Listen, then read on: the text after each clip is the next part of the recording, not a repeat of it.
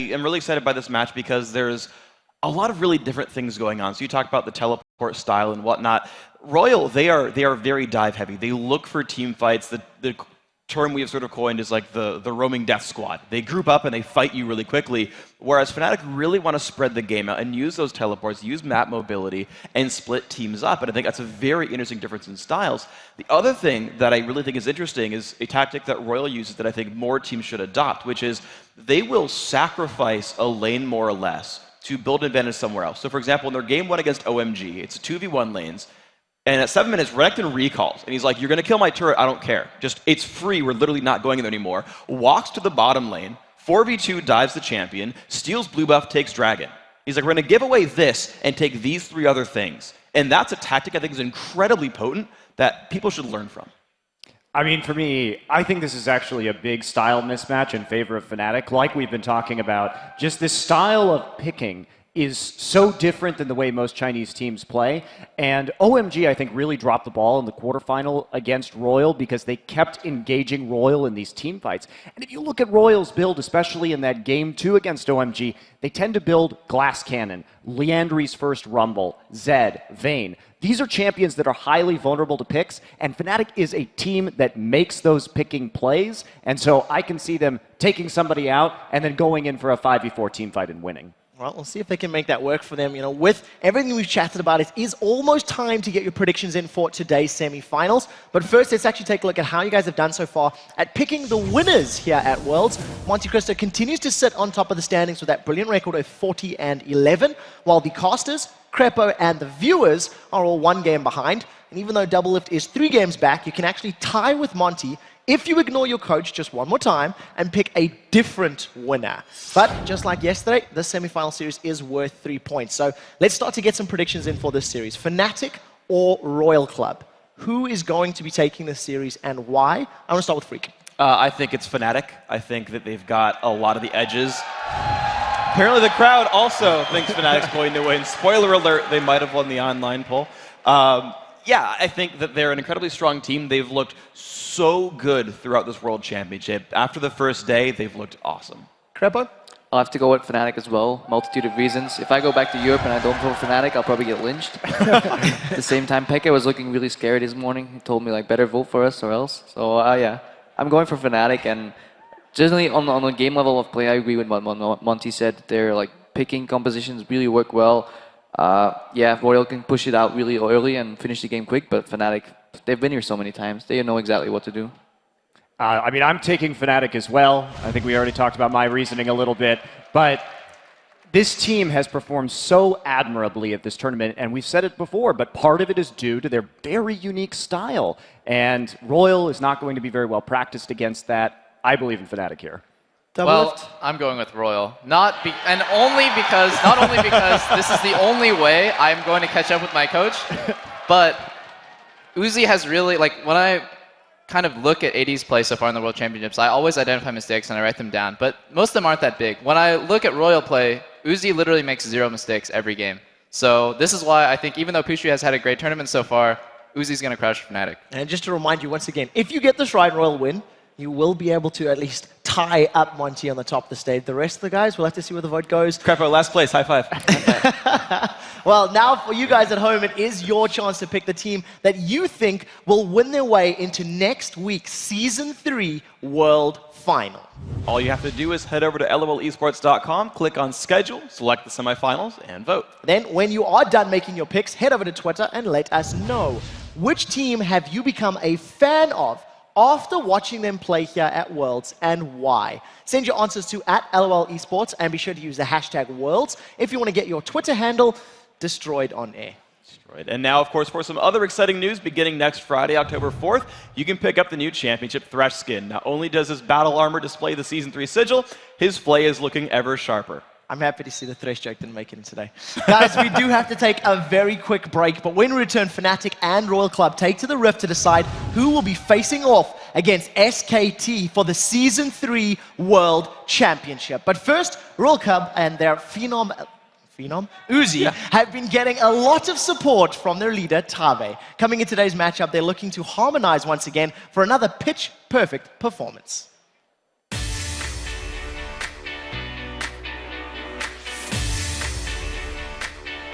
我是一个辅助，我跟我的队员关系非常好，对，像一个大家庭，就不像在公司上班。我感觉他比的话，应该是一个是一个工作非常认真的人吧，就是不会惹人很生气，会让人很开心的那种。他比的话，身为队长，我觉得很满意吧，因为在他来之前，我们春季赛几乎是可以说我们就没有一个明确的队长在队里面，而且没有什么太大的感觉队长的存在吧。现在有了一个核心，所以说非常好。我很喜欢唱歌，除了吃东西还有睡觉的时候，我一定在唱歌。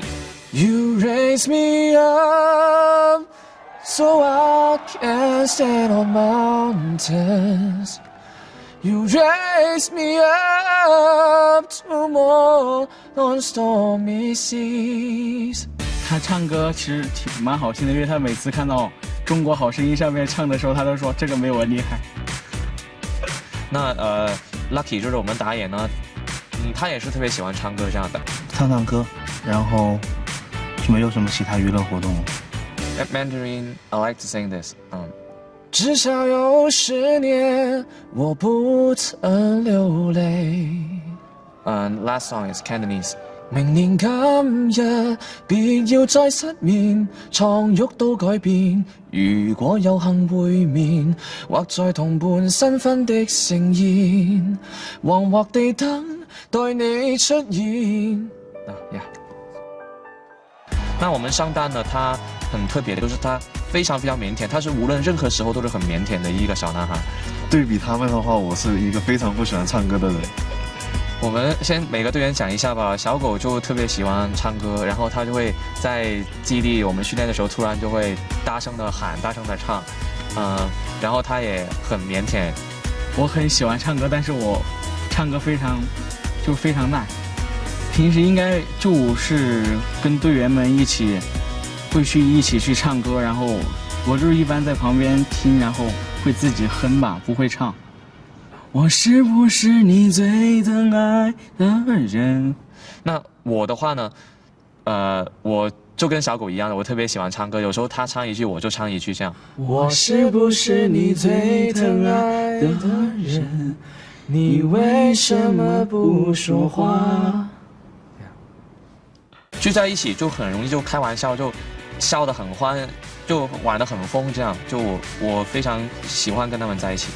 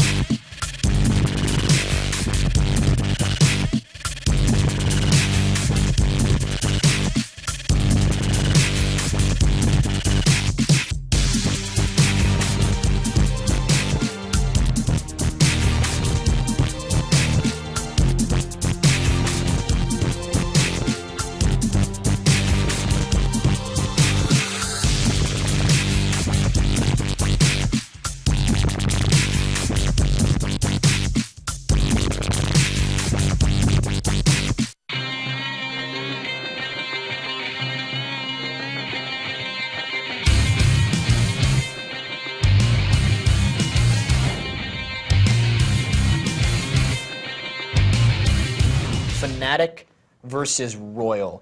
Let's just start talking about this matchup. No one's actually played against as much Fnatic as you two have because you played against them the entire two splits. What actually, if we could get specific with, is unique about their play style? They play a lot of like a catch style. So if they get ahead of you, they will deny you all the vision and they will just wait for you somewhere to make a move and they will punish you for that. So they're very hard to like make a comeback on because they just completely deny you the vision and just start roaming in your jungle and like small skirmishes and catch you out. The one thing I see RYL having an advantage in is they like to team fight a lot, and because of Fnatic like taking, for example, 2 teleports, it weakens their team fight ability early on. And I think if RYL can force those fights early on and stop Fnatic getting rolling with the TPs and making plays happen, I think that might be the answer. We'll just have to wait and see. To build off of that, RYL, everyone praises Uzi for his mechanics, for his play, but if you like, word on the street is like when Uzi does well, RYL will just win. But when he doesn't, when he underperforms, he doesn't get going, they can't really pull out those wins as successfully as they did in their games versus OMG. Uzi's positioning has to be exceptional for being able to survive against the onslaught of just double APs rushing against your AD carry. With the double teleport, you can eliminate a lot of Uzi's potential team fight positioning as well, because you can come in flanks with good wards in team fights, and if they can just chase down Uzi, and they have the champion pools to do it as well. I think we're probably going to see some top lane Lissandra from Soaz in an attempt to kind of get into the mix and get that targeted ult down to shut Uzi down. Can you guys pick a winner here between Fnatic and RYL? Because we've talked about how it might be one sided the other way. It's a 5v5 team versus a crazy Fnatic team. Which style will actually come out on top? I'm going to call Fnatic take it. I should say Fnatic as well, some European, but I'd say 3-2 to Fnatic. I'm biased here because I used to play with 3 members of RYL in NA, so I'm simply going with RYL just because I am more, I know them. But from what we've seen so far, I like Fnatic here. Boy, last pick? Pretty interested to see if RYL has like a built answer. I want to see what they're going to try to prepare for that, but I would have to say Fnatic 3-2.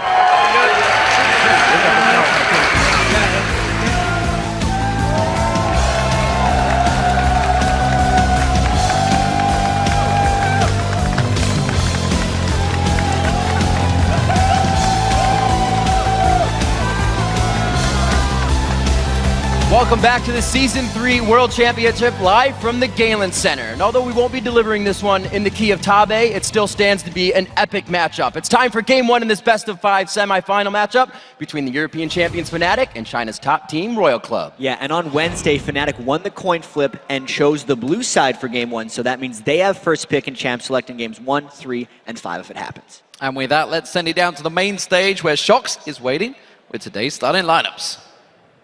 Thank you very much, D-Man. And ladies and gentlemen, it's time to meet the teams for our semifinal matchup of today between Fnatic and RYL Club.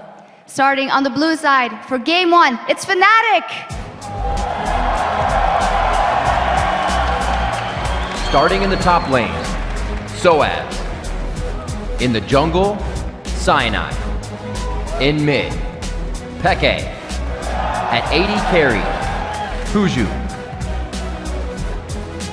And at support, Yellow Star. They are Fnatic.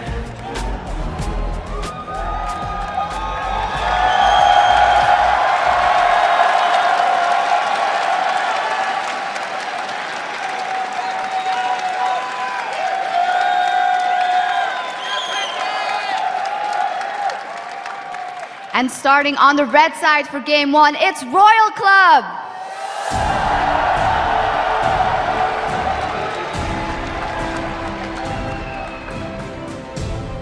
Starting in the top lane, Godlike. In the jungle, Lucky. In mid, White. At 80 carry, Uzi. And at support, Tabe. They are Royal Club.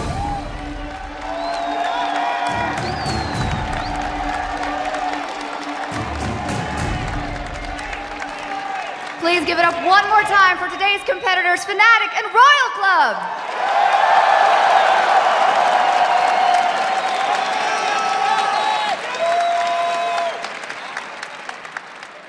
Gentlemen, please take your positions. Good luck and have fun. And now let's send it back over to the guys at the caster desk for a look at the two teams. Thank you very much, Shocks. It is a battle between the best team in Europe, Fnatic, and after their sweep of OMG in Tuesday's quarterfinals, Royal Club. Yeah, and for Royal Club in the quarterfinals, after getting warmed up in game one, they just decimated OMG in 25 minutes to get that two-game sweep and advance into this semifinal series. And the star, obviously, in that game was Uzi. You know, we heard tales of his dominance, but we finally got to see it in action. Seemingly preemptive reaction times as far as cleansing key crowd controls was key in their victory for Uzi.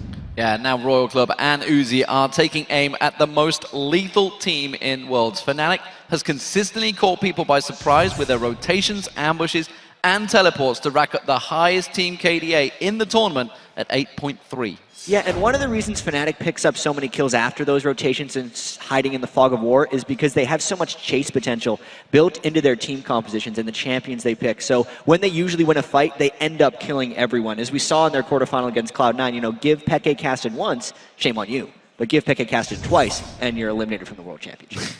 And the fact that Peke loves his Kassadin won't be lost on a Royal Club that has been studying Fnatic since Season 1. Their big gun Uzi is prepared for Fnatic's unorthodox style and ready to carry his team to the World Final. 我觉得我们算是了解他们吧，因为他们打了这么久比赛了，他们用的英雄还是在牺牲问的那几个英雄。 I think it would be really hard to play against them, especially their AD carry Uzi. He looks pretty strong. Yeah, Royal Club look really scary actually. Like we had scrimmed them a bit and they didn't look that strong. But yeah, I'm pretty scared of them after that game. This is going to be a win for Royal Club. They are going to take down their Chinese rivals. I think Uzi is just played as normal. Always we have balanced the time to attack, to engage, or to disengage. So we have almost 100 protection on Uzi. And we know that if Uzi survives, we still can win. 我们需要做的就是让自己的失误减少到最低，发挥出自己应当有的实力。Uzi is good, but he's hyped. If I would do a play like Uzi would, then I wouldn't be hyped at all. But other players get hyped, so. 我们有和他们打过练习赛，但是感觉他们都在乱玩，所以也不知道他们真正的实力。 All right, ladies and gentlemen, now I'd like to welcome the Evil Geniuses jungler Snoopy to the desk. He'll be helping us break down the picks and bans for all of today's games. Snoopy, thanks for joining us. We obviously heard in the preamble that you kind of are a Fnatic favorite here coming into this matchup, but really, how do you see the lane squaring off as we see Peke versus White in mid, and you got Uzi, and you heard Puju talking there? Well, I actually think mid and top lane, I think Fnatic has a bit of an edge. I think it's more coming down to this bot lane, whether Uzi can actually pull off catch the carry of the game or not. I think the really thing they have to watch for is the TPs. If they get baited in by Putsu and they set up a TP play, it's really going to be crucial in this game. And we were really talking earlier about how the teleport is going to be key in this series, but we don't know when Fnatic is going to bring it out because it's kind of their final strategy, and if they give it up in the first game of this best of 5, it might give Royal Club too much time to adapt to it because it's one of those things that you can scout, but you really only experience it when you play against Fnatic. And this is something that we considered coming in this first ban is the Annie, and it looks like Fnatic does show respect to it. Yeah, I can see from Fnatic's point of view right now, the same reason that you're scared of the double teleport from Fnatic, you're scared of the support Annie from Royal. It's something that they run better than anyone else in the world, and you can think you practice against it, but it's still dangerous, so it's a smart first ban. It does open up those squishier supports as well for Tabby. He can play the squishier supports, like the Sona and be more aggressive in lane.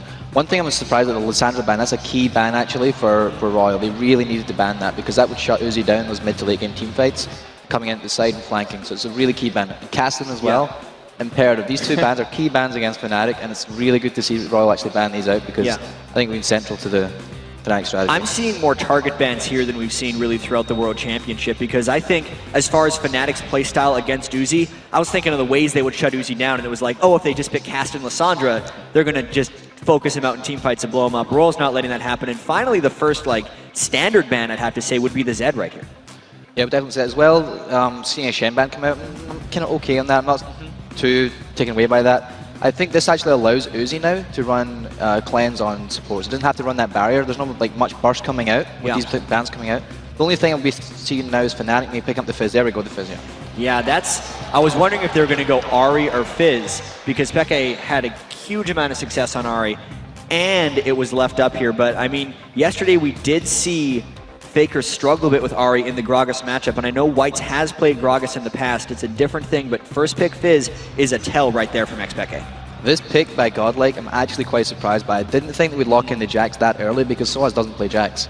So that's a really interesting pickup by Godlike so early. The Elise is quite an obvious pick. Cyanide plays it as well. It's not one of the core junglers. I think Jarvan's actually a more core pick between Lucky and Cyanide if they're going to trade over a pick. But it's nice to see them pick up the Elise. The Jax I'm not so sure about though. Yeah, I actually wonder what Fnatic's going to do against Jax because that's a pretty big curveball that Royal's thrown against them.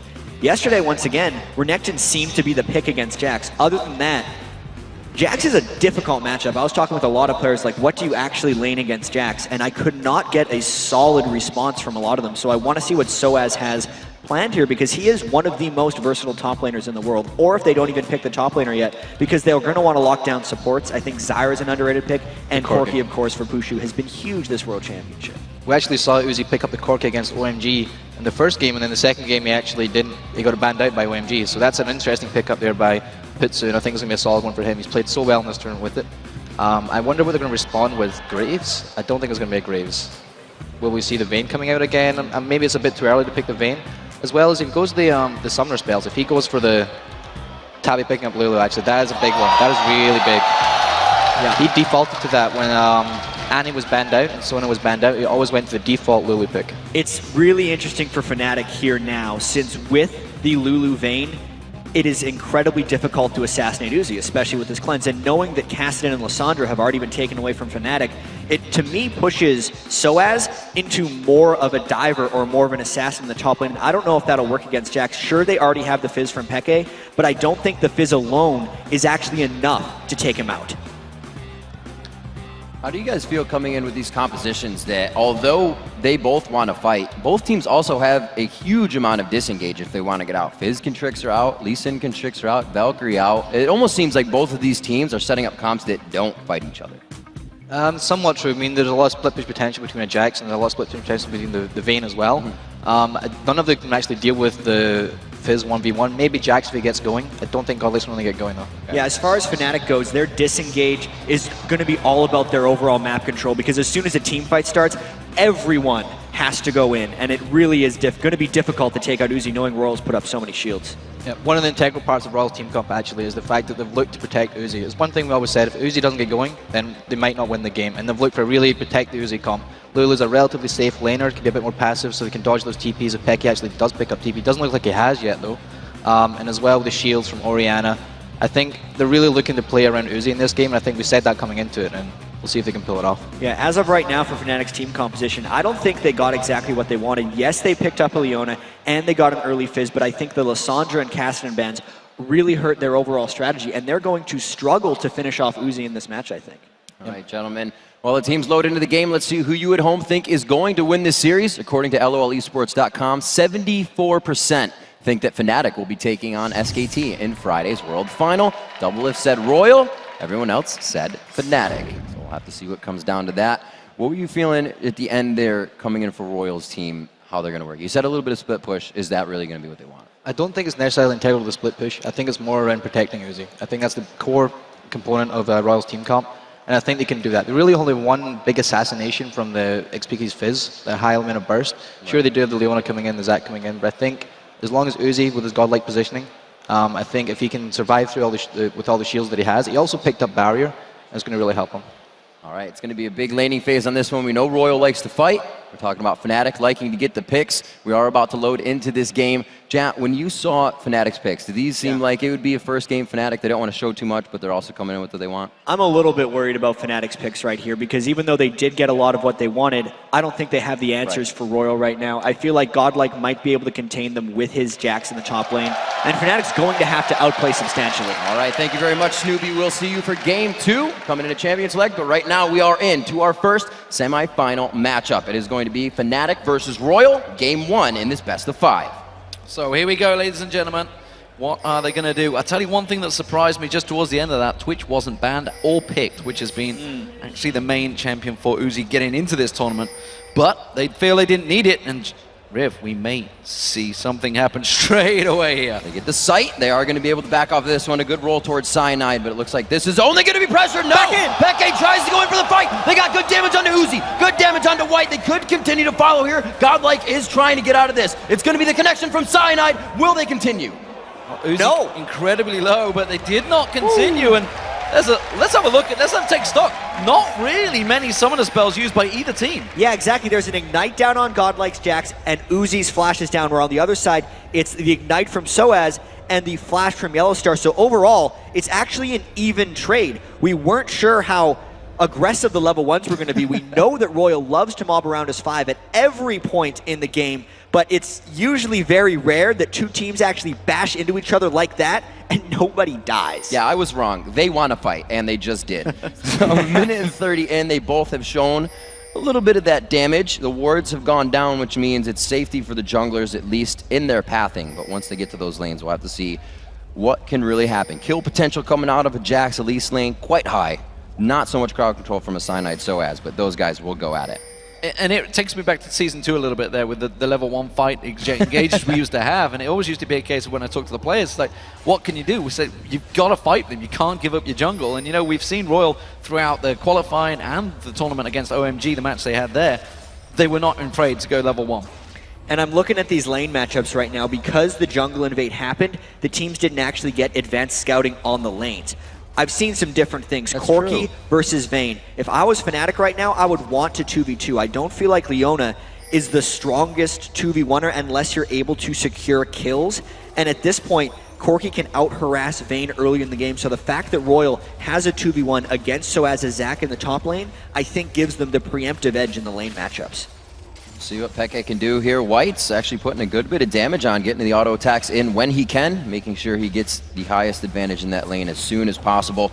You can see Lucky now hitting level 2. He will get himself some help and get around that jungle. I mean, Godlike isn't even messing with that 2v1, which I think is generally smart because you can tell already Pushu and Yellowstar have been freezing that lane. It's already 3 minutes into the game. It's going to be about 3 minutes and 30 seconds before that wave would even hit the turret. So it's actually pretty smart of Godlike to effectively be double jungling at the start of the game because it's a way of him getting experience. You contrast that with what Soaz is doing up in the top lane. He hasn't gotten a single creep because he's just been sitting while Royal is farming.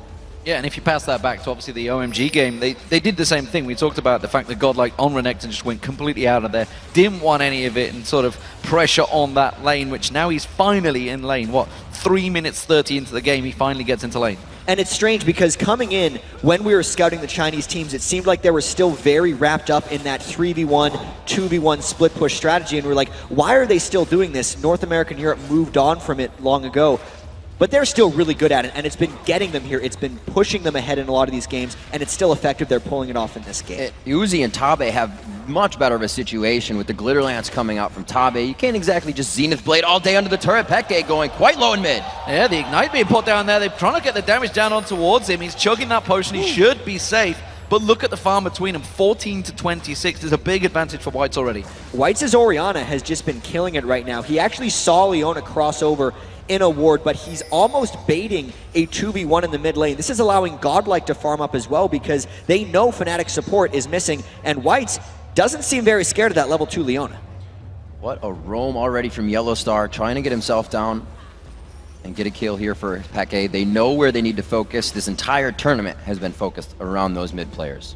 But look at the difference. Yellowstar's still only level 2. Yeah. He's been away from that lane for a long time. He was warding as well around the blue buff, so he's missed a lot of that experience. So he's already 2 levels behind almost on his counterpart in that top lane. Yeah, we have to say the early laning phase is just flying in Royal's favor, and Fnatic so far this World Championship actually hasn't been that strong in the early laning phase. It's a matter of them falling slightly behind before they can catch people in team fights while they're trying to rotate between lanes. But Royal is flying ahead of Fnatic right now. If this keeps up, Royal is just going to take the game in the laning phase. There's been no objectives obviously taken here, but there almost stands 1,000 gold lead for Royal from what they've done in the lanes and what they've been able to do so far. Here comes the gank onto Puju. Godlike gets in, gets a good double counter strike down there. They're going to have to force to use that barrier to block off Pushu. Look, he was coming around. They saw him passing that water. They know he was there.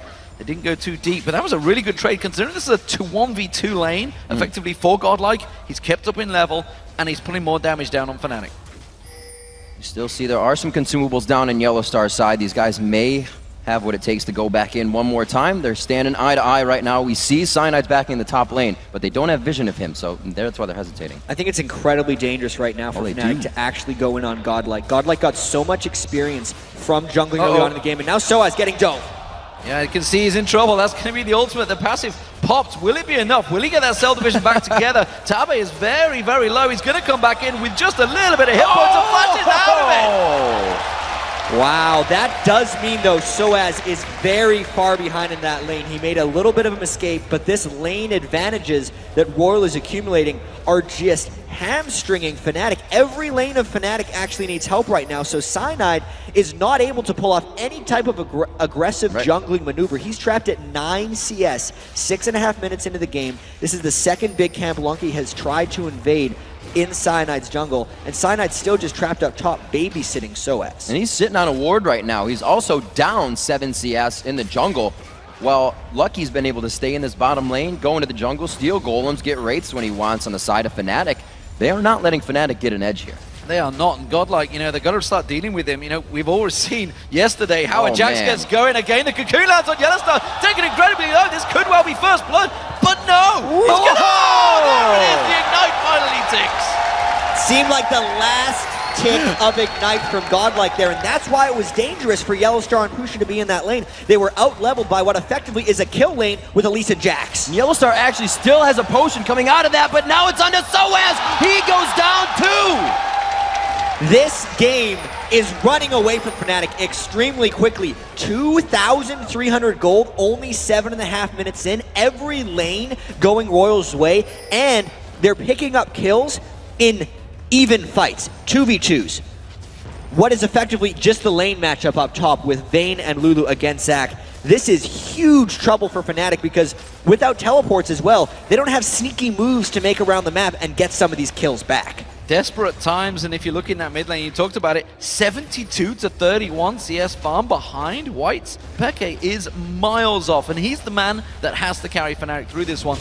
And at that stage, I'm not sure he can. We're only 8 minutes in, and they are way behind. That early Fizz pick was a dare to Whites, seeing if he would be able to shut him down. He didn't decide to go for Ari. We've seen that matchup play out, but the Orianna pick, actually coming into this tournament, people were saying Peke's strongest champion was actually Orianna.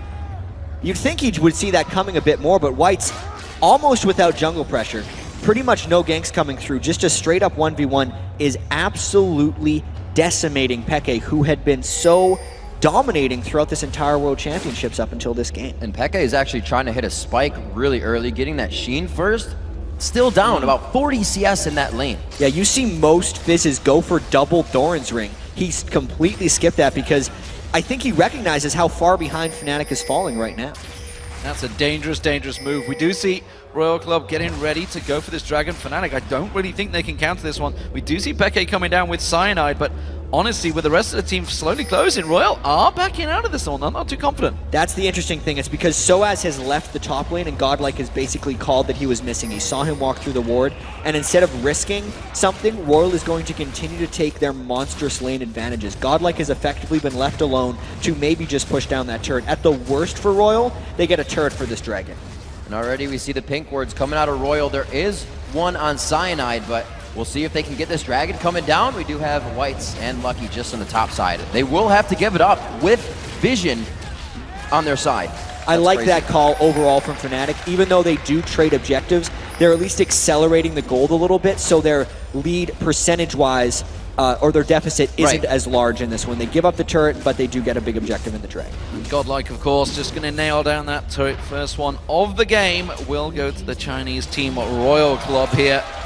And that Jax, you got to be careful. We've seen him get going yesterday for, it was Fnatic Blacksword actually that used to run him very, very well. And I could say SKTT1 ran him as well, because Jax seems to have been one of the champions of choice in that top lane. And as of yet, no team has found a solid counter to him. Yeah, we were thinking we were going to see a lot more Jax in this World Championships in the group stage because of the Trinity Force buffs, because of all the hype we've been hearing about him, and because players like we saw yesterday from Najin Sword Expression had played Jax even before the buffs to much success. I think it's going to be a huge pick throughout this entire series. Yellow Star not 6 on this possible engagement towards the bottom lane. They don't have vision on Peke in mid, so they're kind of hovering on engaging on this one. But they are all still trying to pressure the advantages. 109 CS over 54 in the mid lane, 102 for Uzi over 75 of Fuju. Yeah, that's some big differences in terms of farm between. You can see the gold stacking up. It's 1,000 gold advantage in that mid lane alone between the two. Oh, he's going to see the Starlight going to get on towards him. Uzi's going to get caught down. Tabe gets hit up pretty hard. He's going backside. They're split up on their positioning here, but Cyanide's trying to continue the kill. Tabe's there. He gets the ward down. Oh, he missed the Q, but he gets the kick in. That's what's having the ultimate is work.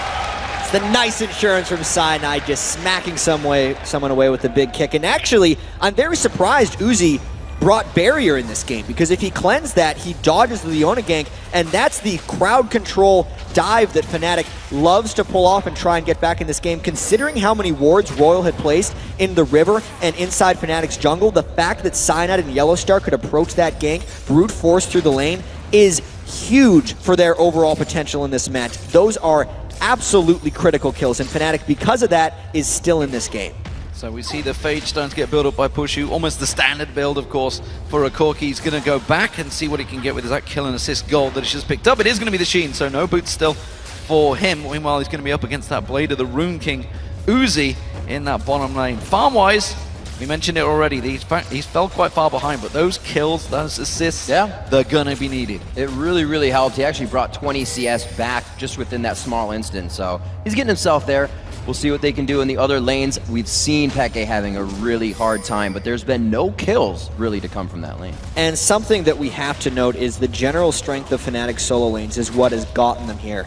But both Soaz and Peke are getting destroyed by Godlike and White so far in this match. These CS differentials are not something Fnatic is used to playing with or against. I really want to see how they react to that. Effectively, Pushu and Yellowstar have to carry this one, even though their solo laners cannot support them or ward off ganks with the presence of their mid and top lane teleports. And you know, we've seen a similar comp from this one before from Fnatic in the European LCS. Godlike just bullying Soaz up the lane. What is effectively, or what they're aiming to happen is Peke is going to be the man split pushing on his own. The rest of Fnatic get a 4-man group. And honestly, right now, Peke is not going to be able to deal with Godlike. Round two. The lockdown coming in on Tabe. The seated blade hits. They may be able to take out Tabe here. He throws the wild growth on himself. Uzi doing what he can. Gets the condemn at the wrong time. And it looks like they are going to lose the support. It doesn't look like they're going to give this one up, though. Uzi's going to catch on towards Pushu. The Cyanide in there is going to be the safeguard to try and help him. Lucky comes in, he gets locked up. Lucky's going to go down. He's repelled away. He's got no means to get out from this one. Oh, has he? Because the white shield saves him. You can see an absolute focus right now by Fnatic on that bottom lane. Cyanide is effectively trying to camp Uzi and Tabe. That was very close to being an absolute disaster for RYL, but actually Cyanide missed two of his Sonic Waves in that engagement. Oh, the warding really helping Peke find a bit of trouble there, and he will turn tide and head the other. Actually, he still wants to go. He's going to trick this one out. He may try to stay. They are closing in on it. Cyanide's hovering. He's going to come across instead. He's going to go towards Lucky. Oh, The Ignite sticking. He will get him down. But is he going to be able to get away with this one? He's trying to trade it. He hasn't got the damage to deal with Whites. And Whites does take him down. Uzi, meanwhile, is playing safeguard, keeping Cyanide away. Questionable fight there. While he was able to pick up Lucky, giving a kill to Whites' Orianna, who was already dominating him in lane, is bad. There we go, bouncing him out. It's just still being a bully. Godlike flexing his muscles constantly in this top lane. Continuously stealing blue, goes in! The flash does not pop the Cell division. That was close. That was... Soaz even knew it. That was a Wiping his disaster waiting to happen in that lane. It's a level 11 Jax versus a level 9 Soaz, and because Cyanide has made it very clear that he is trying to help out Pushu and Yellow Star, Soaz is effectively on his own against an incoming monster Jax. I cannot fault Cyanide for his decision here. It's always safer and often better to gank the lane that is even or winning than to gank a lane that is losing. Because if Lucky only mirrored ganks, assuming Cyanide did try to go for Zac, it would be a disaster and it would effectively just cascade the game in Royal's favor. And you know what? I'm not sure Godlike's going to give up on that top lane. He's going to back off now. I think he's just going to go back and buy and come back again and just keep ramming that lane down Soaz's throat, and the rest of the lanes, because they're all losing, they all need the help from Cyanide. Cyanide's effectively having to leave that lane alone and help out Pushu in this bottom. Yeah, it's the perfect storm for Royal and Godlike's Jax right now because they have effectively 3 lanes that scale amazingly well. Because normally you see Uzi's Vayne, you say we have to shut him down. And what Royal is doing is they're taking that threat and they're allowing Godlike to be his own threat on Jax. If they did not have 2 players right now that are so far ahead in Jax and Vayne, that strategy would not pay off. Locking down the Dragon here, coming in at 16 minutes. Oh, the Sonic Wave coming across. Cyanide does not connect. Soaz doing what he can in the top lane to pressure this, as Peke is actually going to join him. Yeah, Cyanide looking to try and get that steal. I'm not sure if Soaz has quite got enough with this wave to take this turret down. Doesn't have a great deal of damage, just got that Sunfire Cape on him, and it's going to be the middle turret going down as well. Royal driving down all of the outer turrets now. There's a bit of bis rotation there from Fnatic to go for Dragon, lose that mid. They're going to get top though, so it comes back to them. So one thing Fnatic's been doing to try and stay a little close in this game, and they've actually done it fairly frequently, is they don't ward as much as their opponents do. Royal had generally complete vision across Fnatic's red side of their jungle. Oh man. And that turret's not going down, so the objective goal is not close either.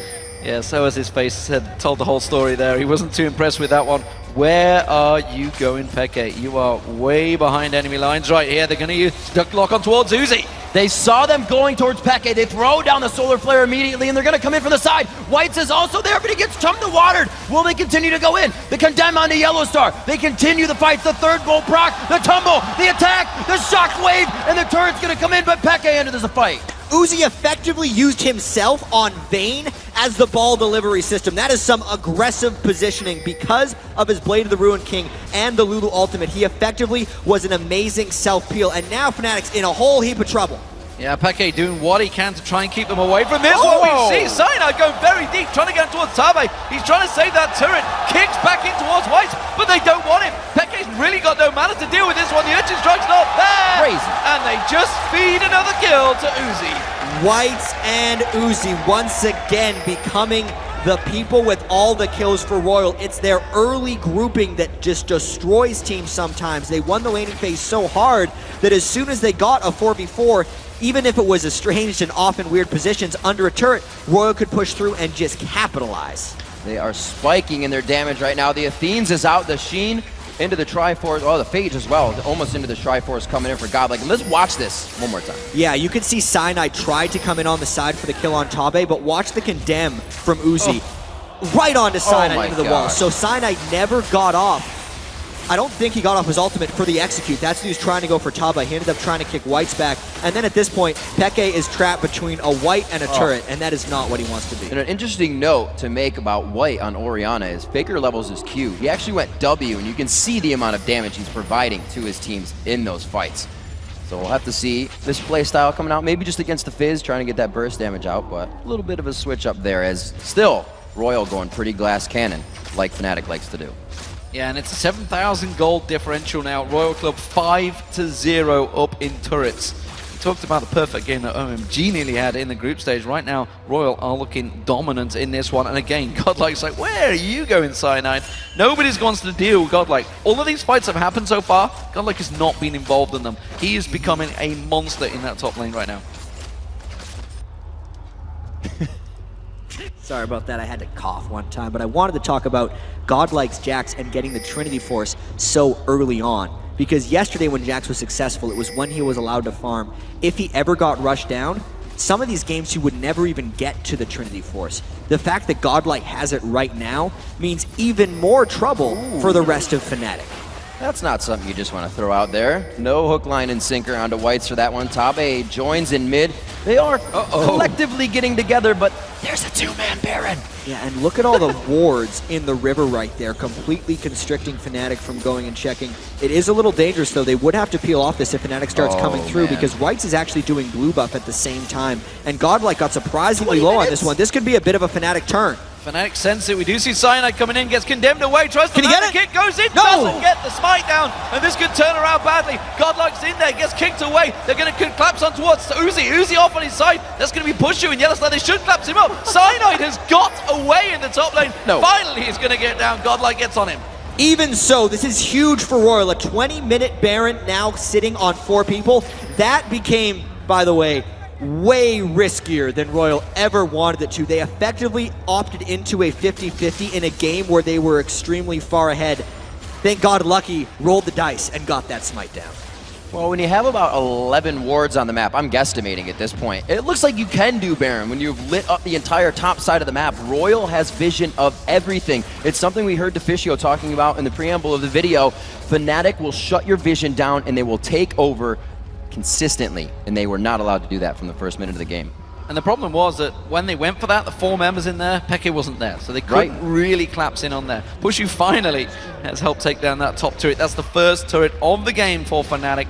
But as you can see in that differential and the positioning of Royal, they're going to take one of their own. I'm really not too sure Fnatic want to defend this one. I don't know if they can. So much of Fnatic's playstyle normally is about holding turrets with 3 or 4 people while Peke goes off to the side and makes plays. But with a Jax and a Vayne at the level they are right now, Peke's not actually able to go off and make plays. And the wave clear from Fnatic, aside from what Pushu can put down, is rather suboptimal. Royal, this is the last effectively non-inhibitor turret that Royal has to take down. And Fnatic just startling to go in. Looking at from Soaz, waiting for that slingshot engagement. He gets hit up. The crowd control from the shockwave actually doesn't do much. It is going to be Lucky, very low. Ignite takes him down. He comes down from Repel. He may continue into the base, but Godlike, he says that's a bad idea and backs up. Yeah, this was just Fnatic trying desperately to defend these outer turrets. They got very low off of this one, and if the creep wave arrives in time for Royal, they're going to look to take down an inhibitor. They do not let their Barons go to waste. They're going to look for something big here. Yeah, Peke and Pushu going back to base. They've got themselves ready from the fountain. They're going to be coming back into this one. Royal, though, continuing to push. They should be coming onto your screen at the moment. Yellowstar still ready and waiting, looking to try and lock someone up. But again, the damage from Whites just doing enough job. And look at that inhibitor turret. It is almost down. 22 minutes into this game. Royal continuing their speedy games. And they don't have much siege protection, but you do have a Zac, you do have a Leona, you have a Fizz, everything that can jump on people attacking your tower. But Royal, they're not respecting any of that. Every time they have a chance at a tower, they take every shot they can. They will move back now and take the dragon, and they'll do it again. And this is actually kind of illustrating one of the problems we saw in Fnatic's team composition during Champion Select, is since they've fallen behind, they don't have a way of effectively taking out Uzi, and that's not even considering Godlike's Jax. The fact that Tabe's Lulu and Whites' Orianna can provide so many shields onto Uzi's already stellar positioning on Vayne means Fnatic needs a huge amount of damage and burst potential from only Peke. Since Peke's been behind, since Soaz has been forced to building full tank without magic penetration because he's fallen behind of lane and Godlike, just means Fnatic has no answers for Royal's increasingly giant amounts of damage. We'll have to see where they go here with just about a 10,000 gold lead sitting between these two teams for just under. 2 kills in that top lane for Godlike, 5 kills for Whites. That has been from roaming around the map. None of those came from Peke in mid lane. They just could not get a fight together. The game was still just won over map control so far. Royal Club going trading oracles effectively. Just as Lucky's run out, Tabe starts his up, and they do clear out every little bit of vision around that blue buff area. They're going to come in for that final inhibitor turret. They know it only needs literally a lick, and it will go down. Yep, they still have a little bit left on this Baron buff, but they actually don't even have a creep wave in position. They would have to completely face tank this one, and surprisingly, Royal doesn't have a super tank right now, knowing that Jax has built so offensively with the Trinity Force and the Cutlass. They're going to look for a fight soon, though. Soaz using quite a bit of what's necessary. Actually did not use Let's Bounce there. Looked like he did. He just threw himself out with Slingshot. This turret is going down the open inhibitor at 25 minutes into the match. Baron's already been taken. Royal in the lead. But no Baron buff on Royal anymore. Fnatic wants to make a last stand. It would actually be right here before this inhibitor goes down. Otherwise, Royal will starve them. You see Peke just lingering off at the side. That Elastic Slingshot will be back up, but Soaz is already too low. He's already down to half hit points. If he's going to use Let's Bounce, it may be a suicide chance for him, and he's going to have to try and throw himself in there. Instead, it's going to be the first inhibitor of the game. 25 minutes gone to Royal Club. Fnatic knows they have to watch a few of these things happen. As Jat said, they can't engage right now. It would just be even worse for them. They do want to figure out what's happening. They're trying to create those picks, but they don't even want to go in on their own attacks. Yeah, 10,000 gold lead at 25 minutes. This has just been a completely Royal-controlled game. They won every single lane. They got the 50-50 at the Baron, which would have been a huge turning point if Cyanide would have been able to steal that. We have to emphasize that a lot. But since Royal got that Baron, since they have such a monumental turret advantage, it has shut down Fnatic's ability to catch people in rotations, hide in Fog of War, and actually use their huge amounts of chaining crowd control with Yellow Star's Leona. Even though Fnatic got Uzi down a couple of times, I think that opportunity has passed. At this point, Royal has too many shields and too many diversified threats that anytime Fnatic tries to lock one person down, that might not even work, and they're going to die to the other two big threats. Going to push on the tower here, and one thing I want to really point out for Royal Club is the fact that how controlled they are.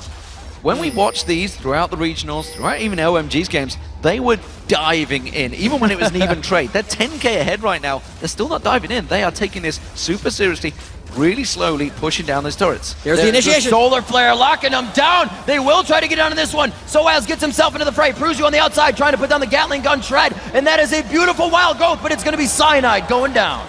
Yeah, they tried to use the kick there. You see Cyanide going in. He got the 4-man kick in, but unfortunately the damage simply wasn't there to follow up. Yeah, even though that was almost the best initiation Fnatic could have had, Solar Flare plus everything else, Royal can just finish. Oh, they're going to get away from that Shockwave, but it's not going to be enough. You see Peke desperately trying to get in, get a kill. Finally takes down Whites, but it's all too late. Royal Club shut him down. They're going to get themselves another inhibitor. And now with 4 people dead on Fnatic, they can get that inhibitor. They're going to continue to push in. You can see nothing could actually finish off Uzi. Pushu trying desperately with his rockets, but he is a one-man army against a lot of people.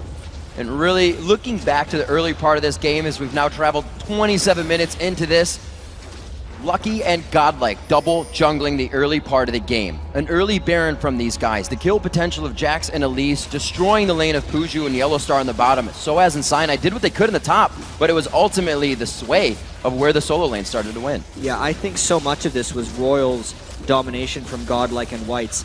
I cannot fault Fnatic for trying to focus down Uzi because, let's face it, he's an amazing AD carry. They actually put a decent amount of shutdown onto Uzi, but they forgot about Godlike. Whites destroyed Peke. And if you're a Fnatic team that wants to beat Royal, you just can't have that happen. Peke has to either pick a stronger pick or, well, Fizz is obviously a strong pick, but not against Orianna, or he just needs to perform better in lane. Without Peke roaming around and making plays, Fnatic does not execute. And that is always the danger of picking your mid lane very straight away. And it's something that actually in the European LCS they just haven't done. It's not been done for a very long time, so it surprised me and surprised the teams even coming into this tournament like those mid lanes were getting chosen straight away because of the fighting over Ahri, fighting over Zed. Yesterday Ahri was 8th close. pick, 9th pick? Yeah. I think, yeah.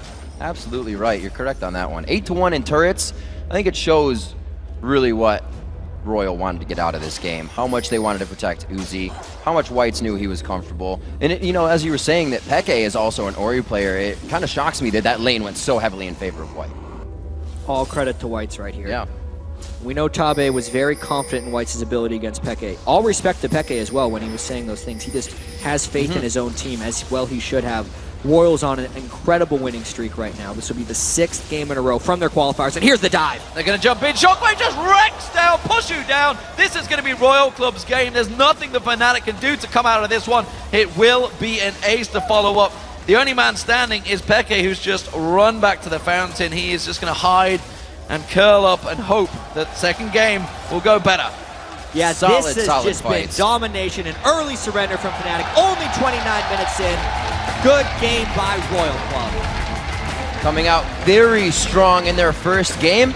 We have not seen Fnatic use one of their unorthodox strategies here. It may be time for that to come out, but maybe they'll go full roll with one of their straight compositions they use coming out of the ULCS. Well, that's just it. I'm just not used to seeing it, or more to the point, I am used to seeing it. I don't like seeing when Fnatic don't go for that full assassin comp. They don't have Soaz on something that can roam and gank. Yes, Isaac has been incredible over the season, but up against the Jax, they're going to have to deal with it. Well, let's be fair right there. RYL did a fantastic job in picks and bans. Yeah. I think getting rid of the Caston and Lissandra, and then knowing exactly how to deal with Peke's Fizz. Additionally, picking a Jax early and basically telling Soaz to pick Zac or a tank, someone who wouldn't get beasted down by Jax, didn't work out very well in the end for them. Fnatic has to make multiple adjustments because I think the early scouting by RYL absolutely gave him a strong victory here in Game 1. And let's take a look at what happened yesterday. We had 4 games on the red side win. Will we see Fnatic turn it around? It seems that the counter pick right now seems to be the stronger option for these teams rather than the blue start. Especially with the bans so far in this series, the first 4 bans were completely countered against the other team, not some of the power bans that we've been seeing earlier in the World Championship. As we progress farther and farther in, these teams know how to deal with that stuff. Ahri wasn't even picked or banned. Fizz was destroyed in lane. The game's changing. All right, guys, let's get a little more insight on this. We're going to set it over a quick shot and the guys at the analyst desk for their take on RYL Club's monster Game 1 win. Thank you very much, Riv. And what a game from RYL Club. They came out swinging and landed every single blow. Before we talk about the game and how that played out, I really feel like RYL Club did their homework in this matchup. They banned out Cassid and Lissandra, 2 champions that we've seen, Soaz and Peke using particularly well, and then Shen as well. So with the added threat of those teleports, that's a lot of non-globals to deal with. And when people talk about Fnatic's strategy in the pre-game discussion, we were all saying Fnatic's TP, this is how they're going to shut down Uzi. When you ban Cassidin and Lissandra, it eliminates a lot of what Fnatic has been using throughout the group stage and quarterfinals to use TP, and they ended up early picking Fizz, which I think was a big mistake because that's a little disrespectful of White. I don't think he knew that White played Orianna, who does really well against Fizz, and as you can see, at like 8 minutes, Fizz had 20 CS to White's 60 CS. And there's something really interesting as well in the pick and ban game because we look at just yesterday's semifinal where it was like Jax has been used as a primary counterpick to Shen and he will destroy the matchup and did every single time. And here's RYL, who were happy to play Jax, banned Shen anyway because they weren't worried about the 1v1 matchup, they're worried about actually the teleport game. Screw the 1v1 matchup, it's actually about taking Fnatic out of the comfort zone. And then second to that as well is the pick counterpick point that Jap brought at the very end there, which is these guys blind picked Jax and said, bring whatever you want, we're still going to win the matchup. Meanwhile, they got to counterpick Fizz and won that one really hard. But it wasn't just the picks and bans that really showed the strength of RYL's planning right here. I really want to talk about this top lane jungle pathing that we saw, the follow from Godlike through the jungle. And it was really funny because this is the first time I've seen a professional team do that. But as Doublelift knows, Hotshot came up with this idea, and we were planning on using this in the LCS playoffs. Is this season 3 secrets? It's season 3 secrets. But we wanted the 2v2 lane against TSM, so we were going to use it if we got deeper into the tournament. But the basic idea here is if you do a full jungle clear with your top laner tagging along, both your jungle and your top will hit level 3 if they share that experience. And you abuse the fact that most 2v1 laners, the 2-man will decide to pile the wave and slow push it into the turret. So you have this assumption that they want to build the wave, so that gives you a lot of time to get back into that lane, and therefore it gives your solo laner a pretty big advantage and is a lot harder to dive. Yeah, this is pretty much a really nice elaboration on coming from just doing wolves on a solo lane and then going back to lane, just getting all those camps, as Moni said.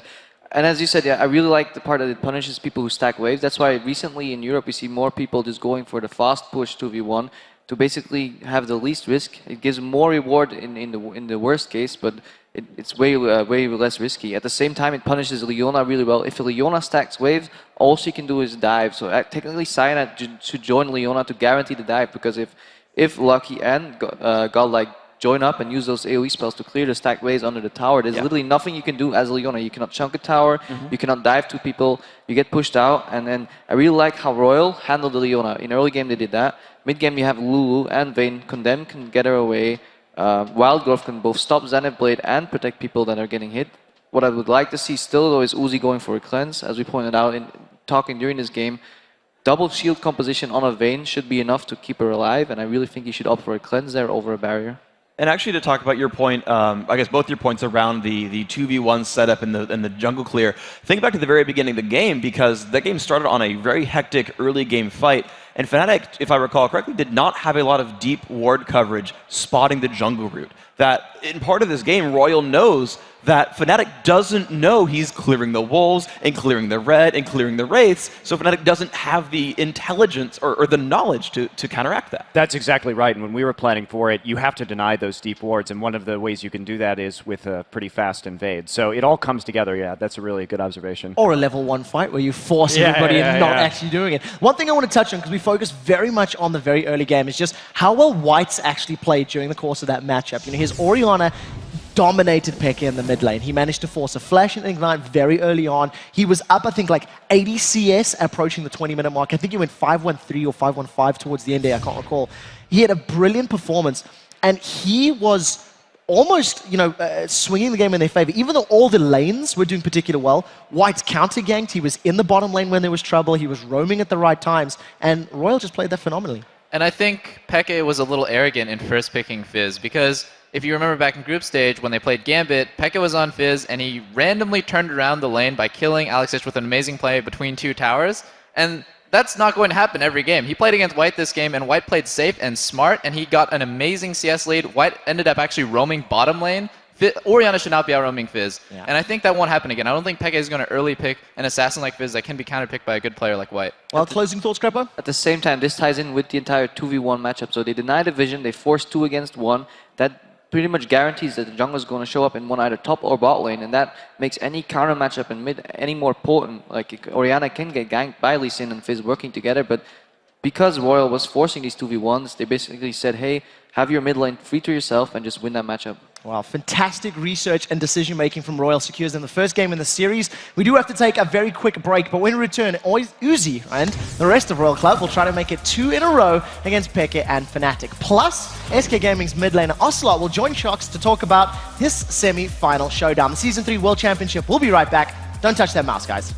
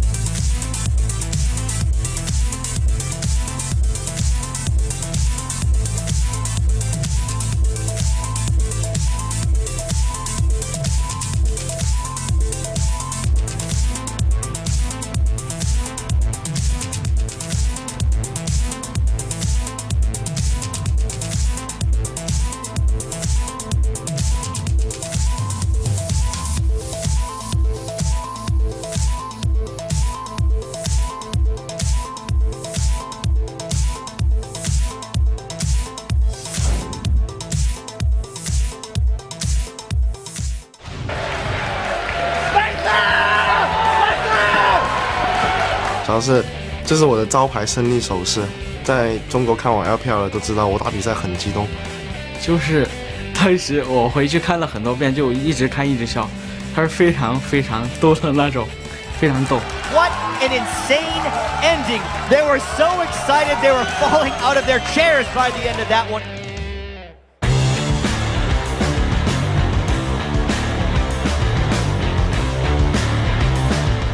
Ladies and gentlemen, welcome back to the Season 3 World Championship. Time to get into our next match fairly soon, but first I'm joined by SK Gaming's mid laner, Ocelot. Welcome, Ocelot. I gotta ask you about your opinion about that game one. I know you know Fnatic very well. How do you think that went? Well, the first game didn't go as well for Fnatic, but I actually got my hopes and faith on them. I really want them to win. They are Europeans, you know, and if they win, that would be like so much hope for every single European team because we were, you know, so close in ULCS. So I really hope they win, just for hope, just for Europe, just even for NA in a bit, you know. And let's make it happen, man. Let's keep cheering for them. They can do it. Now, of course, it must hurt your heart a little bit that you can't play here. You are a great mid laner. What have you picked up from all the world-class mid laners we've seen in action here? Well, I've picked up many things, especially this year, which I didn't play as good. But let's say that here in World Finals, the most important thing I picked from somebody is from Faker, and is that you actually have to have fun. You have to YOLO the game to actually play good, you know? You have to be creative, and you can only be creative if you play just full YOLO, you know? So that's the best thing I learned, and I'm gonna put it in practice, of course. Okay, put it in practice. Of course, next season coming up, we know that 2 of the members of SK Gaming have gone to NIP. What's up with the team right now? Well, Kevin and John decided to leave to NIP. I'm okay with that. I mean, they're very, very nice players. They're very nice persons. They're gonna fit perfectly.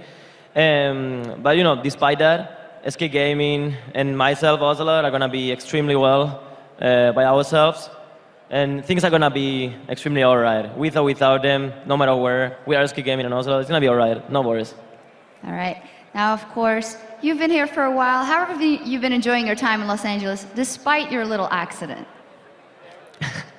So I'm here in LA, and actually 3 days ago, just jogging, running, being healthy, I broke my ankle. So what do we learn? Don't be healthy, don't run. No, I'm kidding. So, and actually I did it for the ladies, you know, because ladies love crutches, you know.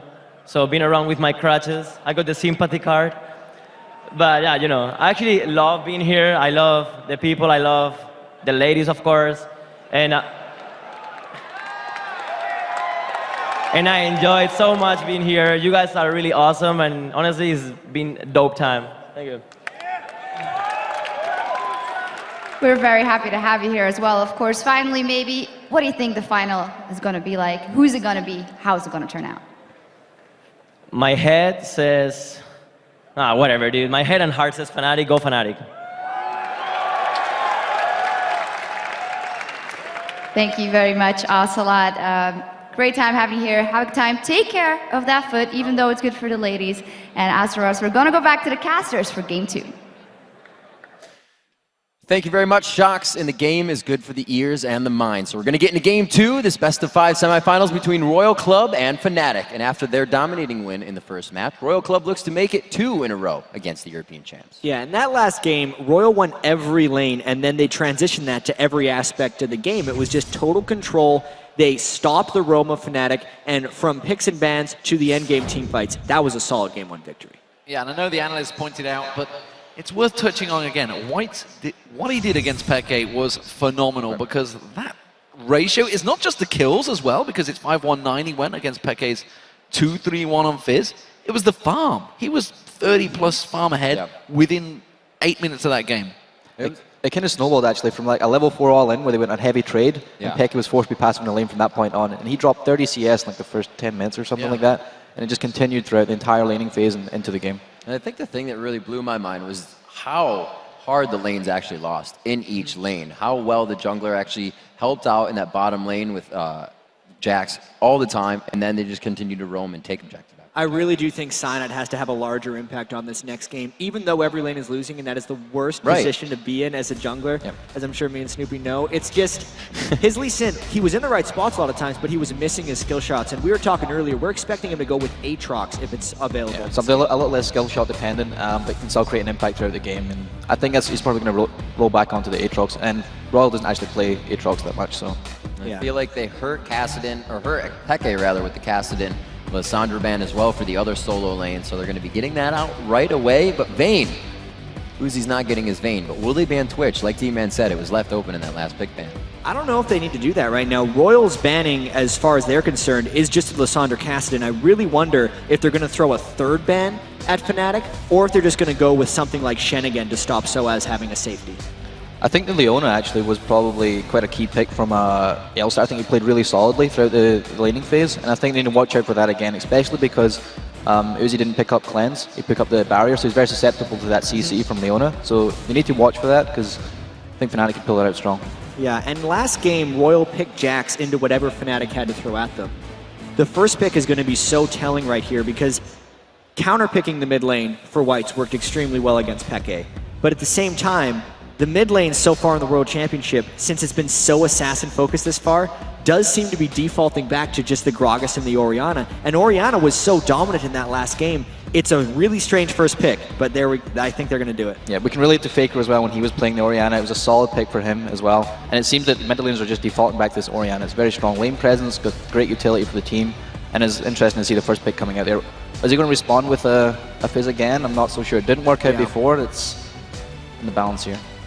They have all the time in the world to wait. Like we said yesterday, mids were getting down to 8th, 9th pick within the order, finding their way, Shen not being banned. These teams going a bit more orthodox. We're seeing them focus out Peke. We see the Vayne and the Annie gone. They are respecting Tabe's Annie play. So we're going to see what Fnatic actually taking quite a bit here to lock in. It is interesting, actually. Like, Peke is quite a diverse champion pool. He could pull out something like a Diana. We've seen that before out of him. He could go for that, try and surprise White a little bit, as possible. But the Ahri has been left open this time. So I think, yeah, Ahri's a solid pick by Peke. Lots of roaming. And the Aatrox as well, as we said before. Picks up the Aatrox. I think it's a lot less skill shot dependent. He'll have the impact that he wanted to have anyway. I think as far as RYL's going, they're just playing almost generalist right now, because Orianna is your kind of safe all-around mid laner. Renekton has been first picked so much in the Chinese LPL that they are completely safe picking that into absolutely anything. Renekton was banned in the first game, so they're still picking this one in blind. Fnatic effectively has to come up with a counter right now to RYL's just safe champions. I'm curious to see if we see Soaz go to a Rumble or a Cannon. I think he could fall back onto that, for example. Renekton wins the lane matchup actually there, but I think as far as team comp goes, I think it might help them then. We need to watch out though for Fnatic. They need to have the strong lane presence. They didn't have it last time, and it was really, the game fell apart actually from their laning phase, which we didn't expect. So I think he really needs to find a strong lane that he's comfortable with against the Renekton. And with comfortable lanes, we see a lot of Zyras coming out, which we haven't throughout these two teams. It's been more engage, get yourself into the fight. We haven't seen the safe play, and we may have to see that coming in here from Fnatic this game. Right now, they have two divers looking at a third. This could be pretty scary for them. Maybe they go for the same thing. That's a very interesting pick. There's Ashe Zac has a lot of synergy with an Ahri follow-up later, but that's a very, very risky lane to pull off the Ashe. Are they going to combo it up with the Ashe Zyra lane later on? I don't know. I feel like Yellowstar would like to default to a Leona, especially if they've locked in the Sona now. Leona would be really good against Orianna, really good against Sona. So. But who runs Leona Ashe is the real question. RYL can just kind of sit into this, and the fact that Corki wasn't picked by Fnatic, I feel like Uzi just defaults back into that, knowing his Vayne is banned away. Maybe he could play Caitlyn against Ashe, but as far as just loading damage and knowing RYL is so good at grouping up and forcing team fights, I'd expect this Corki here to combo up with Sona. Tabe doesn't even show that much of a proficiency for Zyra. He's played support Annie and support Sona. The instantaneous or close to instantaneous group crowd control is so good for him. And even though Fnatic seems to want to go for Zyra, I like the Sona. Yeah, but it's interesting as they did pick up the Ezreal and not the Corki. Maybe he just wants a bit more maneuverability in the lane. If Yellowstar does pick up a skill shot champion like Leona, like Zyra, gives him a bit more versatility in the lane. And I think the lane advantage goes to RYL in this situation. Even though Ashe Zyra is a strong lane, it's more for the team fights like later on, and then the picks as well they can create with Ashe and Ahri. There's so many pick opportunities later on, which Fnatic is very renowned for. So I think that's going to help them a lot. See what they have for each other. Something that always plays in my mind now that Royal continuously picks Elise is what Tabe was saying in his interview at the quarterfinals when he said, I didn't play very well, I got ganked a lot in lane. And it was by an Elise over and over and over again. So to have that on their team, that Tabe feels a little bit safer in that bottom lane. Yeah, Lucky's like, he reverts back to Elise quite a lot. It's one of his core champions, so he'd be very comfortable with having Elise on his lineup. It's interesting to see, though, how Peke can pull off this Ahri. Some Ahris have actually struggled. Faker's Ahri was struggling for a while as well, so it's going to be interesting if Peke can step it up. It is, maybe you could say, his first or second champion with Orianna in there as well. He does understand the matchup, but I feel like White's going to have a little bit of an edge again in this laning phase. And I think this game hinges heavily on White's performance against Peke, because I look at the godlike lane with Renekton. I don't think Soaz is going to be winning that. I see Uzi being so safe on Ezreal, and Pushu and Yellowstar and Ashe Zyra don't really historically dominate any lanes. So unless Peke gets going, this is another one for Royal. All eyes on Peke here for me. The one little bit of difference I would say in this situation is they have the opportunity to create more picks, which Fnatic's very renowned for. With the Ashe, with the Ahri, even the Zac as well, they can make a lot more pick opportunities around the map. So if they do fall behind early on, they can make things happen mid to late and like catch up, for example. Yeah, and we actually see coming through Twitch, not even looked at again throughout picks and bans for Uzi.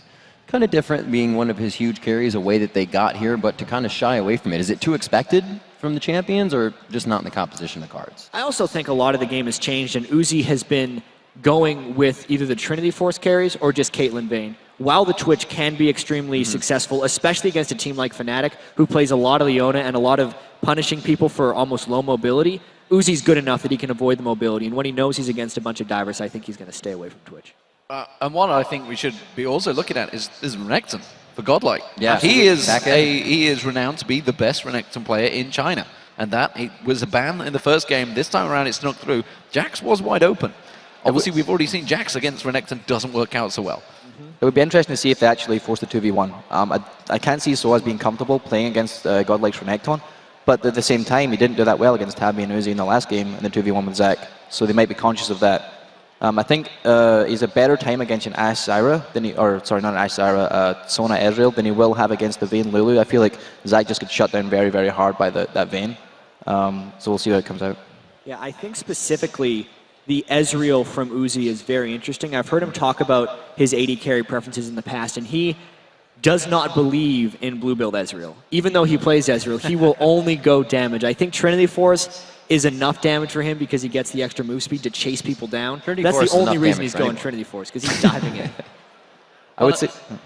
No, I was just going to talk about the Zyra Ashe. Obviously, it was what Fnatic used to get here in the first place. You saw it firsthand, obviously, how devastating that combo can be. Do you think they're going to push the 2v1 to deal with Renekton? Would it be the best option, or rather going against Uzi, who has been dominant so far in this tournament? I think we need to be careful. The last time we had the 2v1 situation where Lucky came down with Godlike and actually got a pick on Yellowstar. So it didn't actually, the 2v1 situation didn't pay off in both lanes for Fnatic last time, so they need to be really watch for that.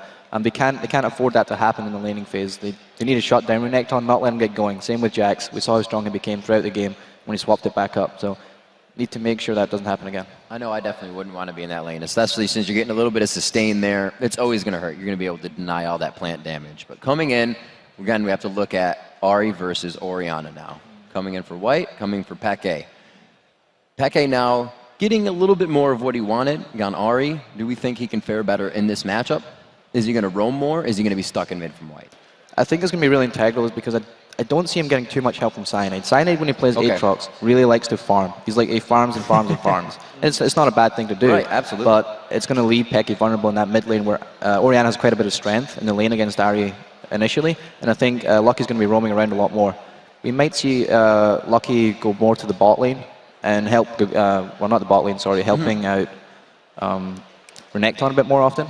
I think he might not actually stay near mid lane. So mid lane might just be a pure skill matchup with Orianna against Ahri. So it'll be interesting to see what pays off. 0-0 mid lane for a while until we can find somebody roaming around. Yeah, and I do really have to point more attention to the mid lane. Yeah. I think Peke has a much better chance in this game than he did in the last one, because even though I think he got a little bit surprised by White's skill on Orianna in the last game, because he was so confident first picking that Fizz, and Peke was riding on a huge amount of confidence because he was able to first pick Kassadin multiple times in the quarterfinals and was really just riding that hype train for himself.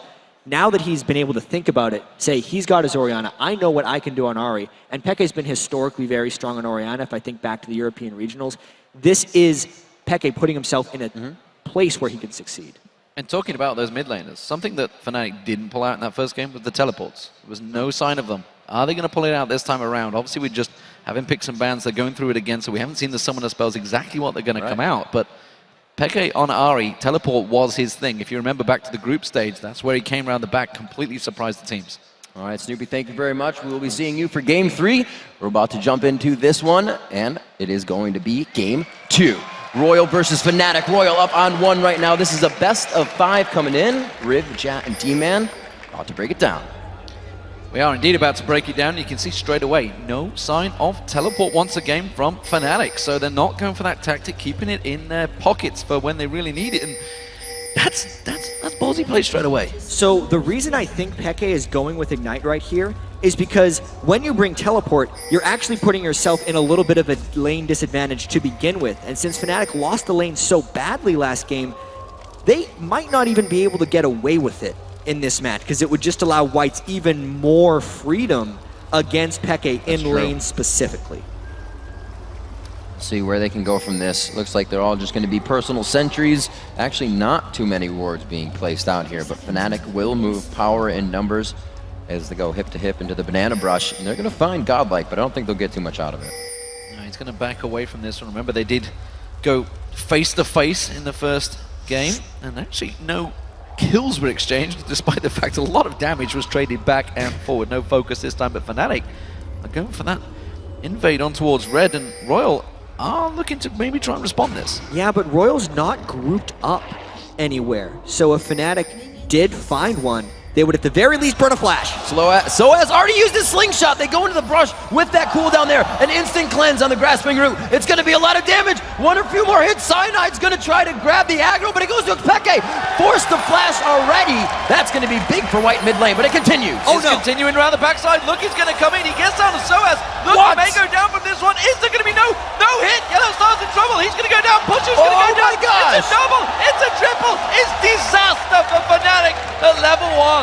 When Fnatic decided to dive the turret for Uzi, everyone needed to follow through.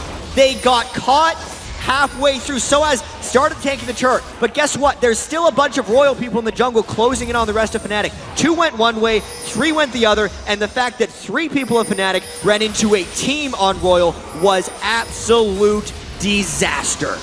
With the flashes down, everything that comes of this, it means RYL has advantage on the lanes to look for the kills. They even probably have enough time to back and put purchases in here, starting with the Doran's Ring. Peke is going to get himself some help, but he's also against Whites' Doran, and 2 assists there. So in the laning phase, at least, because the kills were so delayed for RYL, they haven't bought significant items yet out of this one. The only big significant purchase was actually Peke's crystalline flask on top of whatever he's gotten early, and the Spirit Stone from Lucky. 1,000 gold lead already for RYL Gaming. Just 3 minutes into this game, coming into lane phase. We did see the defensive ball being picked up by Whites there, actually using it to save Lucky's life. But that jungler having 2-0-1 start will be immense on that at least. We saw him in the last game, how strong he can be in terms of coming in, ganking potential, helping out that top lane with Godlike.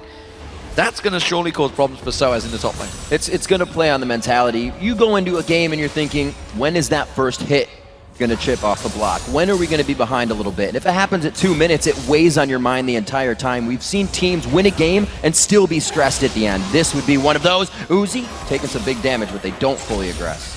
Fnatic already completely put on their back foot, and as we said, no teleports to try and recover here. Lucky trying to take those 2 kills and aggressively counter jungle Fnatic Cyanide. He's taken his race an inch away from where the red buff is being taken down as well. And already in the top lane, Godlike, he's farming between the lanes. Soaz is already feeling the pinch of that very first assault. Of course, remember, there's no passive available. That went down, Cell Division was used already, so he's got a timer on that one, and Soaz is going to be really careful. Meanwhile, just off to the right of the screen, we see Cyanide and Lucky fighting over the golem. Soaz is thinking of going aggressive here. Dodges out, they're going to go aggressive. A little bit of missed damage there. Lucky very low, does not have the repel in time. Whites is also fighting Peke in middle. Back and forth, the ignites go down, and the damage is upped, but they will not find the kill on each other. The fact that the double buffs there were transferred back to Cyanide is huge. Lucky pressed his luck a little too long there, trying to get in between the double golems.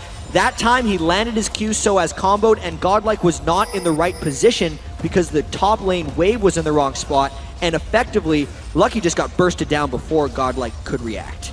Potentially a little bit of over-aggression from Royal. Maybe the first time we've seen that one. Pushu and Yellowstar under pressure in that bottom lane. And again, Whites is going to be the target, forced to flash away this time. And he will avoid it, but summon a spell burn. A good aggression there, and Cyanide actually kind of curbing what he usually does in that farm and ganking a bit for Aatrox here. Peke was very low though. They may try to reactivate that gank, but it does not work out as Fnatic wary. Cyanide absolutely helping out two of his solo lanes very early on in the game, something that he was not able to do successfully in the last one. I really like that Aatrox pick, capitalizing on Lucky's aggression. Look at this bottom lane though, the pressure being applied. 34 to 20 CS already between Uzi and Pushu. Big advantage there. Whites 43 to 18 in this mid lane. White is dominating Peke once again in terms of farm. You see Uzi taking those hits left and right. Few grasping roots here. Said it in the early game. They're just going to be able to heal that up with Sona already pushing down hard. 45 to 18 in that mid lane, but he has back for his second ring. So Peke may be able to make a play as he's going to be hitting 6 here within the next few minutes. Something Tabe actually did in this bottom lane as well is he got a multitude of mana potions early on in the game. And Sona's healing is generally gated by mana more than anything else, so that means that Uzi and Tabe can be more aggressive and take more hits. Ooh, Cyanide looking for a little bit too much there, and he gets pushed off of the front door.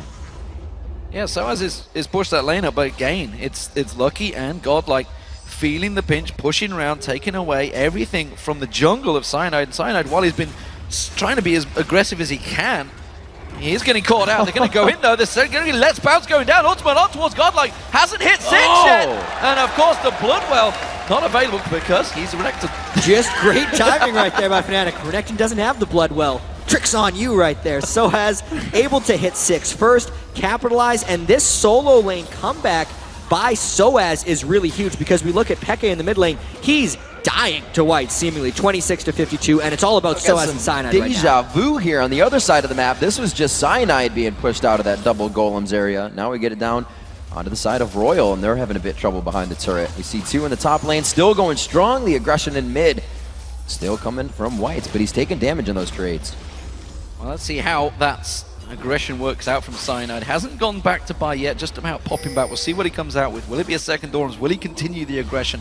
We do see Whites heading in towards his bottom lane. The bottom lane itself has been pushed heavily. They're going to go aggressive on Pushu. He's going to have to get away from this one. Grasping Roots does come out, stops Uzi in his tracks, but that 3v1 dive is coming. Yeah, this bottom lane is not going well whatsoever for Fnatic. Pushu is a level behind both Uzi and Tabe, and that just pushed him straight back.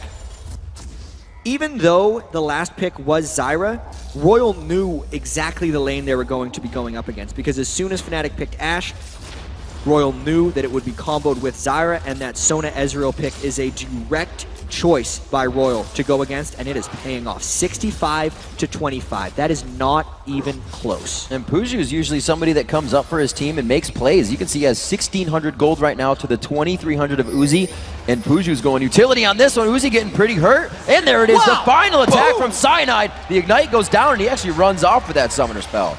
Wow. That was a very big surprise for Uzi. He had his flash up, and he decided to not go away. I don't think he expected Cyanide to be level 6, or he underestimated his burst potential, because he's actually played against Aatrox before. Royal is an Aatrox team occasionally. That is just a great play by Cyanide and a rare misplay from Uzi. So Dragon gonna pick top here, and you know, it's the fact that Cyanide went back, got those boots of mobility, the double Dorans. We talked about what he was gonna build into. He's gone for the aggression, and it's paid off right there. 3-0 right now. Cyanide, that's the Dragon for Fnatic. After a disastrous opening when Fnatic gave up 3 kills, they have played nearly flawlessly throughout the rest of this. Even though they're losing in the laning phase, this is the game where Cyanide is stepping up. As you said, the boots of mobility are allowing him to make it into positions faster. Cyanide was in the right positions last game, he just wasn't making the plays on Lee Sin. He's making the plays this game on Aatrox, and it's a big reason Fnatic has been able to pull themselves back to an even game. Crepo was kind of talking about that on the analyst desk. These junglers fast, going for the early speed, that movement around the jungle play style instead of auras for the team, helping yourself out. Although Crumbs also said in his interview the auras are there in the late game. So the junglers are really taking a bigger role in this tournament than before. Speaking of junglers, we see again Lucky on that red buff, stole it away from Cyanide. So while Cyanide may be being the aggressive one, he is having his jungle stolen away from him. But we've got to talk about the farm because that is a devastating differential in that bottom lane. Uzi at 80 CS to Pushu's 33. That is monstrous. Yeah, that is a problem. And now that the turret has gone down, how is Fnatic going to deal with Uzi and Tabe roaming around the map? RYL is a team that loves to just appear with 4 or 5 people and brute force down turrets. Uzi has the freedom to do that as well because he doesn't even have to worry about Pushu catching up and farm. Yeah, we see that Pushu right now trying to be full utility. 3 Dorans in his build. Cyanide going quite hard onto Lucky. He finds him in the jungle. Will the Spider be able to get out on this one? Peke picks himself up a nice kill. The assists go around. The crescendo coming out onto Peke, and they may be able to get the shockwave. I'm not sure it's the right choice because Soaz has joined the party. Tabe's going to go down. It's feeding Peke kills. He's going to dodge out of this one. Can he get the third? No, he won't. It will go to Soaz. Bloodball is available for Cyanide. Uzi's in trouble. He's going to have to arcade shift away from the arrow, and he will get out there, but that was another good fight for Fnatic. And this just pulls the game even closer. It is RYL over farming and Fnatic over fighting right now. You can see Cyanide time the Lucky coming back down. Whites was waiting to find the right shockwave, and Peke in the crescendo, Whites didn't have his cooldowns to get the ball in position for that in time, which is why Peke was able to dodge away from it. And this is actually a little bit of greed right here from Peke. He shouldn't have went back in. He wanted to get more kills for himself since he is the carry. It cost him his life. And then over the wall, Uzi makes himself safe. So we have Godlike pressuring the turret after that. It did cause some commotion on the map, so we're going to see top lane getting pressured there. A good movement by RYL. They will grab a bit of that gold lead. It's only 600 right now. Last game, it was about 10,000 within the next 9 minutes of the game. Well, it's swung back and forward. It's been 1,000 to RYL, 1,000 back to Fnatic. Now we're heading back towards 1,000 to RYL because while that was all happening, Godlike stayed in the top lane, pushed down that turret, got themselves the second turret of the game. As of yet, Fnatic yet to get close to touching those turrets. And there is an unrelenting farm advantage from RYL right now. 109 and 106 if we look at Whites and Uzi to just 78 and an abysmal 53 from Pushu's Ashe right now. Only the kills that are created by Cyanide and Fnatic's attempt to almost punish RYL for being so aggressive in their way of getting farmed is keeping Fnatic in this game. The lane problem that Fnatic had last game is not really being solved. They're barely keeping themselves in this one because Cyanide has been so impactful. And he is 51 and 36 CS, but he still comes out of the jungle. A great shockwave pulls him back, but it's Peke. The arrow flies across, and it gets the kill onto Tabe. They look for Whites. They take him down as well. And another 2 now for nothing. Last one was a 3 for 1. These are the picks that Fnatic put into their team composition. That is why they had Ashe and Ahri, because they can find the right team fights, and it is absolutely keeping them in this game. Well, we talked about the difference between Orianna and Ahri, the picks, how it was going to work out. In terms of farm, don't get me wrong, Whites is staying miles ahead, but Peke is getting going, and that is a danger sign for RYL Club right now. They will be able to create their pick soon. They have taken back the gold lead, D-Man, as you're saying, it's swaying back and forth, and it's doing it every minute of the game. Another noodle fight in the top here by Soaz and Godlike. Neither of these guys are taking each other down. But this time, Soaz has the level advantage on Godlike. It's a reversal of what we saw in the last match. The fact that Soaz is able to push Godlike in means Godlike can't roam around with the rest of RYL to create 5v4 team fights like he loves to do on Renekton so much. So let's have a look. I mean, let's not get wrong. Pushu is still being absolutely massacred in this bottom lane. It's not even close. To be at a double the CS at 120 to 62 is still enormous. And we know that Uzi is RYL's carry effectively. But if Baker can get going, which he is, Deathfire Grasp will be out soon. If he can land that charm on Uzi, he will go down very quickly. We can actually see Pushu and Yellowstar just a few seconds ago, that True Shot Barrage passing through their 2-man Fnatic brush try. They try to get their own gank in. You can see them. They are trying to make moves. Like Ocelot said, the one thing I've learned from this tournament is you have to be able to make moves and go in when you even think it's wrong. Well, at this point, Fnatic can't make any mistakes because even though they're out-killing RYL, RYL is the ones with excessive farm advantages. So if RYL gets any kills back, they're going to close out a lot of large bounties from Fnatic and jump even farther ahead. knowing that Uzi has cleanse on Ezra right now, there's no good way for Fnatic to actually lock them down. They're trying to catch them, so Fnatic actually has to kill everyone else but Uzi, because I don't think he's a realistic focused target, and if Uzi gets too far ahead, he's going to crush Fnatic. Not Fnatic grouping up for this one, but Royal Club are ready this time around. Soaz was looking around the side, maybe they're thinking of coming in. Royal going for that full 5-man defense. Dragon up in 2 seconds time. This could be our first big battle. Everyone has roamed down at this point. There is a pretty big edge here. Soaz is level 11, whereas Godlike is level 10. So steal. And that is also very huge. Having double blue buff on Royal gives them a lot of extra coolant in this fight, which is bound to happen. Sign at the very least will go for a steal. I'm watching for the shockwave on this one. Where's it? Oh no, he missed the shock! They go for Cyanide! They keep going down. Whites is all over him. The Dragon has not yet gone down, but he's dealing some DPS. Godlike finds the hit, but they continue the fight. They continue to go round, and Soaz round the backside gets down Uzi. This could be an ace for Fnatic. They're closing on towards Whites. Tabe is there as well. There's no Dragon, so they're going to keep on pushing this one. Tabe is going to get slowed down. The Elastic Sting Shot, the red buff, doing its work. Who are they going to give the kill to? They need to give it to Pushu. He needs to get fed. They get him. Ari, meanwhile, he's chasing. Peke is on to Whites. Whites finally backs away. It's a 4-for-1 exchange. Dragon did go across. I'll tell a lie, it didn't even get touched. It ran right back to its pit because the fight just distracted from it. Fnatic got the good fight there because Soaz was level 11, 2 Godlikes level 10. Fnatic was stronger overall in fights, and Uzi wasn't an issue. Because the charm landed early on Uzi, it took him out of the fight. And then Whites, with a huge mistake on Orianna, did not combo on any of Fnatic's dives. Fnatic spread out very well in that fight, so even if Whites would have landed the shockwave, it only would have been on one person. And then the repetitive dive from Soaz was able to finish off Uzi in the very end. Fnatic did everything right in this fight and really chased Royal down. It punished Royal for having so much focus on Orianna, and the rest of Fnatic just chased down.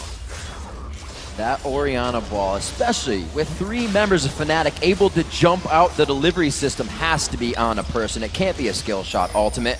I'm sure Whites has got that in his mind for the next fight. At 13-5, finally, a bit of a more than 1,000 gold lead coming in here for Fnatic. 16 minutes in. 4 minutes from now, Royal took Baron last game. It's a completely different game. And talking about gold, you know, Uzi has got that farm, 150 CS, but he's 0-3-1. Meanwhile, you look at it, it's only, what, 600 gold difference between Pushu, despite the fact he had that enormous CS advantage still, because he's 2-1-4, because they started feeding him those kills in that fight. And I really have to credit a lot to Soaz's Zac in this game. He's 2 levels ahead of Godlike, and 1,500 gold ahead, as well as wearing these double buffs. He's the thing that is in the way and effectively blocking a lot of Uzi's Mystic shots to shut him down in these team fights. He's the second diver that is helping the rest of Fnatic come and win a lot of these fights, as they have been up 13 kills to 5. It's like Fnatic's getting pinched into their own mid. This is being forced in. The crescendo comes out. The shockwave hits, and they obliterate Peke down. The Vero comes across. Oh, it splits the uprights, and they're not able to get anything out of it. They continue into the turret. This is not a good fight for Fnatic. They're going to have to back away from this one. That's 2 kills down now. And say, you called it right at the start. They simply locked them up. Aggressive play coming out from Tabe with that flash crescendo. Pushu trying to catch up on farm there, and Royal does not care about people in turrets. If they have more than you, they will dive the turret, and that is Royal execution. They're going to keep pushing this. This is big for them. We saw this happen in the SKT game. Can they go all the way to the inhibitor here with a quick push? They have 1 second on Peke. He does have home guards. He grabs those quite early. He'll be able to help defend on the inhibitor. Wow, so 2 towers picked up from Royal. We talked about the aggression. I was mentioning it in game 1. Even when they were 10k lead, they weren't going diving. Now they're even on gold. They're just getting straight in there. They know how to get back in this game. It's the way they get back into games, is they group up as 5 and they force fights. And even though Fnatic was spread out, Peke might get a little bit of revenge as well. Even though Fnatic was spread out in that last fight, Whites used his shockwave on 1 and then finished off Peke. I guess it was worth it, because if you don't finish off Peke, he's going to just go and kill you. So, I'm interested who got the actual shutdown gold there. I think it was Whites, because there was a lot of people. There was Cyanide, who had barely been touched. Peke was barely been touched, and both of them went down in that fight. There was a lot of gold transferred across the Royal. We do see Fnatic taking their first turret of the game in that mid lane. Uzi is the one who got Soaz's killing spree in the last fight, which is fairly large for him, the only kill of the game that he's been able to pick up. And despite Uzi's giant farm advantage, he's been held back. Fnatic looking for fights. They are doing the pick game. Here it comes once again. Godlike looking to get himself out of this one. Feels like he can waltz it out. Tabe's there to help, but Tabe might have gotten himself into the I think I can situation. They have to throw down Dominus, and they walk out of this. And now all of RYL is trying to put up a counterattack, but their big tank in Renekton is gone, which means if Pushu lands an arrow, there is no real defense to stop the rest of Fnatic coming in. Fnatic are looking to create a situation. Of course, that top turret could be the focus, but where are RYL going? Are they going to try and transfer this one? Pushu and Soaz heading towards that top. They need to shove this wave in. They need to start getting those turrets, more importantly, because they are slowly but surely, despite they're winning the guerrilla warfare at 15-8, they are starting to be pushed into their own base. And it is very rare that the team that gets substantially outfarmed, as we've seen Uzi over Pushu and Whites over Xpeke, and destroyed on turrets. At one point it was 4 turrets to 1. Has a chance, even the slightest of hopes of winning. It's only because Fnatic has forced so many good team fights that they've been able to stay in this game.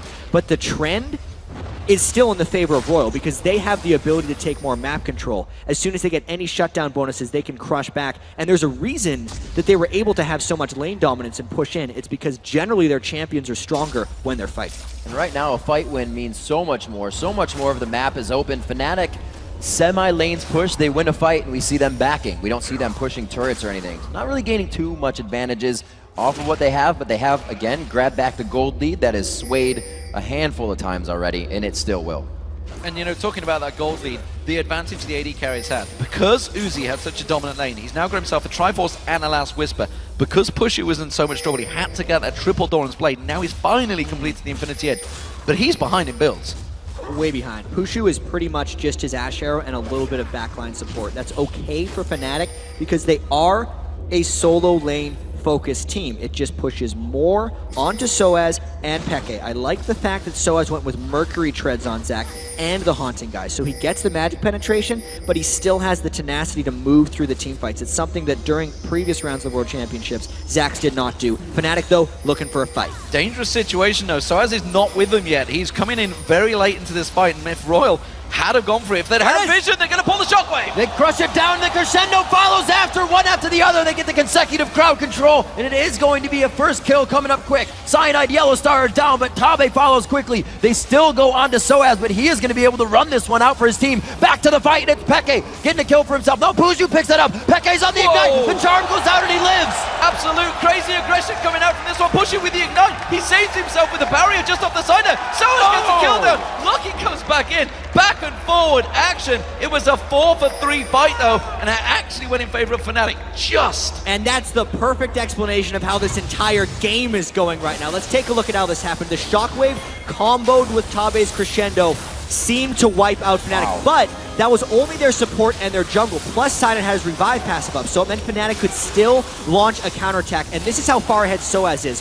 While Godlike is dying to Peke and Pushu, Soaz is taking on 2.5 people of RYL. Uzi actually gives up on Soaz and then rushes for Peke. Peke surprised Uzi a bit by flashing with his Spirit Rush, and then Pushu was far enough back that he could counter onto Uzi once he came in. Soaz, the monster that he is, finished off another kill, and Lucky finally ate up the pieces at the end. And look at this, we're back at it again. The dragon is up, everybody settles themselves, and it seems that we're going to have another party in the dragon pit. The rest of Fnatic starting to position themselves as our RYL. And Fnatic actually needs this fight to happen in about 15 seconds. They need Zac's ultimate to be up, because right now RYL has Shockwave and Reduction Ult. If RYL fought right now, they would have an edge. They throw the True Shot Barrage through. Not too much is going to be followed up. It's the arrow to Godlike. The arrow onto Godlike. Will it be the right focus? Lucky's taken low at the side there. We also see Fnatic peeling off. They know Let's Bounce is still not available, which is why they're trying to delay this fight out as much as possible. Tabe Crescendo not going to be up for this fight, and you can see the hesitation coming into the battle. Whoa! Another missed Shockwave by Whites. They're going to try and catch on. Cyanide doesn't land that slow. And everybody disengages ever so slowly. Everybody calm down here. There's nothing happening. Let's Bounce is up, but nobody wants to party with Soaz at this point. That's why RYL was flying away right now. And because of that, RYL's trying to take a little bit of Baron control. But guys, this game is ridiculously close. 6-8, 30,600. Wow, that's not a number. 37,000 gold to 35,000 gold. Those are real numbers. Let's work with those. We can see Soaz completely changing his game around.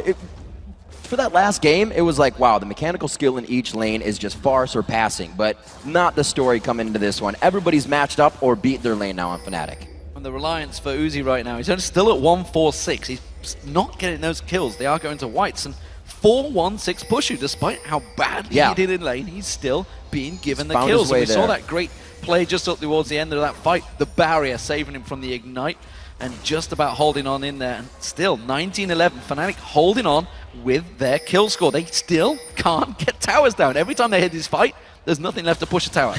And Peke's Ahri build is actually a little bit odd. He just now finished a DFG, but that was after having a Seeker's Arm Guard.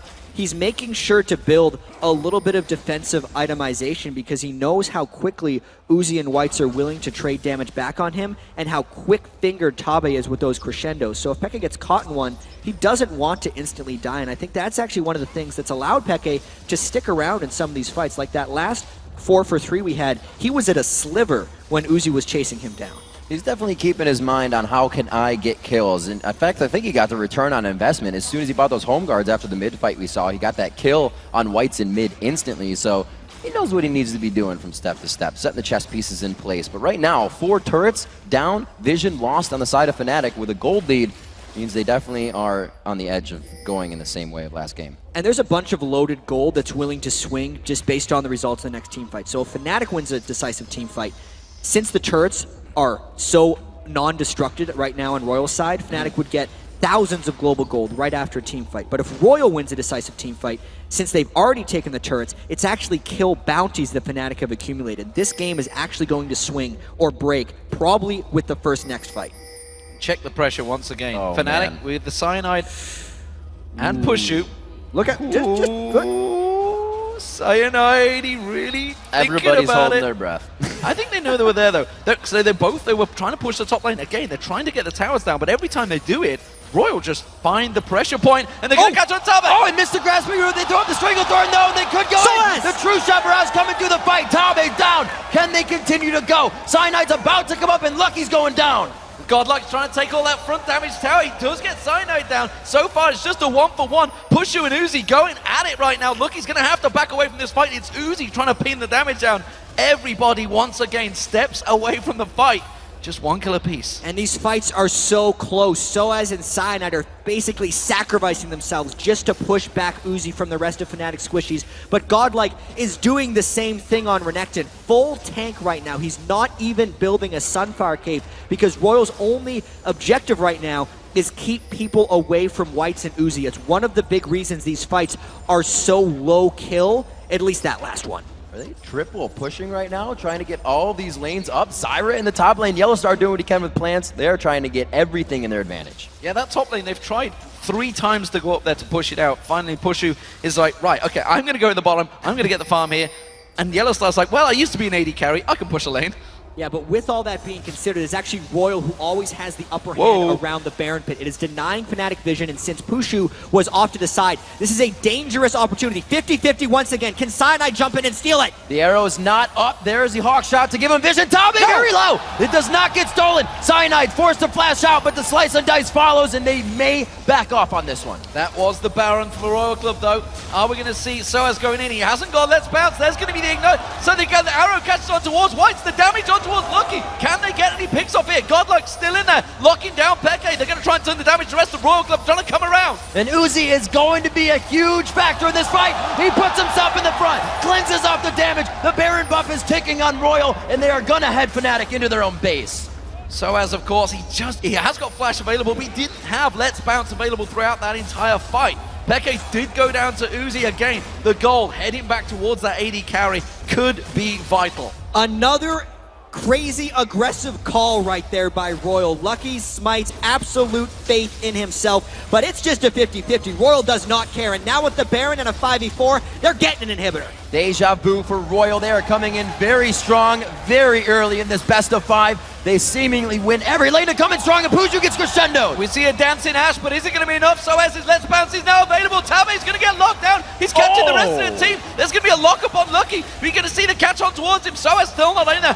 Peke will be up in 1 second time, but it is Uzi cleaning up right now. Here comes the home guard Peke. Can he get the damage down to the right target? No. Uzi's going to turn it back onto him. Penny get to the fountain. Uzi's still chasing, and the Baron buff's going to keep him strong. And Royal, as they do with Baron buff, trying to take down Nexus turrets. One turret goes down. Now, yes, they do get it. Uzi's up in the front. He's low on mana. Royal is looking to end this game now. Wow, just what a turnaround right here. The shockwave pulls That's it. in. They get the kill. They get the Nexus. And Royal Club go 2-0. Can you believe it? The plays the Royal Club just made. What a ridiculous ending from Royal Club there. It only took one call for them to rush the Baron, as we saw in the quarterfinals. Once they got it, one at a time, they systematically pushed down Fnatic's turrets. They had 4-1 before the Baron, and they just ran that mid lane down. Fnatic could not respond. And what a crazy game. You remember the 3-1 fight at the very start of the game. 3-1 Royal Club took the advantage. Fnatic fight themselves back into it, but God, what a play by Royal Club there. You called it a ballsy move to go for the Baron, but damn, they just pushed all the way up that mid lane. Yeah, we know that Royal's not afraid of taking risks. Sometimes it doesn't work out for them, but when it does, because they take them so often, they know exactly how to capitalize on that one. They're now 1 game away from a berth in the finals. And we have seen Fnatic coming back stronger in these games. The first game they were down, they were down. They could not come back. That game they were down, and they brought it back to even, but still Royal had it in their minds. They knew they were doing Baron early. They knew they were going to get that fake in, and they knew they were going to be able to win it. Can they do it this time? Does Fnatic show something that they usually kind of get under your skin with? Well, again, we didn't see Soaz on an Assassin, but this time around, it worked very well from Unzak, and he was up against Godlikes. Yeah. Renekton, who is famed throughout China, so there's a lot of pluses and minuses. The big minus, though, it's got to be that bottom lane. Yes. Uzi dominated Pushu. It's absolutely the laning right now for Fnatic. They can't lose lanes like this and expect to win 3 games in a row, which is what they're up against right now. It's strange, too, because Fnatic has laned so well so far in the World Championships. It is just Royal picking for the lanes, and then Fnatic not being able to pull off all of their picks. They got a couple of them this game, but because they had lost the lanes so badly, it didn't actually give them a lead. It only kept them even, and as soon as they lost one fight, the game was over. All right, now let's send it over to the guys at the analyst desk for a look at the plays that Royal made to win Game 2. Thank you very much, Riv, and what a game from Royal. Fnatic, they had a glimmer of hope in the mid-game. They were able to find picks, were able to make some plays happen, but you know, at the end of the day, Royal just built up too much of a lead too early on. We'll get to some of the game-changing moments a little later. Let's start this one off with picks and bans. Double revive passives coming out for Fnatic. It's something we've seen, I think, actually more from the Euro teams than anyone else. Let's start this one with Monty first. I mean, I really liked Fnatic's composition here, especially because they didn't ban Renekton in this game, and they could assume that it was going to be coming in on Royal's side, considering how much Godlike favors that champion. And when you have champions like Ashe and Zyra, Aatrox and Zac, you can kite that Renekton really well and make sure he never deals a lot of damage to you with his ultimate. And we saw that coming in throughout the game. I think what was kind of disappointing to me here was actually Ahri from Xpeke, because typically we see him using a teleport Ahri, but if you use the Ignite Ahri, you really need to go for that burst. And while Peke has a lot of success with Athene's teleport Ahri, I would have much rather seen that DFG first. And by the end of the game, he had DFG, but he just wasn't even using it in team fights. Yeah, and another weird thing about Peke's Ahri is, well, I think next game he's either going to ban or take Orianna away from White, because this is the second time he's gotten crushed in lane by White, to be quite honest. And the thing is, he even got First Blood, so I would expect him to win lane with First Blood. Another thing is that Ori and Ezreal are both champions that do really well in extended fights, and when you pick double revive passive, you're looking for an extended fight. You're going to die, then you're going to come back, and the fight is going to last a really long time. Against Renekton, who's going to get constant Fury gain, Orianna, who's going to get a bunch of shields off, and Ezreal is just going to kite forever, it's actually not that great against Royal's team comp. So talk to me a little bit now about the actual gameplay that took place during the course of this matchup. You know, we've seen that 3v1, or the 3-4-1 at the level 1 tower dive, which backfired so badly for Fnatic. Cyanide then just decided to turn it on. He dove all over the map. He managed to secure kill after kill after kill. And I know, Crepa, you felt quite strongly about Cyanite's early game performance on Aatrox. There's so many good things for Fnatic though coming in early. They weren't afraid to make an aggressive play. They went under a tower, which shows they're not afraid to make plays. They got an early deficit, and then Cyanide still pushed it up. He really went top lane, and he understands the damage output of Aatrox so well. So many times we see an Aatrox jungle, and we're like, meh, what does he actually do? Like, doesn't do much. Cyanide, he really understands that champion. Goes for the early 2v2 skirmishes, which he always wins. Then in the mid-game teamfights, the dragon fight where Fnatic turned it around, that was Cyanide jumping in the backline, zoning, and dying consequently to Orianna and Ezreal. But due to the revive, as we said earlier, he basically drew aggro for twice his lifespan, allowing Soaz to come around in the back and kill them, while Fnatic was kiting Renekton, as we pointed out earlier. Zyra, Ashe, and Ahri was just kiting Renekton around. They dealt with their backline. Cyanide, as a jungler, basically did the same as the top laner did for RYL. So that was really, really well played by him. And early game, yeah, Cyanide turned it on. But I think later in the game, that was the lucky show. This guy needs to change his name to Skillful, because those weren't lucky smites. Those were skillful smites, man. Like, this guy gets into 50-50 Barons twice so far in 2 games. And it's not a 50-50, dude. This guy's actually just really smart with smiting. They always get Baron to around 1,000, 1,100 HP, and they allow Elise to Q smite at the exact moment that she wants it to time it together so that Cyanide can never smite steal. And I actually have to sort of celebrate a lot of what you're saying in terms of the individual play of the RYL members, because kind of going down the line, right? I know we talked in the pregame about Uzi and how crazy he is and how good he is, but he has straight crushed Pushu twice now in terms of minion kills, in terms of champion kills, and having impact on the game. Secondarily, you again talked about the junglers, and I know we sort of celebrate Cyanide in Europe as being one of the best smiters in the region. He's generally a guy who can make those crazy turnarounds and make those smites, and yet here's Lucky, who, as you say, right, it's not luck, it's skill. Twice in a row has taken those, guaranteed those things for his team. And then also, again, down the line, the mid lane, White has twice now just destroyed Peke. And so when you look at a team like Fnatic, they're the Season 1 champions. They've played in this kind of stage before. Nerves shouldn't be getting to them at all. Whereas you look yesterday, both the Korean teams looked a little bit nervous. They weren't playing 100%, but RYL here are playing at 110% when it matters the most. Yeah, I have to agree with that. We're about to move on to social media, but I know that, Crepa, you had some thoughts on some of the factors of players going on tilt. So do you want to share some of your thoughts here? Because it looks like Fnatic is struggling. Yeah, definitely. The way they get affected by playing, Soaz is a very emotional player, so I really hope he just calms down again and gets everything together. Because you see, Cynide's improving. They got information. You have to, in the best of 5, the first 2 games, you have to regard as free information how you go back from it. Because Fnatic technically can easily go 3-0 if they keep playing and not throwing their lead away. They now have to respect the Orianna, as Doublelift pointed out. They have to put Cyanide on champions he's comfortable with. They have to keep making those plays, keep making those picks. I wouldn't put Pusu on Ashe again because he seemed very hesitant with his arrow. I just hope they don't tilt. Just calm down again and look at this as a new best of 3. Well, we'll have to see if they can, because it's going to be a best of 3 they have to win all 3 games on. As I mentioned already, we are going to get to the rest of the series in a moment, as the first 2 games of the semi-final, it seems it's already sorted out. It's time to check in and see what you guys had to say about our Twitter question of the day. We asked you, which team have you become a fan of after watching them play at Worlds, and why? And here's what you guys had to say. At Marcus Fails. He says, originally being a Cloud9 fanboy, Fnatic showed me a whole new playstyle I have never seen, landing a spot in my favorites. It might be disappointing you a little here in the semi-final. Freak, what's your thoughts? I really like the Fnatic playstyle because they're highly aggressive and they create opportunities. That's the one thing I think defines them very well, is that they will just make openings happen. In game 1, they were like, Cyanide, come bottom lane. We'll solar flare and we're just all going to jump onto Uzi and Tabe and we'll just get kills. It'll work, trust me. And they decide to start things out. This game as well, game 2, just let's throw an Ashe Hour out there. Let's just try to dive in there. They just create openings and it just tends to work for them. The funny thing about this game is, though, even though Fnatic lost, the score was 21-18 in Fnatic's favor. So they really value kills, and they know how to make plays. Yeah, that's the truth. Right, at Dr. Win, he says, how can anyone not be a fan of Mineski after Worlds? Their fantastic attitude, even when losing, has won my support. The crowd here seems to like them.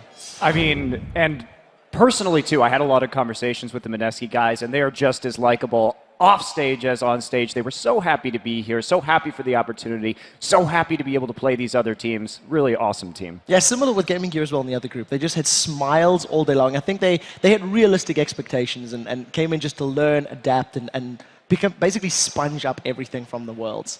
All right, at Dennis Upton, he says, I have become a huge fan of SKT T1 after watching Worlds. Faker's play and Bengi's jungle are amazing to watch. And I think I would agree with that. We've seen them demonstrating it yesterday in the semifinals. Not necessarily things Faker does to his epic level, but he did well. Coming into this tournament, I wasn't entirely sold on the Faker hype train a certain analyst on his desk was presenting. And then he played his Gragas against Orianna, and I was completely shut up. Like, he turned everything, every single play, he turned it around. Like, any other Gragas would have knocked the Orianna away. No, Faker's like, I'll knock you into my tower and I'll meet you halfway. And it's important to note as well, even in the semifinals, that not all those games were the 110% Faker level. He wasn't the best mid laner in the world for all those games, but the rest of his team showed up extremely well. You had Impact carry some of those games. You had the bottom lane carry most of them, basically. And the whole SKT lineup's been really impressive so far. Yeah, that's the truth. All right, we got one more tweet here from @Matless Young. He says that RYL Club, Tabe's game-changing 3-man stuns and exceptional sportsmanship definitely made me a fan. I have to admit, I loved his interview, I've loved their play, and I fell in love listening to him singing. Tabe actually reminds me kind of Pumandu 2.0 because they both die consistently in lane like every game, and I'm like, wow, these guys, when I watch lane phase, I'm like, these guys actually miss position really bad, and then they get to team fights and they pull off some amazing stuff, and I'm just like blown away at what you can do on support. Yeah, that's the truth. All right, guys, keep sending in those tweets. We love to hear what you have to say. We are at LOL Esports, and be sure to use that hashtag Worlds. Then head over to bit.ly/Worlds Semis and answer a couple of questions like, what do you think about the Off the Rift segments? It's a quick and easy way to help us bring you more of what you want. All right, with all of that, guys, it is time to take a very quick break. But when we return, it is time for Game 3 between Fnatic and RYL Club. Uzi and crew are just one win away from a Season 3 final showdown with SKT. Plus, CLG's top laner Nian will join us to break down the semi-final matchup. The Season 3 World Championship will be right back after this.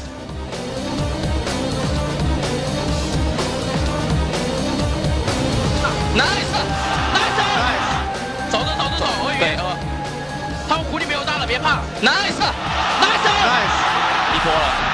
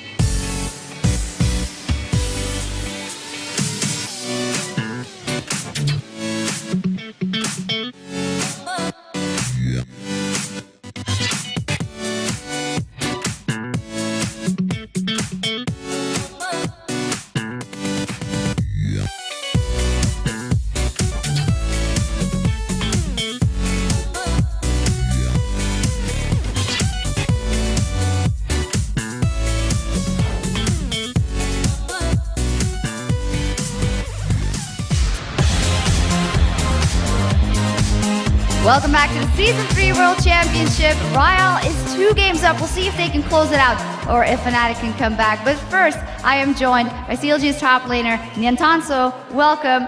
Let me ask your opinion on this series. Fnatic, quite favored by the analysts going into this one, yet 2 games down. How do you think the rest will go? I think Fnatic can definitely still win this game. Both teams are amazing, and it can go either way for the rest of it. So I'm just hoping 3 more games, because I don't want just 3 games. I want the 5 games. We all do, I think. More League of Legends, always good. Now, if you were in this position, you're a very seasoned player as well. You're 2 games down. You know we have to get back. What do you do at this point? I'd pull out all the cards, do something really unpredictable, like Vayne top or something. Something crazy. Throw them off their game so you can just win the game. All right, we'd like to see that with Vayne top as well. I'd also like to ask, you've been following the entire tournament. If you would have been here with CLG as a team, how do you think you guys would have done? Honestly, we would have gotten crushed with how good we are right now versus pretty much all these teams. Like, 3 of us were learning new roles, and we're all new to the team. So, well, I mean, I'm new to the team. The team's all new together, so we haven't had enough time to fully get or reach our potential. But it's a really common word that CLG and NA teams use, but we do have a lot of potential. We're just 5 really strong players, so I think we can definitely do really good in the international scene next season. Awesome. Looking forward to seeing more of CLG, of course. Thank you very much. As for us, it's time to head back to the casters to get into Game 3. Thank you very much, Shocks. It is time for round 3 in this scheduled 5-round fight between Fnatic and RYL Club. Uzi and crew are looking for the knockout punch here and a spot in the Season 3 title match. Yeah, and let's be fair, that last game was extremely close, even though for the 2nd game in a row right there, RYL Club dominated the lanes, and the 2nd game in a row, they tried a 50-50 Baron. This one was much more game deciding, and it led to a decisive, quick victory. Right. Yeah, most people thought that the mid lane was going to be Peke's, but Whites won the first game, and he came up even in game 2, despite that start. It has been a pretty amazing game so far, and now down 2 games to none. We have yet to see the double teleport from Fnatic. We'll see if they get a chance to run the strategy that dominated the group stage and blew away Cloud9 in their 3rd semifinal game of the day. Fnatic play differently than European teams, yeah. People are not used to play against TP or even double TP at all. I think teleport is really powerful because you can speed push, which is the Fnatic brand. 很久以前也有队伍用过，后来就一直没有人用了。 When you play with teleport, you can play passive. You can wait for him to make a mistake. You don't have to do any. You just farm, play passive. If he harasses you, you go back, you teleport in lane, and he has no ignite, and you're full HP. Like normally, it's kind of tough to get an advantage, especially in such a competitive game. But with TP, it's a bit easier because yeah, you can just put a ward behind them and you can TP in and kill them. Against us, I think other regions will have a hard time because they are not used to playing against TP, and if they go aggressive once, they might just get triple killed or something, and it might lose them the game. 觉得打他们的双传送战术挺难打的吧？你不能说去想别人打的什么而去针对他，只是说要求自己发挥的东西，把自己的东西打出来，其实就足够了。 And with that, we may be able to see the Fnatic teleport strat coming out. Snoopy, obviously it's going to be all the cards pulled out here, but you can do all the homework you want on it, but it's not as easy to play against. Yeah, but the one thing we have to realize is the teleport actually puts you at a weaker advantage in the lane, 1v1 matchup. And for example, White is dominating Peke in mid lane. Top lane is actually a bit even. Godlike did good in game 1, but Soaz actually did good in game 2. So I think if we're going to step in with Peke picking up teleport this game, I think he's really going to struggle in that mid lane matchup and then better pay off. And finally, and really, they haven't allowed them the time to use that teleport strat. The lane phase is simply not last long enough. We'll see what they have each other in picks and bans. Quick 2 killers coming out in that ban list, Vayne and Annie. We have not seen Annie, and it hasn't changed for RYL. Sanjay Cassidy every single time. Pretty staple bans coming in RYL. They're very comfortable with those bans. They did all 3 games, but now Orianna is left open, and it does. Yep, Fnatic pick Orianna up. It had to happen. Pick Orianna because they've been losing to it twice from Whites, and we know Peke is an extremely strong Orianna. These are actually kind of expected pick bans so far. You know Fnatic was expecting that. And again, we see the Renekton at least coming out of RYL. The Renekton actually didn't do as well as we thought would do. Right. Godlike is an amazing Renekton player, world renowned for it, but he didn't actually do that well against so as Zach last game. Elise solid pick by Lucky, he's doing pretty well on it. Although the Aatrox by Cyanide previously did pretty well against Lucky when he caught him out in that top lane, so We'll see if he can pull it off again. Yeah, Cyanide really stepped up on Aatrox, and it was just the lanes that ended up letting him down a little bit.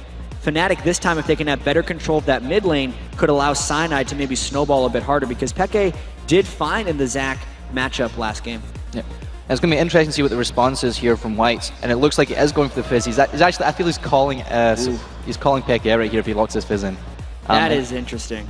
Oh, defaulting back to Gragas. I say a little too dangerous to be playing Fizz on this one. Possibly, but it's up to Whites. These guys like to pull out what they can when they can, and this is the game they would do it.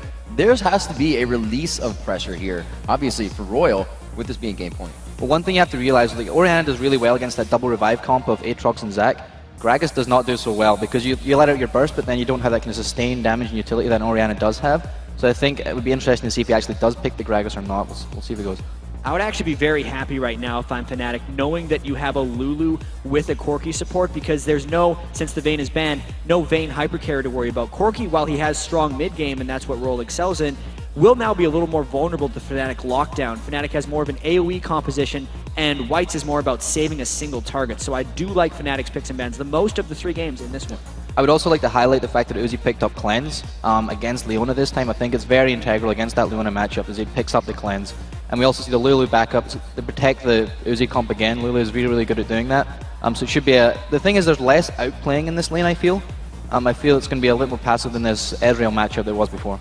We've actually seen in both games different setups in the lanes. We've seen the 2v1 and we've seen the 2v2. And the 2v2 actually worked better coming in for Fnatic. However, they weren't able to win. It was a Lulu lane that they 2v1'd against, so as a Zac, pressuring with Glitter Lance, killing him almost under tower. So maybe Cyanide won't get a chance to be in a different lane.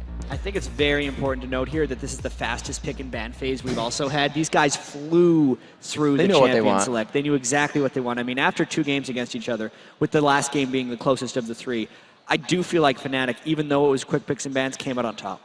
I feel like, especially if we see Fnatic roster right here, outside of their typical Cassidy and Lissandra combos, I think this is one of their most comfortable champion sets to run. Going for the Grags, I'm not entirely sure how this Grag is going to pay off. Hopefully Peke can stand up to White and lane this time. And I think if he does, it's going to be really, it's going to shine out through. Yeah, and also, that's the 3rd AD carry that Pushu switched to now. Is he just desperate to try and find something that's going to work? I think it worked out so poorly for him in the last game that at least now, with Varus, he can combo with Leona. We've seen that combination fairly frequently before. It has been strong and worked for him, and I think it was also his most played AD carry during the regular season, and he's going back to comfort when it matters most. And we have to touch on that, but right now, Snoopy, thank you very much for coming up here in Game 3. I know you want to see a Game 4 coming out, so best of luck there. Right now, we are going to put it into Game 3 for us, and it is going to be a huge one. And we will see you back for Game 4.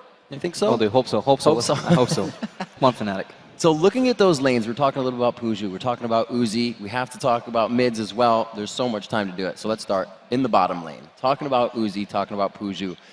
With 3 changes in a row, like you just said, we've seen RYL bringing out champions consistently each game. The comfort level has to change. Yeah, RYL does seem very confident, and their comfort level isn't thrown off too much by this. The teleport strategy not being brought out by Fnatic. I think the discussion we had about them losing lanes means Fnatic's #1 priority is to stop the bleeding there, and then they'll worry about pulling off a teleport strategy. Until then, Fnatic's just got this last chance. And more importantly, let's see if there's any level 1 engagements, because they have not gone well for Fnatic so far. RYL Club just know how to fight at level 1. Yeah, I know. In game 1, they ran into each other with 5 people on each team and backed away. Game 2, we saw the 3-for-1 kill. These guys are on a collision course for each other. And they don't want that brush. They got the ward in that they needed, but RYL will still continue to walk forward. Can they catch one? Right here. On the backside? Oh, they don't want it. First, the Spider's going to see him. Godlink's going to be hit up. Who is it they're going for? That's going to be the focus target. Looking maybe. Whites, who's got the Ignite burning. He's going to get away from that one. Cyano's passive has been burnt. The Ignite will not get Whites down. Yellowstar should be able to lock up his cooldown. We'll be back in a moment. We see the defensive ball on him. But again, wow, nobody goes down. Crazy stuff. There were 3 flashes burned by RYL, 2 Ignites burned by Fnatic, but how do they get away with that? 5 people with Godlike being the first into the brush and not dying. I feel like RYL dodged a bullet there. And this is huge, considering up to 6 minutes now you're going to have 3 lanes without flash. Cyanide can have a ball. He changed up that play style, curbed farming in the jungle, and we saw him a lot more in lanes, so it could have a big effect. Exactly. He's going to have to get very aggressive, but we have to remember last game, one of the things that slingshotted him ahead of Lucky was Lucky's aggression onto Cyanide and Cyanide's ability to then punish that. At this point, actually, RYL is maybe going to play defensively in lanes, which could have the biggest impact of all, because that would mean Pushu may not fall behind as far in farm from Uzi. We do see that 2v2, and we know if Yellowstar gets that Zenith Blade on a Tabe, there's no flash to escape. Well, you say that, but Cyanide's Bloodwell was popped, so he can't go overly aggressive. We'll see how it works out for them in that lane, and as you mentioned, this time around, Pushu cannot get bullied in that lane. You can already see Yellowstars trying to beat that big man up front, trying to keep them at bay, but Pushu is already taking bursts of damage. I like what Fnatic has actually done here. We were saying that Soaz had a hard time against this Glitterlance Lulu. All that damage, Peke finding a little bit there, and it was actually Body Slam taken first by Whites here. Going pretty hard. Extremely aggressive early laning, even without flash. Body slamming into Peke once he had level 2 is just the risky way that RYL plays League of Legends. They guessed right there, knowing that Cyanide's Bloodwell is down, that he would not be camping at level 2 for a gank, and because Whites was pushing the lane early, he got the harass trade down. And already, look at this, the top lane. It's starting to happen already, isn't it? 11 to 5 CS, keeping that pressure all the time. RYL just keeps shoving onto the turret. We know they're shoving, but I'm not willing to call this an advantage yet. It's level 2 to level 2. There's a huge wave stacked up for Pushu to get back into it. Pushu should be able to turtle this one out. I don't think Uzi has taken a big advantage yet because Pushu and Yellowstar still have a lot of health. They haven't taken too much harass. I see Godlike has his lane pressured in the bottom as well, so with all of these lanes, Cyanide has a bit to think about. Looks like his mind is teetering towards the lower half of the map, but every image of RYL is on a turret of Fnatic on that mini-map right now. Oh, we see Whites and Peke in his mid lane. Whites has that Ignite available, and Peke is well aware of it, sticking off at the side this time around. He's keeping up close this time. Remember, there was no kills at the start, despite the fact for the third game running we've had very aggressive plays from these two teams. No advantage gained. Bloodwell will be back available shortly for Cyanide. It is like on a 3-minute cooldown, I believe it is, overall. And we expect to see around about this now, 4-minute mark. He's going to be looking to come to one of those lanes and see where he can help out. Looks like it might be the top. At least early on as well, Cyanide chose to farm the jungle, whereas Lucky tried his hand at ganking. He was actually up in that top lane rush about 30 seconds ago, thinking that Cyanide would try a gank for Pushu and Yellowstar, because that has been the general gank focus of Cyanide in the first 2 games.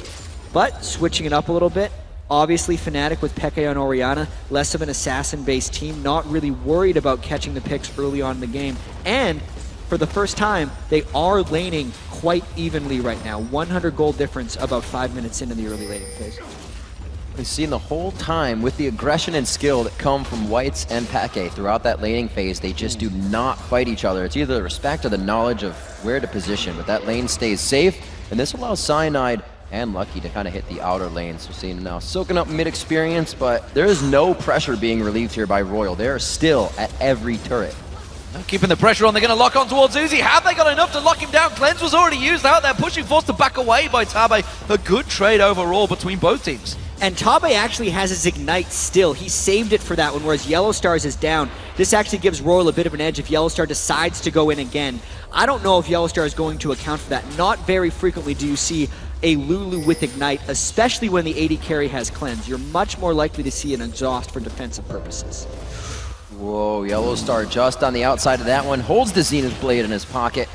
And it looks like they're going to get a little bit of control on that lane. Here's that Sway and CS coming back as Uzi going to have himself back for a purchase, going for that Phage first. But Soaz, he's taking a little bit of aggression in the bottom lane. This is a lane that's impressed me actually from Soaz because, you know, obviously Godlike is famed for this Renekton, and we always wondered what he was going to use to counter it. We've talked about the Jax earlier on getting going in one of the matches before, but so far Soaz, as like game 2, he has put up a really good fight against Godlike, and he was the one that got going in game 2. Yeah, and Fnatic is very defensively farming right now across all lanes. Godlike has been pushed up beyond the halfway point. Whites just actually used his ultimate in the mid lane to keep Peke pushed back a little bit. And Cyanide hasn't been ganking out of that, but with all of that being considered, the lanes, while they're slightly tiltering in RYL's favor, are not nearly as bad as they were in the previous match. Not looking good for Godlike. Bad news bears as he goes into this one. It's also going to be Soaz. First Blood's looking to come up on the screen, and they're going to chalk this one up for who? It goes to Cyanide. And now because there's 2 people in the top lane and Peke hurts Whites in the mid lane, it's a huge amount of advantages for Fnatic. Big pressure from Fnatic. That could be the dragon for them. We do see Lucky just lingering to see if he can fancy his chances. His smites have been on point so far, but he doesn't feel that confident up against 4 members of Fnatic. And right there was just an early preemptive rotation by Fnatic to get back there. And Lucky, he's got to get out of that brush. He was hatching a ward, and he was about to get taken out. 7 minutes in, a very quick dragon coming from Fnatic, and they are definitely putting their foot down and making a mark early in this game. Oh, blue buff invade as well coming out from Fnatic here. We see Cyanide in there, Yellow Star's with him, and they're going to try and take that away, but they're going to trade this top turret because Soaz was back away. He may get it back in there just in time. I'm not too sure, though. Uzi's putting damage down. If we think about it big picture, this top lane turret going down was traded for the first blood gold and the dragon, which if we add up is about 1,600 overall gold for Fnatic, whereas that turret is only 750. As long as Fnatic doesn't run into a similar situation as they did in Game 2, where they lose 3 or 4 turrets before they get one in return, it is a fantastic trade for Fnatic. It's finally the way they need it to fall in their favor. The kills, then the advantages of structures and moving around to grab map control. 8 minutes in, it's only a 500 gold lead, but that dragon helps him out. Oh, the cocoon locks him up. Lucky gets the safety. It looks like they may re-engage. Yeah, they are outnumbered, though, in their blue buff right now. No, they're not. Yeah, so Fnatic is the one doing the outnumbering. I was thinking that Yellow Star is far from home. He's actually leaving Pushu alone in the bottom lane against Godlike, which is putting a lot of faith in a little old Varus against a monster Crocodile.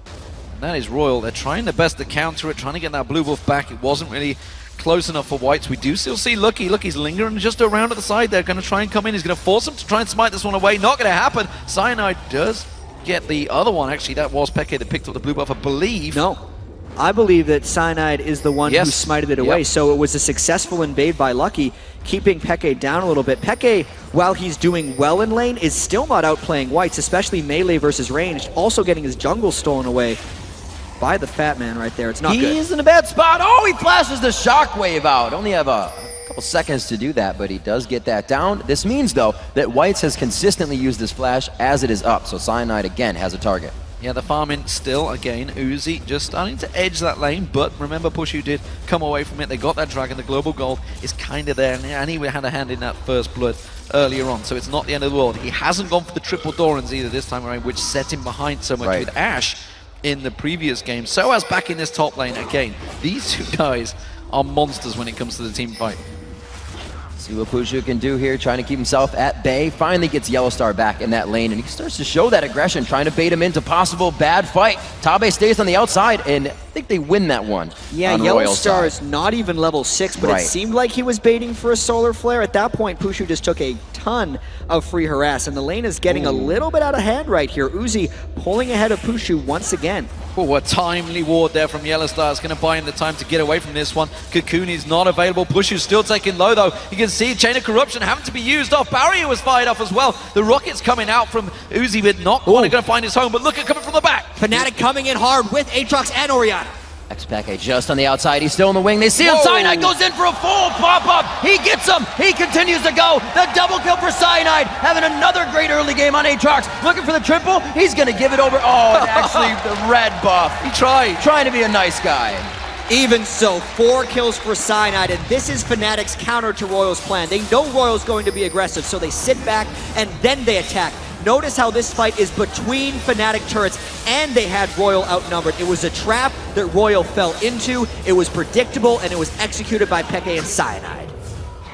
Crazy, crazy stuff coming out of Fnatic, managing to counter themselves, getting back in it. While that was all happening, Soaz actually defended out that mid lane turret up against Godlike and Whites as well. So Fnatic doing work, once again, taking that early kill lead. But we do see Godlike, once again, off in that top. They got that turret down earlier on, and now they're starting to put the pressure back on again. I think the big difference between this game and the last one, as far as Fnatic's lanes are concerned... Hello. Hello, Godlike. As far as the lanes are concerned, are actually how passive Fnatic is approaching them. In Game 2, Cyanide, you're not going to go back to base, man. Just get out of there. He's baiting him. I want to tell a story.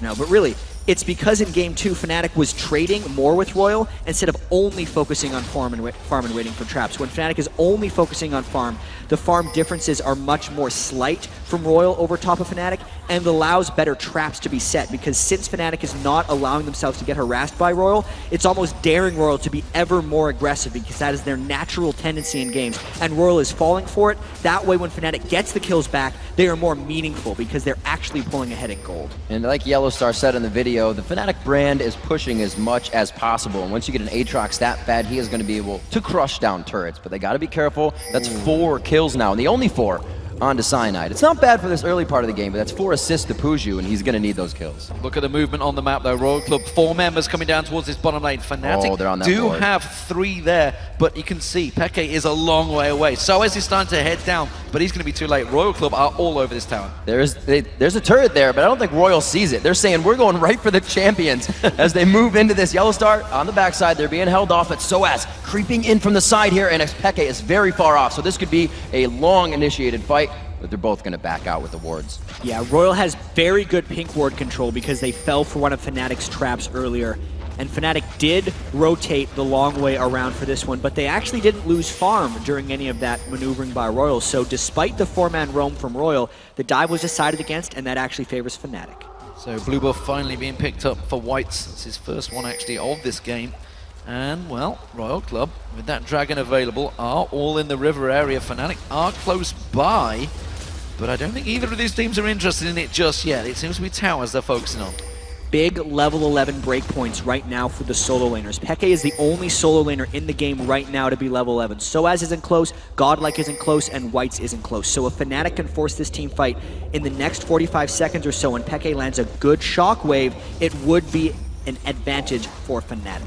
We'll see if they position for it. Right now, everybody is out of the top lane. That definitely spells the dance, D-Man. The wards are down, but right now, that coverage is for Royal. So as just went back and completed that Sunfire Cape, he's going to want to get that Let's Bounce and get up in Royal's face. Not too sure whether they're going to stand around for it, though. You can see all of Royal Club backing away from this one. This may be Fnatic out-positioning Royal and pushing for that dragon early. And as far as small item completions go right now, Fnatic is worlds ahead. So it's only a 2,400 gold lead, but because the Sunfire Cape, the Boots of Mobility, Double Thorns, and Spirit of the Ancient Golem on Cyanide, and the Athene's Unholy Grail on Peke are finished, they are worlds stronger than Royal if they catch the right team fight. Seems like they definitely consider Royal's team fighting ability, though. Being up that much, being up 4 kills, they know they have the gold lead, but they aren't fighting this. I think they're a little bit scared of Uzi, to say the least. He's 30 minion kills ahead of Pushu, and even though he's just a level 8 Corki, the missile spam, if Fnatic traps themselves in the Dragon Pit, might take them low enough. Specifically against Gragas as well, they could just get blown away. Just off at the side, Tabe getting caught out there. Cyanide having to back away from this one. He's going to go straight into Uzi. His Bloodwell is available. They will not want that papped. And you can see immediately the defensive ball being used. This may be Fnatic having to give up the Dragon. Ooh, there's a quick flash in and the stun coming up from Godlike. Soaz is trying to bounce towards Uzi, but he's just taking too much damage. And that is the burst. The Sheen coming out now at 13 minutes for Uzi, doing some big damage, and it looks like Royal takes over Fnatic's jungle. And the shockwave by Peke did not hit many in that one. That's why Royal seems so healthy right now, but still, everyone's still alive. They're flashing low. Royal forcing right now. Yellowstar still looking to try and land that ultimate. Actually, I'll tell a lie, he just used it a moment ago. Now that you can see Royal Club, they still want to come in for this. I'm not sure this is a good choice by Fnatic. They want to steal at the very least. They're putting that dragon right out to be smited. It's very low going in. It is going to go to Lucky. They will not continue to engage. They do. They go on to Expeke, but it's not going to be enough. They stop down Godlike. Everybody from Royal is just on the heels of Fnatic, but not enough to kill. Fnatic teetering on the edge. They are so low on health. They have to run like the wind because you can see Royal coming in for this one. Whites wants to get that barrel in. It's going to be off cooldown in just a couple of seconds. But how much is Fnatic actually going to lose off this one? They already lost the dragon. So many of them have to go back to base and shop. Royal is going to push strong up this mid lane. This turret will be in their eyes. It's going to go down. Minion wave just behind, sitting atop them. Are they backing? Are they waiting to go in? Soaz, you guys have to back. That would be very aggressive. But the dive comes in. Fnatic from behind. Oh, Pushu answers the dodge out Oh, there. they do! Back in. He's on the tower. You can see the locking up. Oh my God! I do not believe Fnatic just managed to turn that fight on its head from nothing. Looking getting slowed. Cyanide, he's already got 5 kills. Can he make it 6? He's going to lock on, slam down. One more shot. They're going to give it Soaz. Good Good God, what just happened? That was Fnatic laying another brilliant trap against Royal. They know Royal is going to dive. There is no way they expected Fnatic to be waiting. They got the flank, and they punished again. Now they're flexing their muscles. The slower player to come in from Yellow Star to even say, Whites, if you come close, you're going down. Cyanide's going to take this one out. They grab a huge lead there, 5,000 gold. And this is just huge. Look at how White's completely committed to Pushu because he didn't expect 3 people on Fnatic to still be waiting. Look how low Peke and Soaz were. Total surprise attack. Royal thought they were in a 5v2. Wow. They were actually in a 5v5, and it burned them. The balls to make that play when you're 2-0 down with everybody so low on health. You saw Peke's shockwave was up, used it off that side, forced it, Yellow Star got in there. Absolutely crazy, crazy stuff. 8-0 now Fnatic, a 4,000 gold advantage. The first time really they've had such an advantage against Royal Club. What can they do with it? Royal Club right now still continuing to keep that pressure down. The bottom turret being pushed. And something that's still similar is Uzi started this game dying a fair bit. He's 0-2, but his farm is substantially ahead of Pushu. This game, though, it is a much larger gold lead for Fnatic, and I feel like for the first time in this series, Fnatic's really pulling off their high-to-the-brush play style. To Pushu's credit, that is a hard ultimate to hit. Trying to go for that Chain of Corruption just to the side, and he misses off. 25,000 right now to 21.6. We see him pressuring down mid lane here. Looks like Royal will be able to get more global gold. No. Actually, just pushed off by Cyanide. The fear is coming in from Royal right now. Absolutely. It's actually come to a point where they are scared of where Fnatic might be. And I think as soon as a team gets in that mindset against Fnatic, you lose because you think they are everywhere. And they usually are. Oh, well, they've caught on to Lucky. They managed to get the piercing arrow. Yellow Star can't get the steal on towards him. Great knockback there from Whites, trying to keep them at bay. Lucky's going to be the focus target once again. He can't repel from this one. Now Peke finally gets himself a kill. Uzi realizing he's going to go and try and steal his own blue buff, but Fnatic pushing the tower. Yeah, there's only 2 people right now defending that turret from Royal, and Uzi desperately tried for the blue buff. You got to run away, Corky. They know he's there. They continuously go for him. Uzi will grab that up. Head down towards the bottom side, but Fnatic now to kind of take a breather, figure out what's going on around the map. We do see Cyanide 5, 0 and 2. The assist train behind him, 1, 0 and 5, 0, 0 and 7 for Puju. These guys have yet to die in this 3rd game in the series. But like game 2, when Fnatic getting the kills, they're 9-0 up. Right. But they don't get an objective afterwards. They didn't manage to push the tower. Again, all 4 of them ran towards that blue buff. It was already gone. They were too late. They could have pushed the mid. That's true.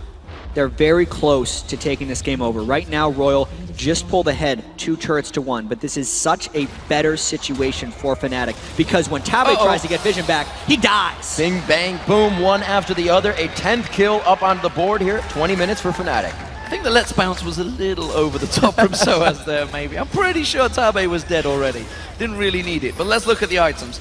Oh, I tell a lie, we're going to catch on Lucky once again. He's 0-3 already. It's going to be 0-4. He's going to get locked down. Who'll they give it to? It's going to be Pushu.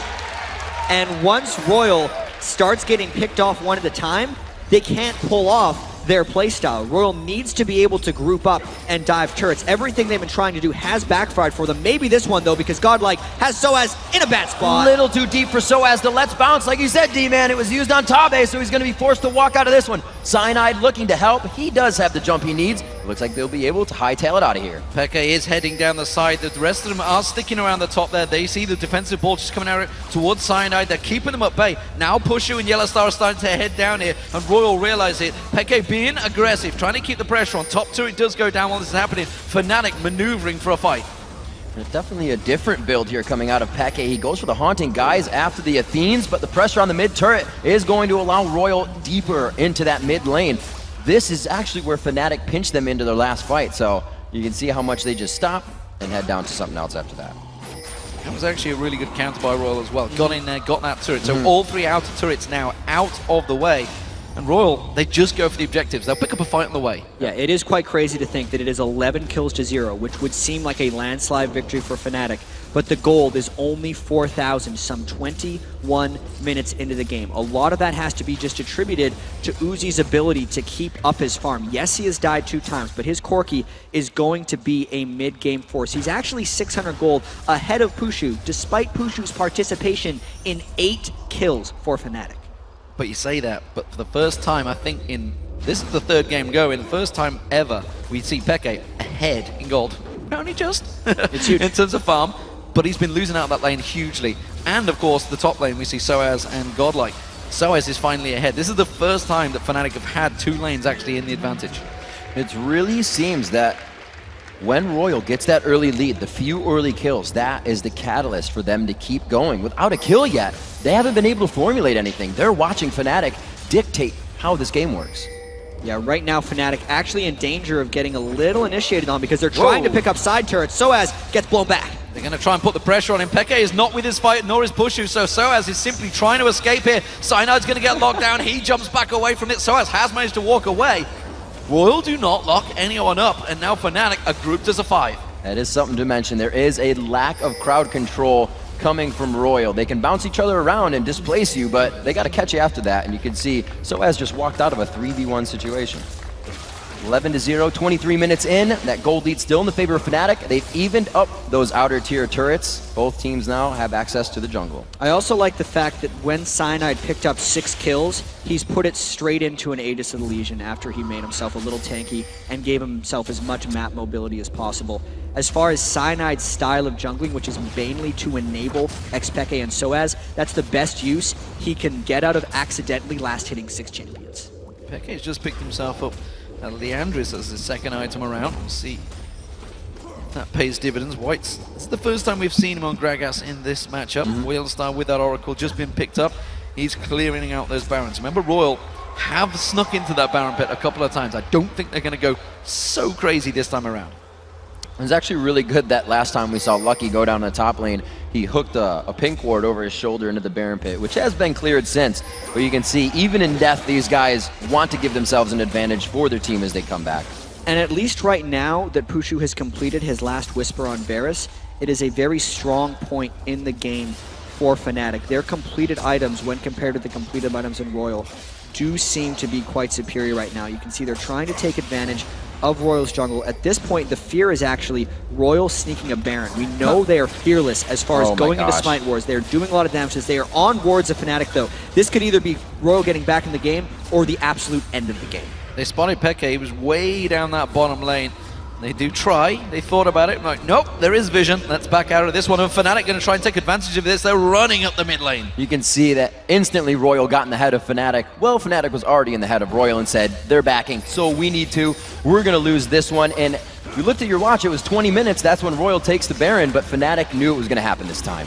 Yeah, that is going to be a turret down. There's also off the side there, we see Peke continuing to push Fnatic, rotating around there, and RYL a little bit slow on the rotation here. Fnatic are going to get it first. Yeah, and this is the dangerous spot to rotate against Fnatic. One guy goes the wrong way, and he's pushed back. Godlike getting hit up a little bit. The ward war goes down in the tight path right between the turret and these two guys. Again, the wet noodle fight off to the side as the teams size each other up. Solar Flare lands, Chain of Corruption comes in, it's Lucky once again, but does manage to repel this time around. Peke ready and waiting, bang, the shockwave goes down. They slam back on towards Uzi, but there's a lot of damage coming out from RYL Club. They're keeping Fnatic at bay. They got the Bloodwell passive of Cyanide, but they got it back from this turret.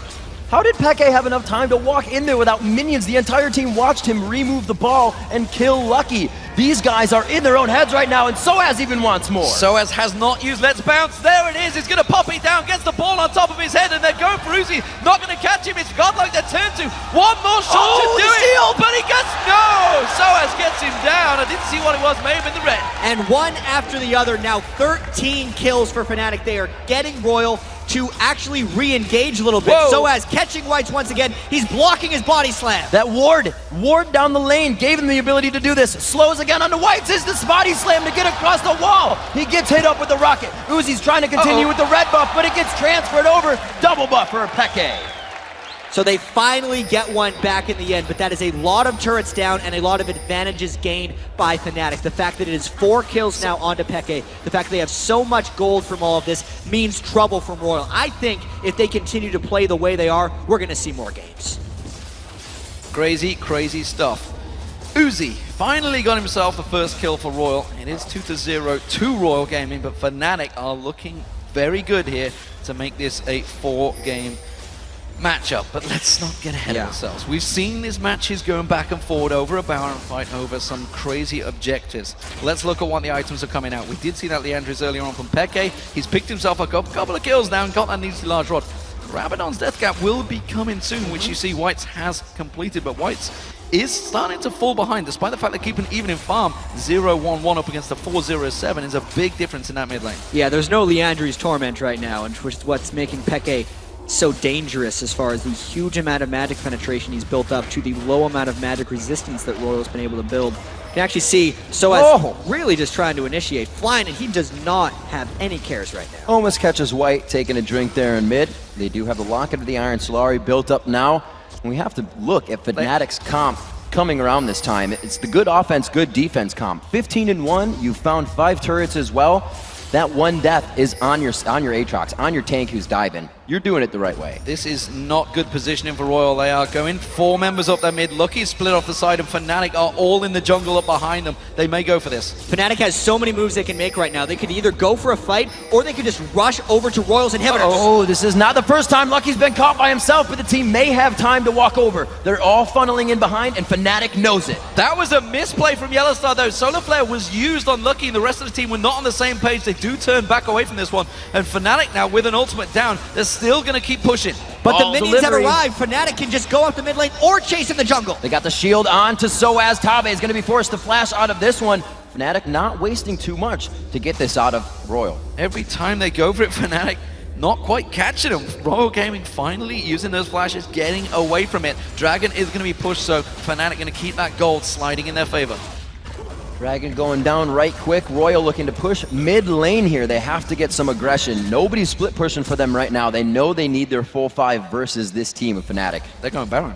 Yeah, there's a lot of big waves right now for Fnatic as well that are pushed up the side. So Royal was hoping to catch Fnatic split pushing, and now they're hoping to catch a fight. Fnatic knows they're down huge in this game, and they need to get a catch. They hit Soaz right away. Soaz getting hit. Oh, there's Chain of Corruption comes in. Can they get the shock wave? It's a 4-man shock wave. Lucky could be going down. Pushu on a roll here, and he's going to turn on to Godlike. Godlike's in all sorts of trouble. Peke's giving chase. He's got that red buff on. He's going to get the slow. There's the triple kill for Pushu. Pushu finally found the AD carry that works for him, and it seems to be Varus. It's something he's played all season long. It's going to be a Baron for Fnatic. The only thing they have to worry about, though, is Gragas is a great Baron stealer. Peke playing some defense, trying to secure this for Fnatic, and this is just another great fight for Fnatic. We saw that Royal was trying to get a catch. Not onto the Zac, though. That's the worst man to catch because he just bounced all over Royal. Yeah, Peke again denying buffs. We're going to see this one more time. You attack the tank, things aren't going to go well. Yeah, the shield came in right as the bar assault landed as well, so just a combo of knockups and knockarounds. Soaz was bouncing amongst all that, and Royal just didn't have a chance to get things off. Because Uzi was hiding in the brush, he got caught in the catastrophe that was that team fight, and he went down quick. Uh-oh, Peke in trouble here. Uses the shockwave. Flashed out from White's coming around the backside. Is going to be Tabe, though. Going to try and lock him down. Peke does have flash available. Puts it down. Gets the slow on towards Tabe. Ooh. He's got help. Zeroed out. That is a lot of damage that Peke has. As a support, you cannot run into it. Do not chase the Peke. He is a very dangerous beast right now. 12,500 gold. He will be picking up his death cap.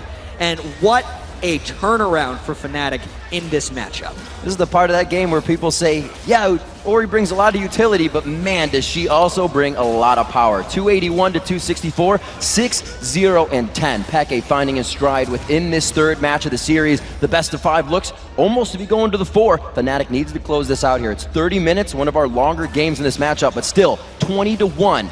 Coming in with that 8,000 gold lead. And knowing that they have the super tank right now in Soaz, the 6-kill jungler in Cyanide, and only a couple outer turrets standing for Royal, Fnatic will be looking to dive. They have the Leona support. This time Yellowstar is actually been able to pick up a Spectre's Cow just so Gragas doesn't burst him down on the turret, just because Corki does so much magic damage. Fnatic will be looking to end this as soon as they get all the waves pushing in. Since the Baron buff still has over 2 minutes left, there is no rush for Fnatic. They know they're winning every team fight. They're up 20 kills to 1. They're going to try and take this one slow. Yeah, they're going to know they've got a big advantage there. Rotating in towards this top lane, this will be an inner turret going down. That's going to make it 6-3 in terms of turrets. Royal Club are moving up towards the top, but they're not going to try and defend this one, and wisely so. They're going to stick away. While this is happening, Soaz is keeping the push in the mid lane, and Yellowstar is just lingering off around between the 2 towers, seeing if he can land something, seeing if anyone's going to go a little bit too deep. They are trying to hold that front door closed right now. Fnatic is going to be pushing it down. The wards all in favor of Fnatic, also in favor of Fnatic if they need to leave this fight, if it's going to be an extended one. They have all the vision on an exit. I don't think at 20-1, seeing these Gragas barrels do minimal damage to Soaz or Cyanide, they're going to be able to fight this one out. There's around about 80 seconds left on the Baron buff, so they can keep this siege continuing. There's a giant wave coming along the bottom lane as well. Whether we'll see anyone going to cross there. Piercing arrows are cutting him down. Soaz is thinking of going in. Does manage to jump in. He's very big right now with that defensive ball on him. This is going to be the turret just bullied down.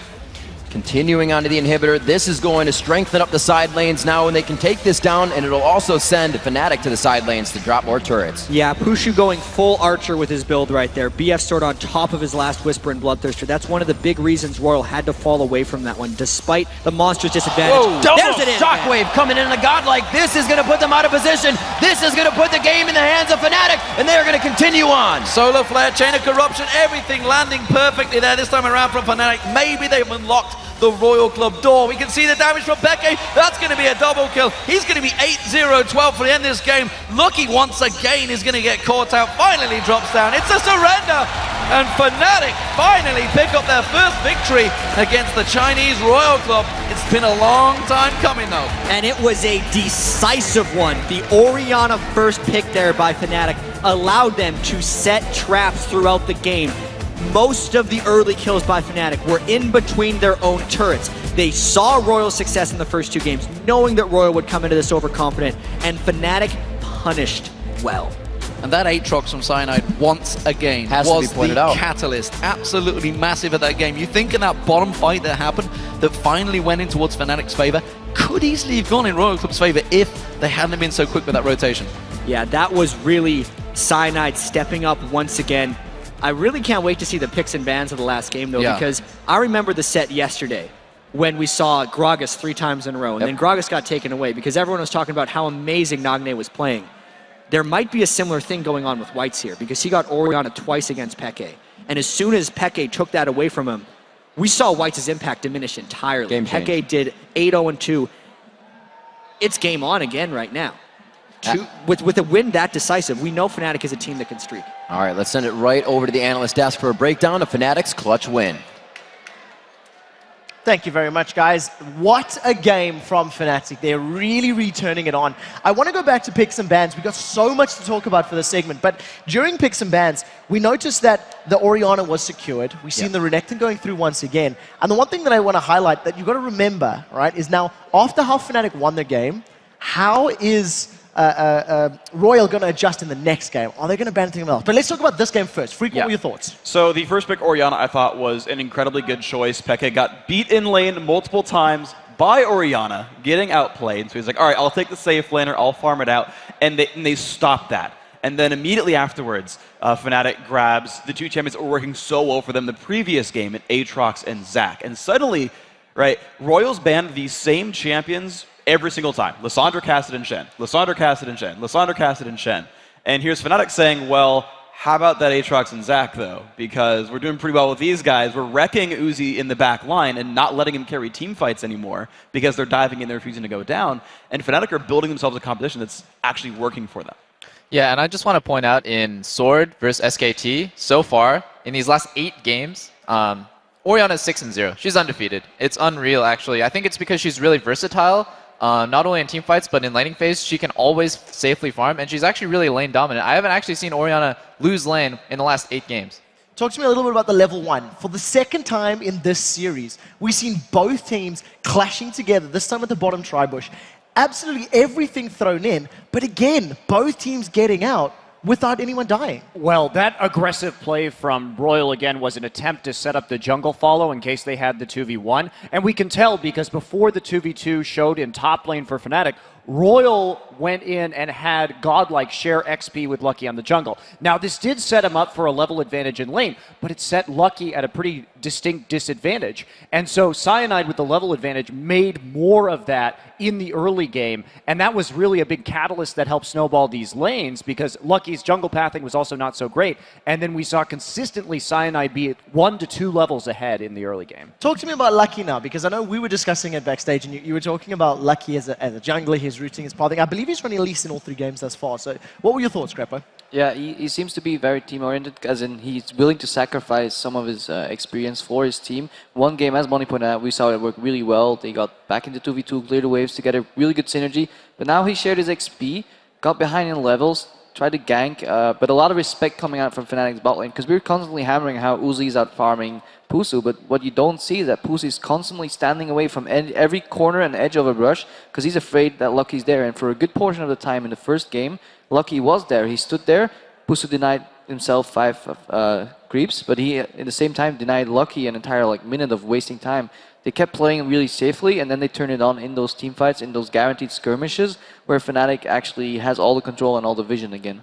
And on top of Lucky being a really team-oriented, selfless player, Tabe is the most selfless player I've ever seen. In this 33-minute game, he ended the game with boots. He didn't sell his items. He only had boots as his items because his 4,000 gold generated throughout the game, he only bought consumables. He only thought in the short term, I need to buy pink wards to get my team back in the game. I'm not going to buy selfish items like a Sightstone or a Ruby Crystal or something. Well, and that actually, Sightstone wouldn't be selfless. He just never got there. Yeah, I think he actually just fell really far behind. Before we get to the replay, talk to me a little bit about this. A 30-minute game as a support Lulu, no GP10, no Sidestone, no HP, and what was it, 4,000 gold in those Yeah, wards? he ended the game on 4,350 gold roughly, which means, yeah, 350 gold for boots, all the rest on wards. Basically, at one point, if that's happening to you, you should tell your team, hey guys, I really need to get to my Sidestone so I can keep pumping out free wards, and then the team needs to take over in warding. He just said, no, he probably maybe not even mentioned it. He said, like, I can carry my team through this, I'll keep buying wards, we'll swing back the advantage. But Fnatic kept dancing on all objectives really well. They didn't give them a single kill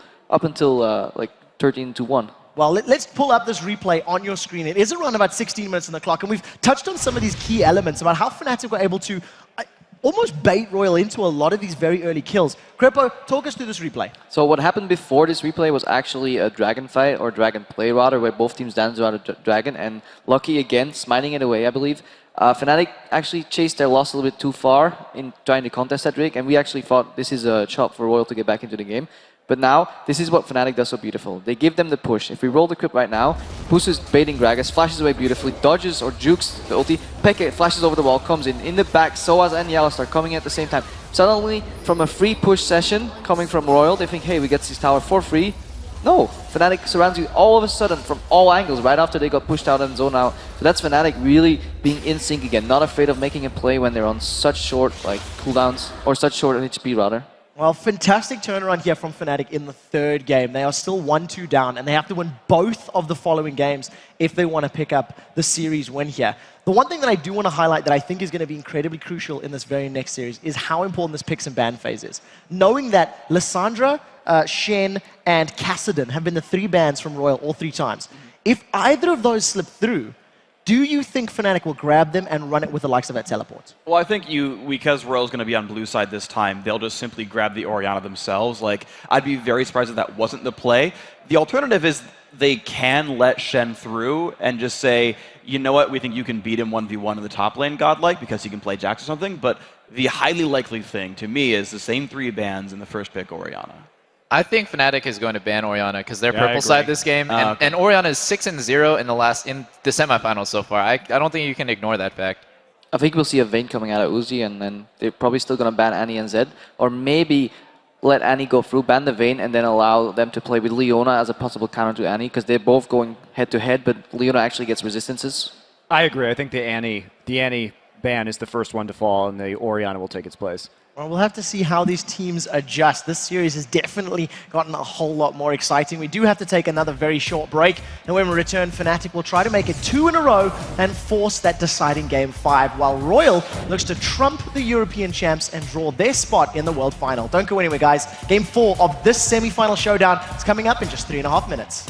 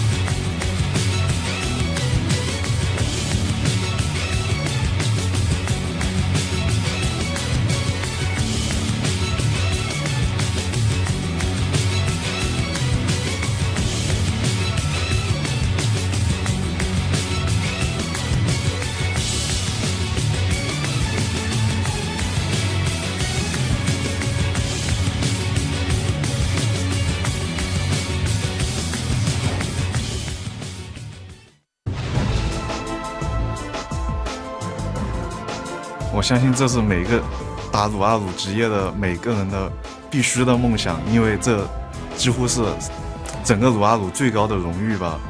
所以说我们会努力的尝试的去拿这个奖杯。Lifting that trophy would mean victory, and yeah, I really love to. And of course, I'm so very strong, so I would be able to pick the Summer's Cup up on my head.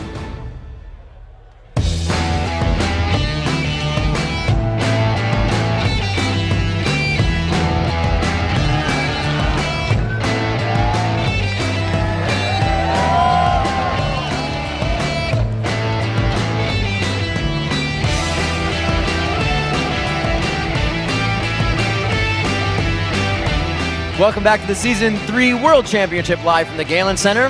Now it's time for our fourth battle of the day between Royal Club and Fnatic. And after coming up huge in Game 3, Peking and crew are looking to force a Game 5 with another win. Yeah, so Fnatic finally found a way to counter what Royal was doing to them in Games 1 and 2. They picked up kills when Royal was being overly aggressive. Fnatic actually played more cautious than they had throughout the entire World Championships, and that's how it paid off.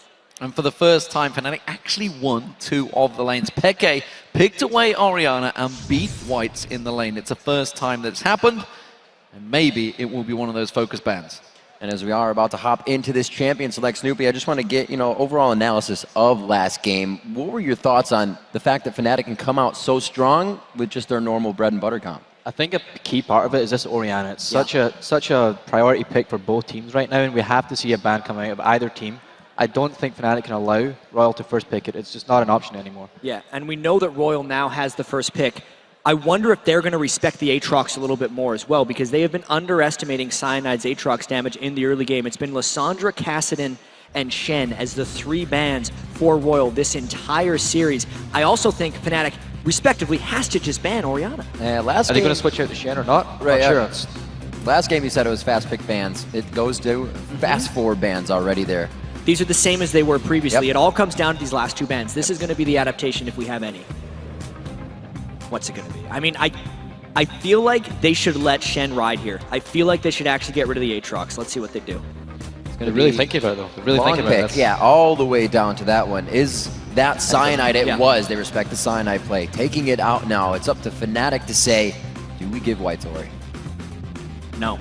I don't You can't. They can't. They really can't. No. It's proven like entire. Yep, there we go. The ban comes out. We had to do it. We've seen Faker on it. We've seen Pecky on it. We've seen White on it now. It has to go out of the picture. Too much and the first game-changing pick, ability. Shen, denying it from Soaz as well. So right now, Royal had to make the call that they're putting Godlike on Shen, even though he's known as the best Renekton in the world and had so many lane advantages with him. He wasn't actually doing too well with Renekton against Zac, which might contribute to this switch up in their strategy. It's game 4. They still just need 1 more to win.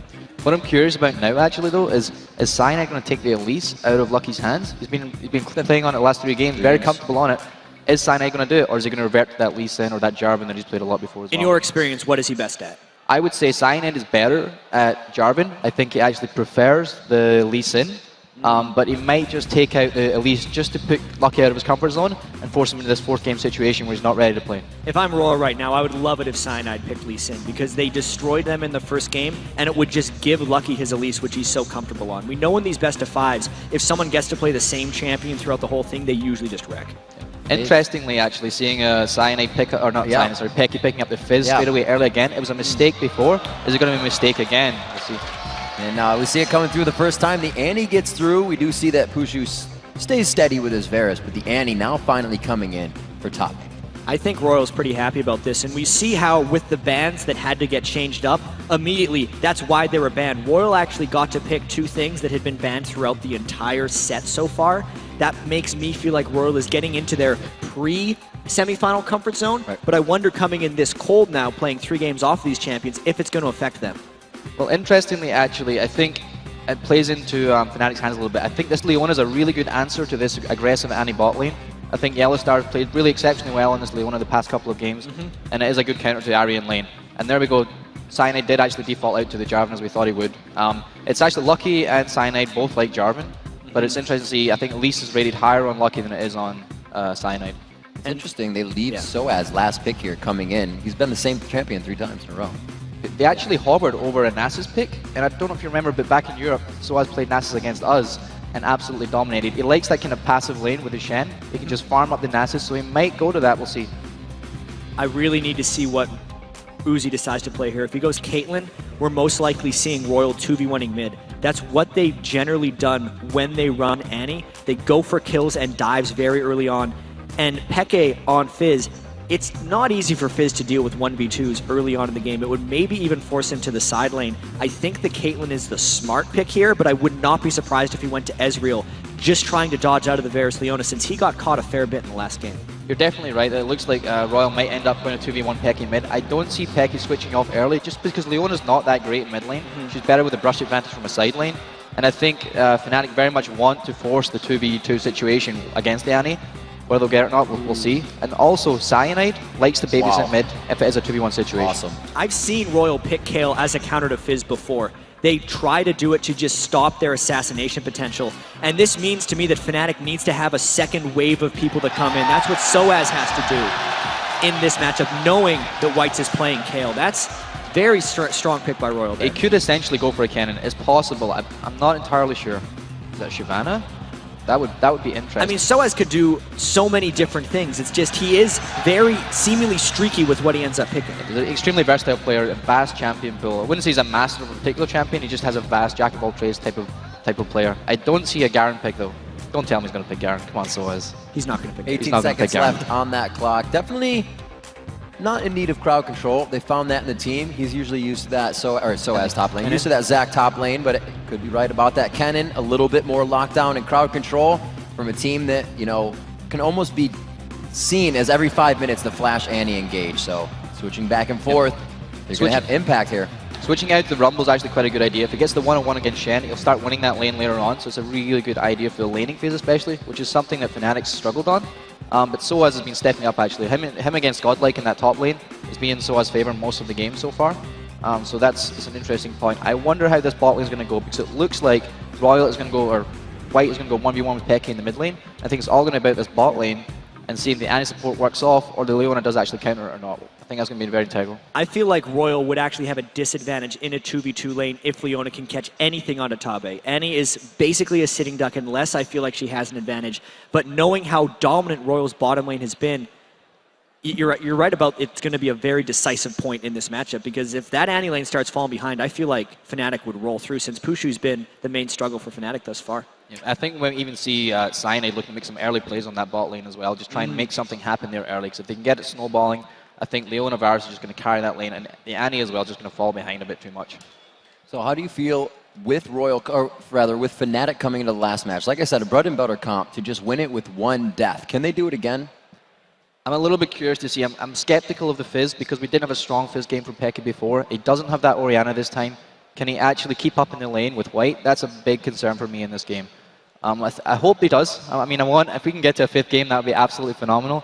But I'm really curious to see if he can keep up that lane and how this bot lane actually pans out now that we've actually got the Annie into the game.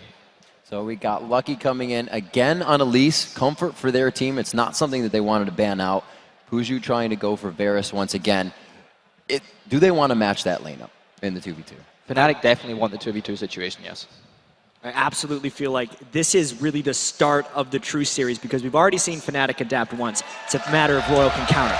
All right, gentlemen. Once again, Snoopy, it's been a pleasure. If Fnatic can make it 2 wins in a row, we'll see you for Game 5. As we jump onto the Rift, D-Man, where are they headed? Where are they headed indeed? We've had 3 level 1 engages. 2 of them have been absolutely bonkers, insane, crazy engages with no deaths. One of them was a 3v1, 3-for-1 in RYL's favor. Do Fnatic want to push into this against the Shen? I don't think so. They love running into each other, but Fnatic is actually spread out this time, not asking for this, because they know Tabe charges up his Annie stun, AoE stun at level 1, and a taunt. RYL would wreck Fnatic in a team fight if they were to catch each other. We have seen him lock it down before. See that blue pot, actually, not blue pot, sorry, mana pot coming out for Tabe in the bottom lane, so he can be aggressive. They can get that kill bot lane going down. And right now, looks like they're going to flex some muscles and see what they can find on a treasure hunt. And with the aggression that RYL know that they have, they know they can dominate the level 1 fight. Do they try and push the advantages? Do they try and take away the resources of Fnatic? Fnatic, you see, have got a lot of ward coverage on that blue buff. They were expecting to lose their own blue. 1 minute and 20 in. Still just the safety pings going down. By now, one of the teams sets themselves up. Yellow Star forced to flash there, and he gets just off the edge of that flash taunt. That was extremely dangerous right there by Yellow Star. They're just trying to play this level 1 defensively. If they can get away from this level 1 with only losing that flash, it may even be totally fine for them. Well, Yellow Star, without that flash, may be one of the targets of Lucky. Lucky on Elise. I was surprised that actually Fnatic didn't go for Elise, because it has been one of Soaz's top champions throughout the last 2 seasons of the European LCS, but instead it's gone to Lucky. Lucky himself did not have a good game on Elise last match. He has repelled away from some of those excellent ganks, but this time around Fnatic have chose a very different team comp, and I have not seen Rumble for Soaz in a very long time. No, but the thing that we need to focus on is the 2v1 in the mid lane. Tabe and Uzi against Pushu and Yellow Star, so they're matching a 2-for-2, and this actually makes it so Peke has to top lane on Fizz, which is extremely dangerous. There's going to be a lot of action focused in that mid lane as Tabe and Uzi try and dominate. There's a different lane Rumble Kale will have to keep eyes on, and a very good move here fight by Fnatic with some aggression on Peke top lane, getting that reduction on the taunt damage, and he really can't fight back. Not this early on, and you can see he's already fell that level behind. Yeah. He did start off with that Shadow Dash. Cyanide now with the double buff, so we'll see whether he creates any play, and as always, as we've seen throughout this series so far, RYL are shoving Pushu and Yellow Star up against that tower, keeping them constantly up there. Tabe with that stun ready and waiting to go at any given moment. Yellow Star has engaged a number of times before. Tower hit from White's there. And every one of these lanes for Fnatic is losing early because they're getting shoved in hard, but not only that, they're taking a lot of harass, which is a fault that Fnatic had in game 2 and 1 when they were getting decimated in the lanes. They have to find a way to almost play more passively and then punish Lucky when he makes moves like this. Looks like we might get a tango in the jungle here. There has to be calls going on the comms saying Yellowstar's left lane. Tabe, you need to come up as well to stun to stop the initiation. Thought about continuing on Lucky there. Does get away with that though.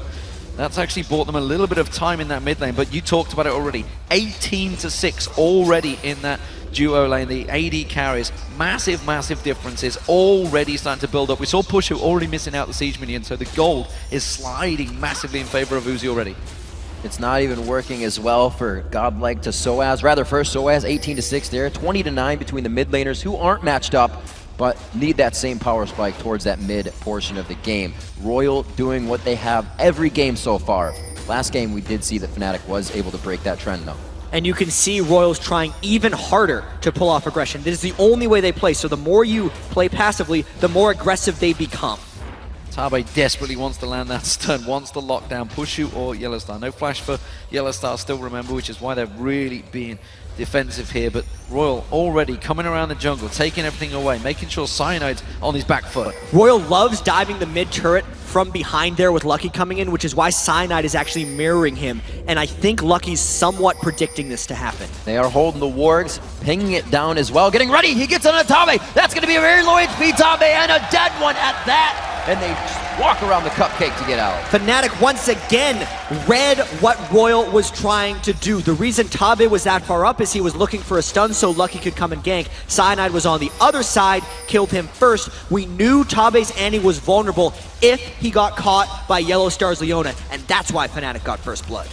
Big burst of damage, and the kill, of course, going to, this time, Yellowstar. Not ideal, but nevertheless, it was an assist gold, and it's the assist gold that Pushu needs because, again, he's falling behind. Look at this, though, bottom lane. Going to get that flame spitter going. Tower hit landed on White. Yep. That's going to cause him problems. Cyanide gets the kill. Another one on the Yellowstar. Uzi going down in mid. He gets out. The Ignite is down. Oh, it follows him all the way home. Lucky's in the middle, trying to get to Yellowstar, but he's dancing in between the minions. Royal dances it better, and Puzu's looking for the last piercing arrow. Can he get that snipe? He's got to back away. Oh no, Tabe's back already! Oh, the Cocoon lands from long range! Fantastic stuff! Incoming round the side though, Cyanide's closing on towards Lucky. Should be able to get the lock up. There he is! Stands on the trap! I don't believe! Is he going to get the Dragon Strike off? No, he doesn't have the range, and Lucky lives. Absolute madness erupts right here in the mid lane. Cyanide stepping on the delicious cupcake when he comes in. Let's see where the kills actually went though. Cyanide again picked up the early kills, and this finish by Lucky was so clutch. Pushu did not have the cooldown or the mana, I think, for the piercing arrow, and Tabe aggressively comes up. That's the Ignite Annie. Lucky sticking around to get the stun, and then Tabe continued his defensive play. Jarvan would have continued on to finishing off Lucky if Tabe wouldn't have put damage on him. The fact that he used his jump to the spider to dodge the last bit of damage by Cyanide completely saved his life.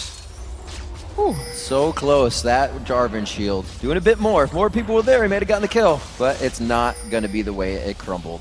Uzi now picking up some good lead here, 50-20 on that CS, as we have seen before. Lane changes coming out now. Fnatic forcing it to swap up here. Not too sure who this is going to work in favor of, but the Dragon is being started off very early from Royal Club. And this could be very strong for them. There was a 7-minute Dragon pulled off by Fnatic in the last match that worked. This time, Royal's the one who swapped forward early. And unless there's a miracle, they got this one. Yep, they got it.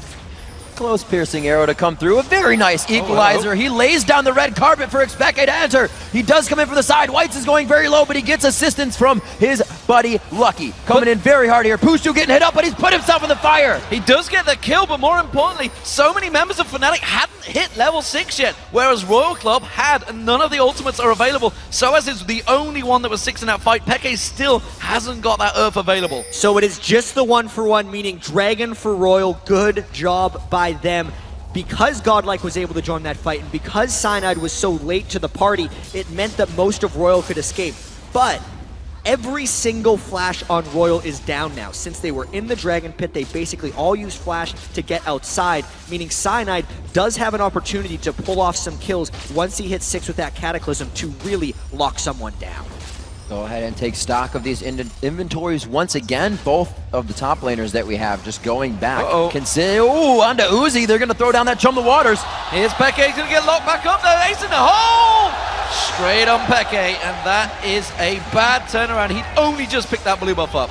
And he'd only just hit level 6 as well. The passive play, waiting for Royal to engage, is what granted Fnatic their first victory of the series and extended it. But when Peke makes overly aggressive moves like that, really laying into Tabe's passive Annie, who was there for the stun, it just backfires terribly. And now they're in danger of a turret dive. Cyanide getting hit up. They actually catch him, but the turret's still there to do damage. Gets himself out with the flag and drag, but is forced to flash here. Royal starting to dictate this game a little bit, and we're not even 10 minutes in. Middle turret drops.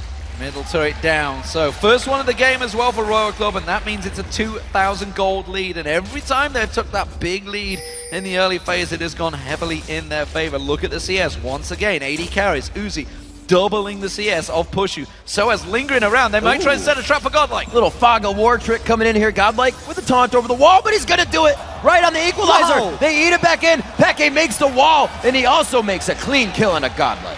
Beautiful shot there by Soaz, using his vector targeting on his equalizer to just punish Godlike over the wall. And Peke's roam needs to come in strong more often. He's already lost that middle turret, so if he's not roaming and making plays, Fnatic is not winning this game, and they're not moving on to the finals. So Fnatic trying to go aggressive on this top lane, but Uzi and Tabe already here. So Fnatic will back away from that one. They need to get Peke rolling. Remember, he went 17-1-3 on Fizz in the group stage. Can he get going again? That's the question. Or Will Whites, who has been there so many times with that ultimate, the intervention, that could play a big part in it later on. And Pushu, 2-2-1. The kills are basically what keeps him in it as the AD carry so far. They've got to keep gifting them to them, but that's going to take it away from Peke. See the gold on the board, 3,600 gold coming in for Uzi. He's pretty much maxing anybody out on the board by 800 gold. So a focus having that Caitlyn there. Ooh. Get into lanes and push. Peke again gets caught in a Counterjack. 2v1 situation. Cyanide to enter the fight. Well, Cyanide may well get the kill on Uzi. That's the AD carry going down, and now he's onto a support, but that's a support with flames and a big teddy bear, and he will get the kill. Meanwhile, in the bottom, lane. this game is just absolutely crazy. The support's making aggressive plays in the 2v2 situations. Tabe's support Annie, we can see why it's been banned throughout a lot of this World Championship. His stuns are really locking down Peke's Fizz. Don't have to worry about the damage if your team's going to follow up with it. Tabe has been in the right spot at the right time for his team. White's still left to fend off in this bottom lane by himself, and he has kept that CS up. He actually is higher CS than anybody on Fnatic's team, and we can just see how aggressive they are in these dives. Yeah, and it was just the lockdown. Even though White's put the intervention onto Elise, Pushu and Yellowstar waited to burst the majority of their damage since they already had him locked down, and it was not very lucky for Lucky. Yeah, the Ignite finishing off for Yellowstar there. Pushu needed that kill, didn't get it. We'll see how it works out for them, because so far Uzi and Tabe creating plays every step of the way, and a 3-1-1 Tabe on Annie has already got that Ruby Sightstone completed, but you've got to give credit to Yellowstar and Leona playing another fantastic game. Fnatic once again revolving round. They're going to go aggressive on the blue buff here. And it is just Royal also trying to take what is theirs, since they've taken the mid turret, which is often the most important turret when you're trying to roam around. And it cannot go without mentioning what an exceptional job Uzi and Tabe have been doing. These are not normal CS differentials in the bottom lane, especially against Pushu, has been playing so amazingly throughout this entire World Championships. 4 games in a row now, Uzi already 30 CS up on Pushu. And usually when you see that AD support take the mid, they stay mid. Now they're controlling the buffs. That's exactly what you get out of that, and nobody's really going to be able to stop them. Yeah, and Yellowstar is in a terrible spot right now as far as his safety is concerned. Yeah, he's going to run away from that with the double buff, by the way. Osei is going to run away from it. He sticks around.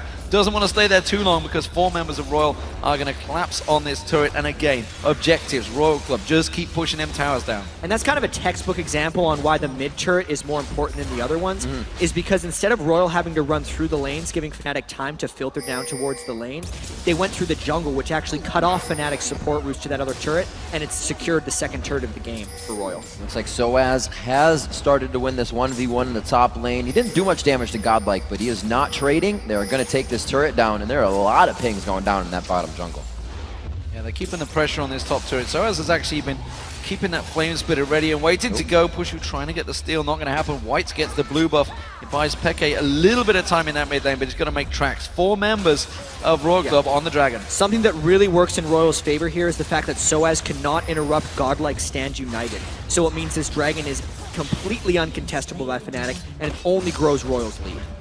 Actually, Godlike just going back to get some wolves or whatever he did for himself. Comes back to lane without losing the turret, so they hold that strong as well as get themselves down to the bottom side and steal away blue. So Royal controlling both sides of the map here.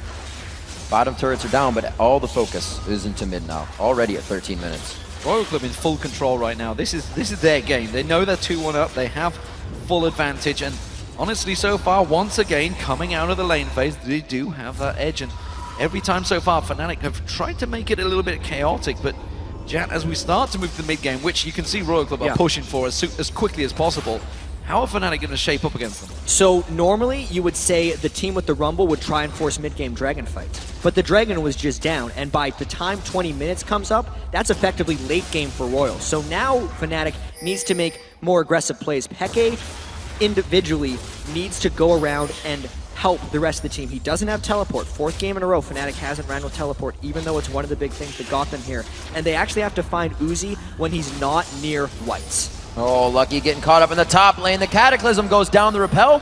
Should leave him in range for some good damage. He ignites there with the equalizer. It's going to continue, but a new challenger arrives as Soaz makes his way out of the bush. He's going to have the flag and drag. He goes in on towards Tabe. Here comes Yellowstar, piercing out from Pushu from long range. Now they're going towards Godlike. He's in all sorts of trouble. Uzi's just off at the side. Chain of Corruption lands perfectly from Pushu, gets himself the double kill. That's the Fnatic special right there. They pick up more kills in a roaming situation, whereas Peke has to run away from Whites. He has used the flash. Is the heal there for Whites to get the speed up? It is now. He flashes in range, but he does not get it. Close stuff. Fnatic going to keep all the pressure on this top lane turret. This will be Fnatic's first turret of the game, and Uzi just getting a little close, trying to avoid those harpoons. They're going to let the minions take down the turret. Uzi won't be able to stop that one. They may try and rotate around on it, but let's check this fight out. Yeah, this was a lockdown onto Lucky, and they saw the Shen shield coming up, but they knew they blew through it. So Soaz put down the equalizer, the only place Lucky could have landed. At this point, it's just Fnatic getting to the point faster than Royal. Even though Godlike flashed in, it was Yellowstar and Pushu who then came in to finish it up. And it was very timely skill shots as well. Pushu landed that Chain of Corruption right as Godlike was taunting to guarantee that lockdown, and it meant Uzi, even with all his farm, could never get involved in the fight. And look at the difference. Once again, Pushu falls way behind in farm, but gets the kills. 4-2-2. Varus, we said it in the last match, seems to be the champion of choice. So he seems to have found that works against Uzi. Yellowstar in trouble. That's going to be a slow. The Oracle won't go down, but Yellowstar will. They actually used quite a bit for that. They did use quite a bit, but that means the time that Yellowstar's Oracles is ticking is greatly diminished, and it also means Royal gets to try and dive. Soaz just about sidestep and equalizer going down. They want to fight this one. Intervention used on Godlike already. That's going to be the equalizer doing a lot of damage just over the side. Godlike goes down. Pushu comes back in. It's Cyanide that picks up the kill. Soaz does go down. It's still a 2-for-1 trade to Royal. Yeah, but Peke was nowhere near. Considering the numbers advantage that Royal had, they really did not get that much out of this one. The question is, will they continue to dive? Because Fnatic is dangerously defending, even re-engaging with 2 people. Cyanide trying to hold him there. Peke's just on the outside wing. There's a Chain of Corruption leading into Chum the Waters. Can Peke make it in time? They get the first kill even without him, but it looks like they will be able to secure Lucky. Tabe going down, Lucky now in source of trouble. They're going to slide in. That's the Urchin Strike. Playful Trickster's going to be available. Cyanide's going to have the flag and drag. Will they use it? Peke takes it with the Ignite. And the turret didn't even go down. It is at a sliver of 27 health right now. That means the global gold does not swing. That's effectively what Tabe was suiciding himself for by sticking around. Did not pay off, means Fnatic is back in this game now. Just like the story of the rest of the series, they are up in kills, but down in farm. Let's see round 4 play out. 13-9 on the clock for your score. Or, yeah, near the clock. 17:38 on the clock, 25,000 gold. It's only a 500 gold deficit right now coming in for Fnatic. This game is anybody's still.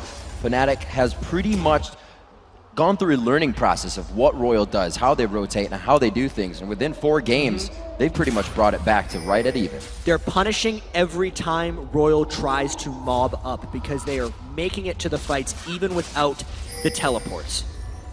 Well, every time, we focused a lot on the fact that Uzi has been dominating that CS, and he has. But we haven't really talked about the fact that Soaz has pulled a 40 CS lead over Godlike. Godlike, obviously, on the Shen, he needs to be split pushing. That's what he does. He'll come into the fights late. But it's getting to the point where I'm not sure he can start fighting against Soaz now.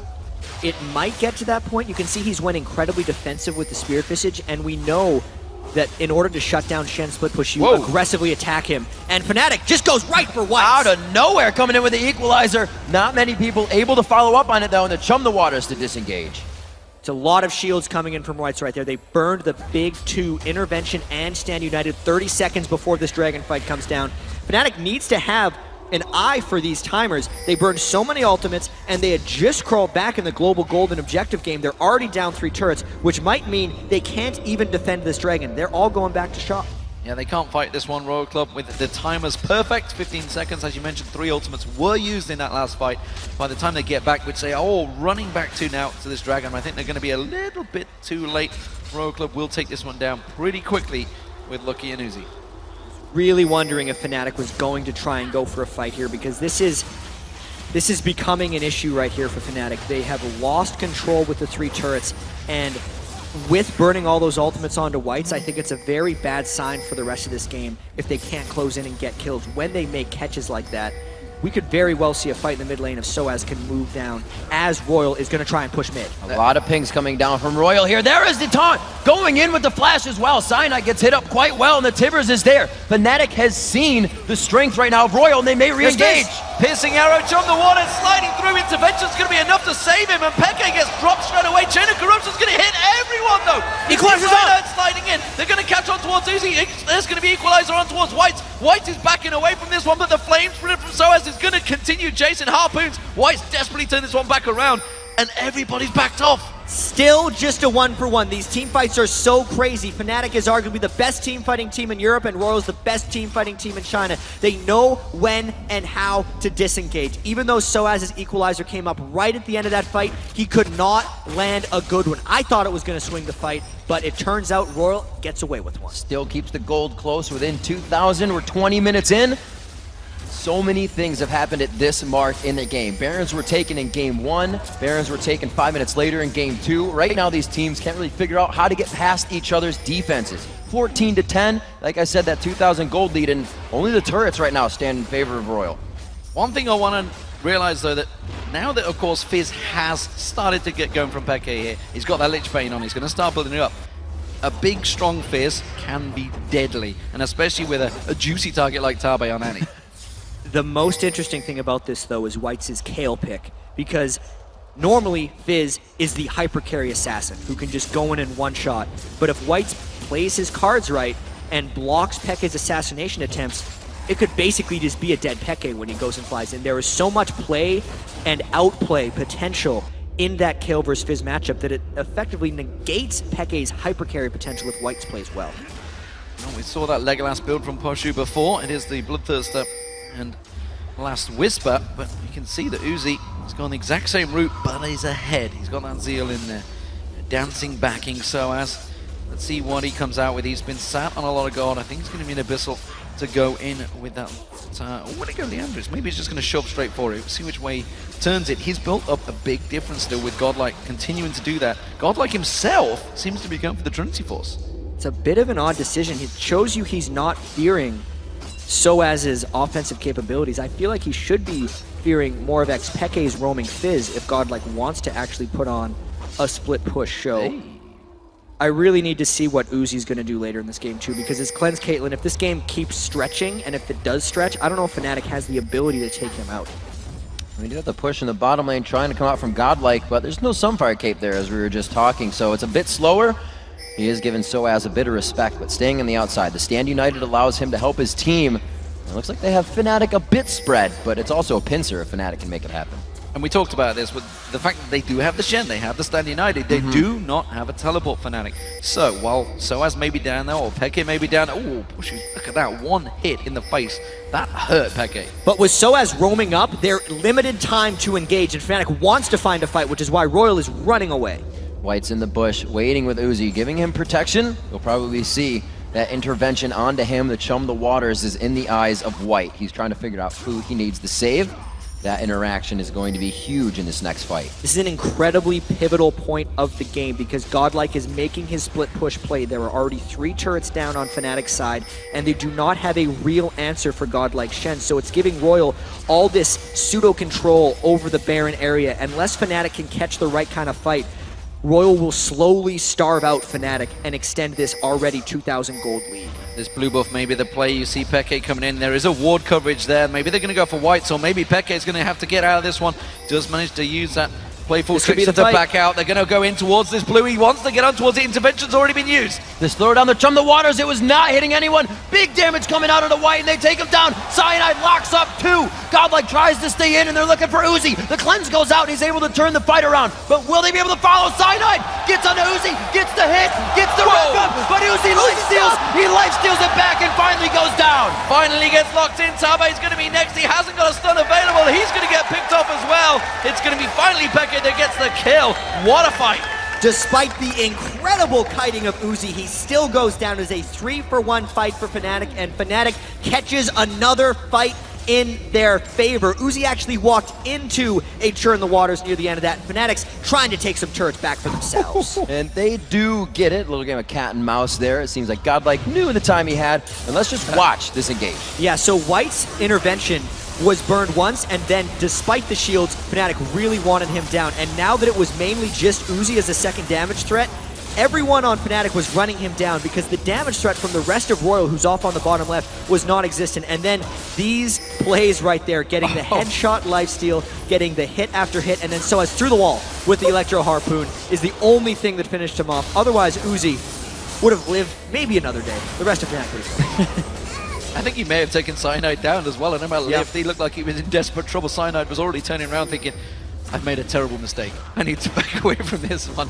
Lucky getting caught with that piercing arrow. Big damage coming out and aggression from Fnatic finally turning. You talked about that maybe was the turning point. Still the gold is in favor of RYL Club, and Dragon, it's up in 5 seconds. The game has absolutely not turned yet because this is another classic situation of Fnatic being up in kills, but RYL having the map pressure and the farm advantage. So if RYL gets that one team fight, it's over. They would just push down and potentially end the Nexus like they have in the previous games, whereas Fnatic has to continue to play like this. Fnatic has to get fight after fight to claw their way back in this game.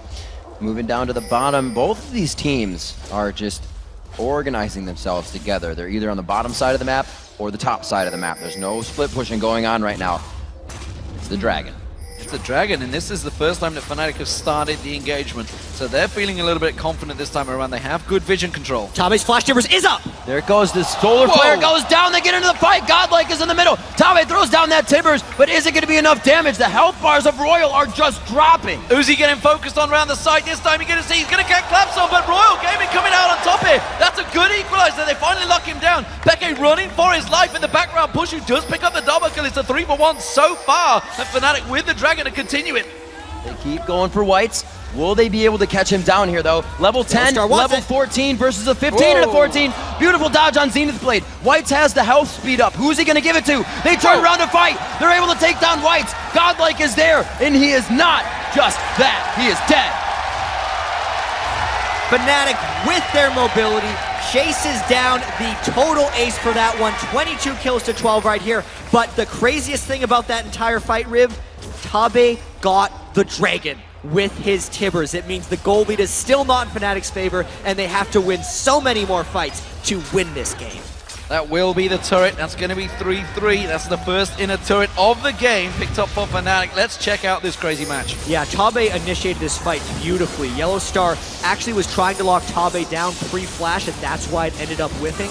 But then Peke, perfect play on Uzi, taking him out of the fight. You can see all of Fnatic's main ultimates are focused on Uzi. The Equalizer, the Churn the Waters, and the Cataclysm, all for that. Then Peke doing his best Houdiniac to get out of that one alive, and Fnatic ended up getting a 5-for-1. That was really great by Cyanide to just put that Cataclysm down on the equalizer. So much damage to be had.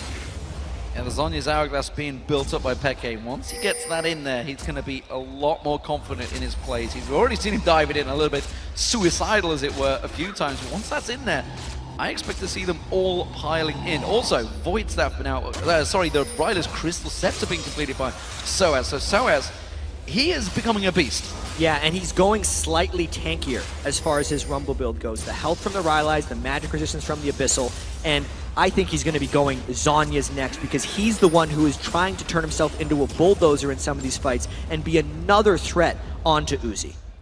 We always see RYL continuing to put the pink wards out. They're now in the hands of Fnatic, respecting that role and game style as well.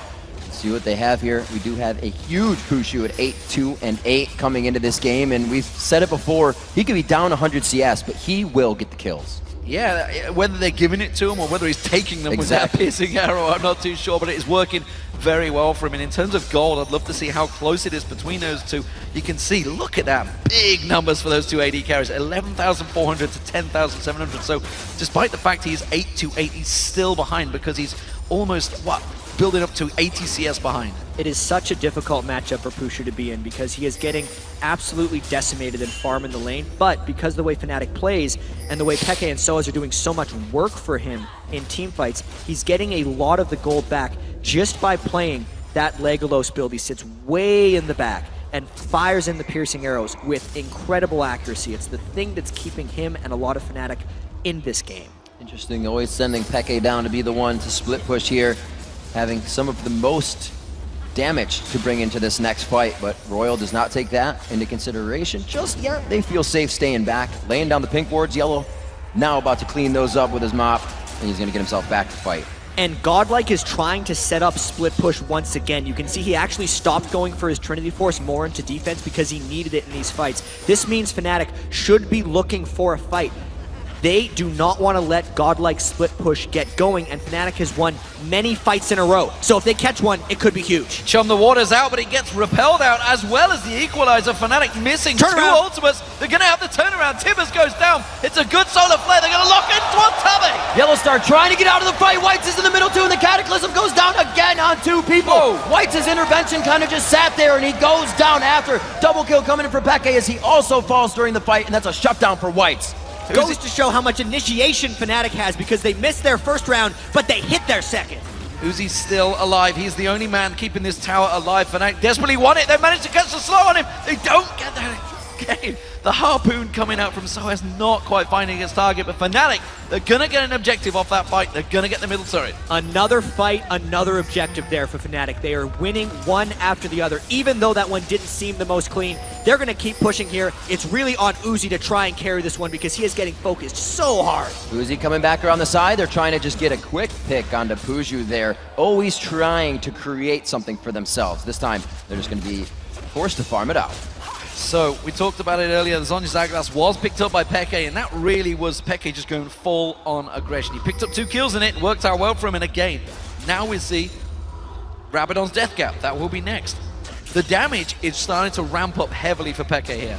And we've seen RYL rush the Baron as well. They kind of feel like they have to do this right now. RYL is not the type of team to wait around, and the intervention from Whites is not working that well for him because there are so many rounds of initiation by Fnatic. Just the one is not enough. Soaz is very Here's low another. if they choose to fight this. Yellowstar deep into the fight. Godlike goes in as well. Gets the taunt onto Yellowstar only. They do come up with the 1 kill they need, but very low. Godlike trying to get out. Whites goes down as well. Fnatic's going to continue. Zhonya's Hourglass was used and burnt, and well, RYL going to turn this one around. Soaz is going to get the target. Uzi is not getting focused, but there it is. Pushu gets on towards him. Tabe going to be next. The ace will come out, and the quadra kill for Pushu.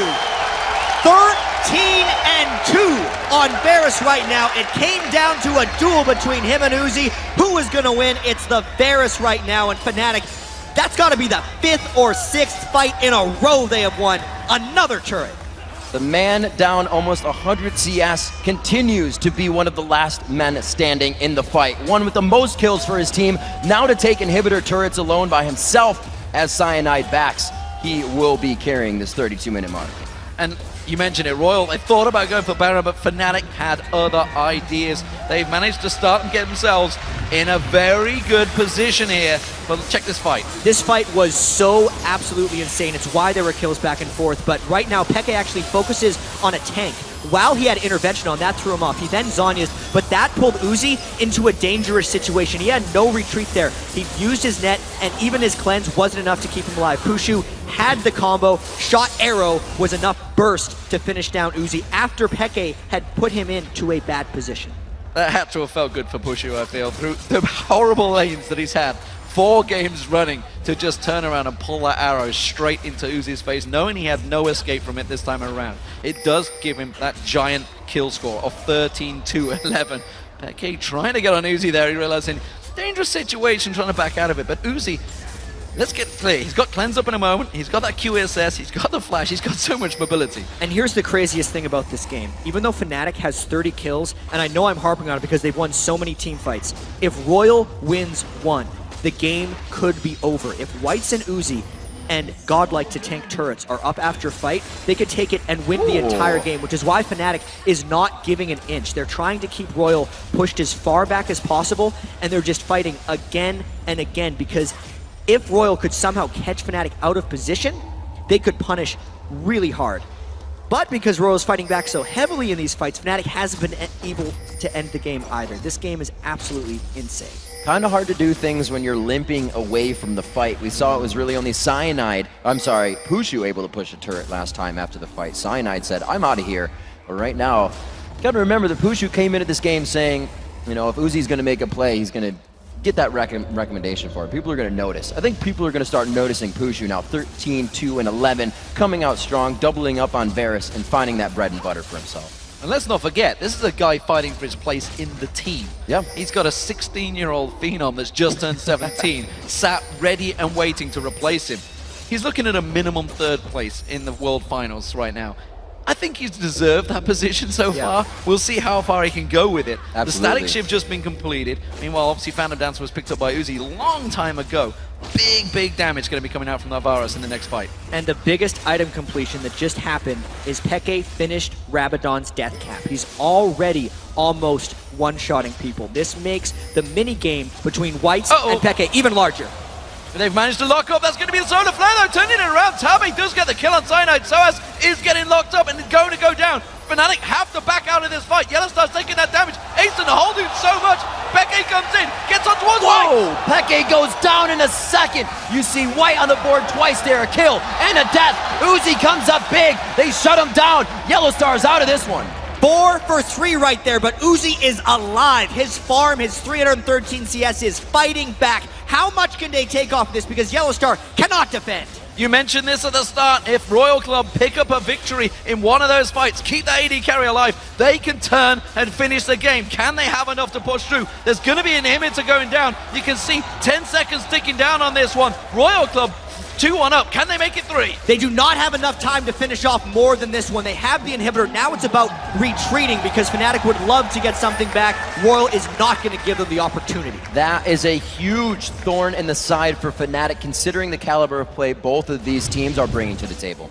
And this was just the catch onto Cyanide. It did not matter if it was a tank because Peke was not there. And as soon as Royal didn't have to worry about that assassination threat, it allowed them to just turn on the power. White's used his ultimate on Uzi, which meant they both turned into kind of like 80 carries and just piled damage on Fnatic. Then they focused Peke laser-like, finished him off incredibly quickly, and then chased down Pushu. If I was to be hypercritical there, I would say Soaz's ultimate, if he had gone horizontal instead of vertical, it could have stopped the approach. A big difference. They couldn't have chased on through there, but it's all well and good saying that when you're looking at it slow mode. Right after. Yeah.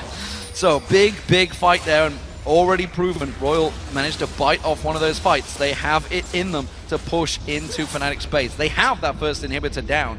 Fnatic, they are going to be so cautious now. They've got to be careful they don't get picked off. And Pushu has one slot here for his defensive item. He's decided on a Spectre's Cow, even though he's dueling Uzi very frequently, which means Fnatic needs to keep Uzi away from Pushu if Pushu wants to avoid being shot incredibly quickly. The same thing actually has to happen for Royal. Both those 80 carries will blow each other up because they're itemizing magic resistance. And as we see that, The Merc Treads coming out onto Puju. It's been chosen for the Quicksilver Sash on Uzi's side there. We'll see how this affects the next fight as they prep. And that split push has a monster wave. If Fnatic doesn't go in soon, they would lose close to inhibitor turrets. Peke has shown, which means RYL is in a great situation right now. Peke is unsure what to do. He realized they were going to lose that inner turret, but they couldn't give up the Baron, which is potentially going to be what RYL started off. They could turn it into a 5v1. We're going to see Godlike. He's going to keep pushing. The minions alone could maybe take down the inhibitor turret right now. Fnatic is in a terrible situation. They either have to go straight for Baron or go back and hope they can hold off a Baron 4v5. This is all about RYL trying to get in the heads of Fnatic right now. Can they stop them from backing? Are they going to cause Fnatic to walk this one out? They will be losing an inhibitor turret if they can't get back. Peke is too far away here, but it looks like they stop it at half. He's dancing back and forth right now. You cannot have Happy Feet in a situation like this. Fnatic needs to somehow hold this off 4v5. They get the Tibbers out. Maybe Soaz could stop the Shen from coming in. The top turret has already gone down. We see there's going to be the cap. The solar flare comes to White's up to use the intervention, and his Onya's actually so going down into one sail. There's the intervention coming out, but the damage coming out from Pushing with the ace in the hole. Goes down. Uzi bangs straight on top of him. Meanwhile, this is all happening. Godlike will get taken down by Peke, but is it too late for Fnatic? They're going to try to keep going. Lucky has the damage, but they are also very damaged themselves. If a re-entry comes in from Cyanide, it could be a fight. But Uzi, full health now, onto Soaz. Whoa. Soaz down to 10% HP, gets the Peacemaker, but it just misses the edge. It will be now an uncontested Baron, a very dead Cyanide. No, he makes it, but it is going to be the Baron taking down Lucky, and the Baron going to Uzi and RYL. Absolutely insane sequence of events there. Peke had to make the choice to finish off Shen, but then the 4v4 went to RYL because the AD carry battle. Pushu versus Uzi. Pushu went down, Uzi did not. Uzi's actually the one who finished off the Baron in the end as he was playing defense against the entire Fnatic squad. That could be the break in the game. I feel like RYL might be back in control. Tactical pressure positioning from RYL Gaming. Brilliant split push play, and the minions did take down that inhibitor turret, so bet your boots that RYL will be looking at that exposed inhibitor next around. Peke without his teleport, unsure in his positioning. Peke, the backdoor master, just got backdoored by Godlike, and they just weren't sure, and you talked about it. No time for Happy Feet. They were tippy-tapping back and forward. They did not know what to do, and that indecision cost them. And seeing RYL play like this, I don't know the last time I've seen a gold lead almost exactly correct in a 12-kill deficit. 34-22, 8-6 in turrets, but the objective control, the CS control around the map, which actually almost isn't in their favor unless you're looking at Uzi, they've somehow even this game in gold being so far behind. So let's take a step back and realize really where we are. So since RYL hasn't won a very clean team fight, they still have to deal with all 5 members of Fnatic. And the way RYL has actually been getting up in this game after they had fallen behind from Fnatic is by catching in one fight Sign out of position, and in the other one forcing Fnatic into a very difficult choice and taking Peke out of the fight, who is so strong on Fizz. But now that Fnatic is so close together, since they're all turtled in their base, we'll get another 5v5. RYL does have the Baron buff, which gives them that stat advantage, but in all the 5v5s we saw previously, Fnatic was coming out on top. I do not expect RYL to wait very long. They do have Flash Tibbers on Tabe, and we've seen their Barons just crush in, but this is Fnatic's hold. They actually have a very good chance at pushing off with a team fight. This could be the fight that puts Fnatic out of the Season 3 World Championships. Will RYL manage to get through to that finals? SK Telecom will be watching this with great eyes, making sure that this fight, if it happens, could be a big one. Tabe waiting to get that Flash Tibbers in. The solar flare comes out. There's going to be the equalizer. They're sitting right behind the cupcakes. That cannot engage behind that. Taken out. Yellow Star goes too deep. They can't follow outside the base. RYL looks to take down the inhibitor. The Fnatic members stand in their way, but is it enough? The cleanse coming out perfectly from Uzi, kept that Jungle Waters away from him, and Fnatic using all those ultimates and simply whiffing the lot of them. Instead of waiting for RYL to go, Fnatic went themselves, and RYL for once plays defensive before they go, and they get 2 inhibitors out of that clean push. Big advantage now for RYL Gaming. That Baron buff, it's still got 80 seconds on it, and they're waiting to try and dive on towards this one. Can they catch out anyone Fnatic? That's a good piercing arrow. It may make them think twice. Fnatic is out of initiation aside from Cyanide's Cataclysm, so it is very difficult for them to push in. But a little bit of calm before the big storm. RYL takes away 2 inhibitors, and they'll look for a retreat push.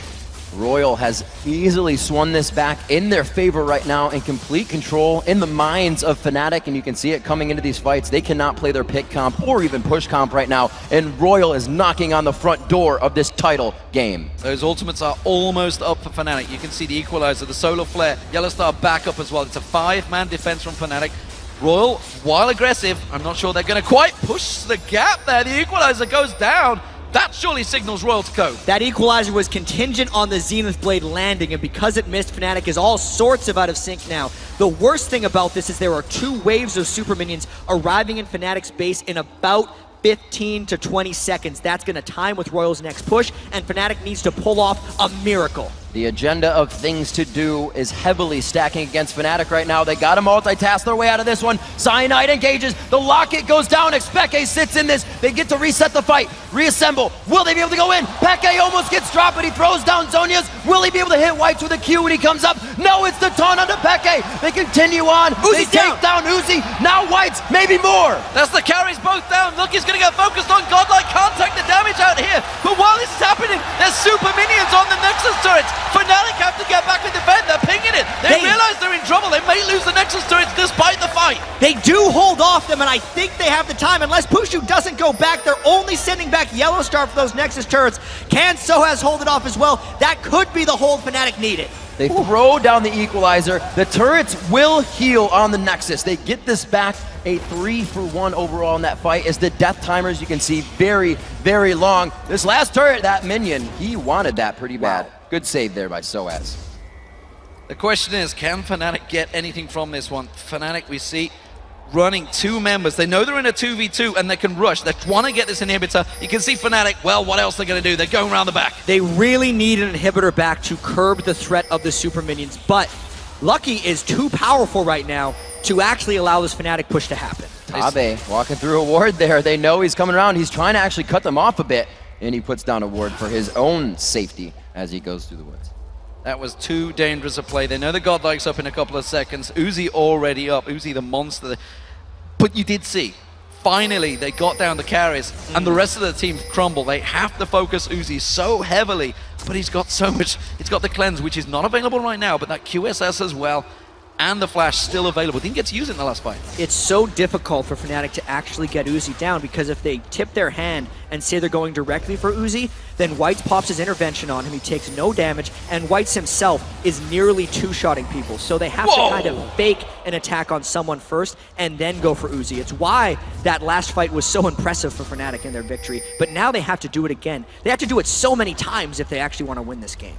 See what Fnatic can do with the amount of CS flying into their base right now. 289, near 300 coming on to Soaz. He is almost able to fight in these for an extended period of time, which really won them that last fight. We see near 350 coming in onto Expeke.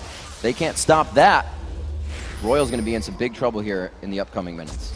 Big trouble indeed, and let's not forget the Guardian Angels that kind of saved Peke, made him get in there and get that damage down, is not available for this Baron fight. 20 seconds on the Baron.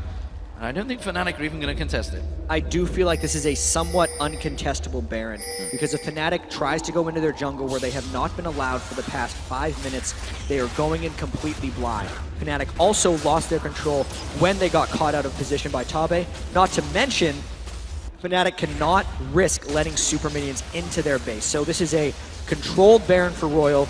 It is a result of their work in the first 46 minutes, and now we're into the base defense again. What a turnaround this game has been. Fnatic almost in full control. Turnaround, one big team fight. Simply put, Cyanide and Co, who's played amazingly well so far in this matchup, getting caught out along with Soaz. And just that one fight has turned this game on its head. And Royal Gaming are looking to push for this final inhibitor. The 2 inhibitors will be spawning soon. In fact, you can see the one at the bottom has spawned. The middle one will be up in a couple of seconds. Fnatic have to defend it. And I wonder if we're going to see Fnatic hard initiating on Royal again. Uzi's cleanse just came back up. He also has the Mercurial Scimitar, so he's got double cleanse on a 400 CS max item Caitlyn right now. There's the threat. Tabe goes in this time. This could be very big. Going to get focused. He's going to get caught out. Sorry, Chain of Corruption getting out though. Could they turn this one back around? Fizz does manage to get Whites down. They get on towards Tabe. Pekka using the Zonyas at the perfect perfect time. Uzi's still alive. Peke makes it out of that one. Lucky is there. The Baron buff is building them back up, but they got 2 60-minute timers down. Like I said, Fnatic is getting bigger. They held them off right there. White's used his ultimate on a support, and it cost him his own life from there. Fnatic holds off once again. This is getting real interesting now. Real interesting. We see RYL backing off. That was the Baron, by the way, on them there. And again, Fnatic hold. The Dragon will be picked up. The gold is still, ironically, in favor of Fnatic because their super minions keep getting shoved in towards them. They hold that 1,000 lead, but let's face it, it's 75,000 to 76,000. 1,000 gold's not really much of a difference because we've already got AD carries. They are on their 6-item builds. The AP mids are huge. 20,000 plus on both AD carries. That's huge. Yeah, let's not forget we've seen 64 kills in this game so far. Fnatic is absolutely on their last breath, but they've been there a while, actually. They are just barely sticking around in this one. They've actually sacrificed, I feel, a bit of Soaz's itemization to pick up a pink ward instead of a more aggressive item because they're trying to get a little bit of map control back. If all Fnatic does is fight in their base over and over and over again, they're never going to win this game. They have to be able to take some control back. But that's not going to happen anytime soon. There's still a Baron on 3 people of RYL right now for another 100 seconds. They're going to make round 2 approach on these inhibitors, and RYL wants it. If RYL wins a fight, the game is over. If Fnatic wins a fight, it just keeps going and going. We have the Guardian Angels starting to come out now. Peke One again shot. put forth a little bit more damage. Each one of these. Caitlyn ace in the holes with that Bloodthirster. Yellow Star's around the side. He wants to initiate from behind. Making a good case for the damage. The equalizer goes down. They're locking on towards Uzi. Have they got enough? He's cleansed off 1, cleansed off 2, and still he's alive and doing all the damage he can in the world. Peke with the Zonies. Guardian Angel's going to get popped, but again, Uzi is free farming right now, locking up the entire team. That's a double kill for Uzi. RYL is going to be walking their way into the base on this one. They have inhibitors in their eyes. They're going to have Nexus turrets in their eyes. Boom! Headshot goes down. Pushu taken out. That will be RYL Club surely in the driving seat. They're coming around. The inhibitors are going to go down. This will be surely 3-1 for RYL. The Nexus turrets will be going down. Cyanide and Soaz to do what they can in the last effort. They fly onto Whites. They take down Whites. If they can get Uzi, they may get the damage out, but the DPS is still there, D-Man. They're moving on to the Nexus. That was the big if, and they could not do it. Uzi is alive. Uzi is doing damage. It's RYL Club going through to the grand final against SK Telecom T1.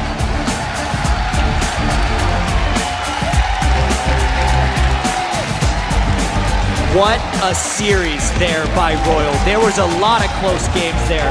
And even though Fnatic laid many traps into the aggression of RYL just persisted. They got fight after fight. They continued their farm. 3-1 over Fnatic. Impressive showing. So much strength.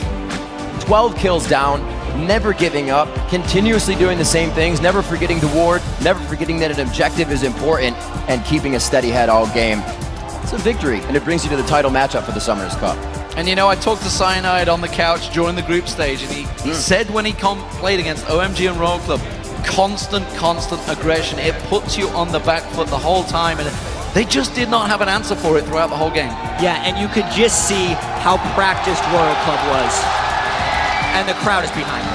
As Tabe giving a wave to the crowd, he has definitely gained some fans with his composure and just being the team leader of RYL. I'm hoping he's going to sing a number for Shocks maybe on the stage. Who knows? We've already heard what a great voice the man has, so let's see what he's got to say when it gets around to it. But what a great game from RYL Club. Yeah, and even though Tabe had 10 deaths on Annie, that was the expected result of this game because it was just a relentless assault from them. Looking into the World Finals, like Uzi's performance along with Tabe in this entire semifinals was out of this world. You just do not normally see someone out-farm consistently in every single game. And Pushu has played brilliantly this tournament. And he showed how good he was in team fights. It's just not in the laning phase whatsoever. It was crazy a performance by Uzi. And Uzi showed it. Sometimes people from Meta thought it was the Ori ball, it was the safety of the shields, but he did it by himself numerous times. We saw the Caitlyn replays coming in, and he's also shown that he's a formidable opponent on more than 180 carry. Well, I mean, you saw it to the end. We said Yellow Star was waiting in the wings. Solar Flare went down. Zenith Blade went in.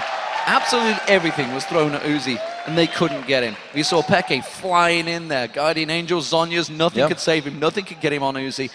They just defended him well, but honestly, the guy can defend himself enough as it is.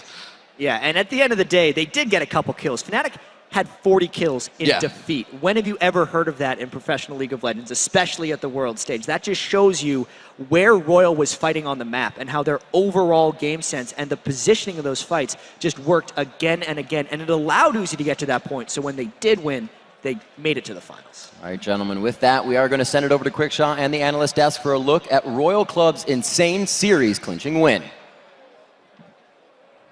Thank you very much, Riv. We're just waiting for Sharks to set up for the interview on stage. And while that's happening, I want to go back all the way to the beginning of this. Another game that picks and bans was extremely interesting in this one. You had some thoughts on this, Freak? Yeah, so I know we talked about this right at the end of last game about what kind of bans would change, what picks would come through. And the more I think about it, the more this is sort of exactly what Royal should have done. So they dropped the Shen ban because their blue said they can take first pick, and they dropped away the Aatrox. Okay, that's standard stuff. But then for Fnatic, they made an interesting choice because here are now the chance for two champions to slip through. The Orianna that both teams are contesting, and the Shen that both teams seem to be contesting. And they decide to just ban Orianna and give away Shen, because then you look at the next two picks here for Fnatic, and it's like, well, okay, they banned Orianna, so Fizz gets unlocked. But then instead of getting another high priority pick on red side, they're like, well, we'll grab Varus and wait.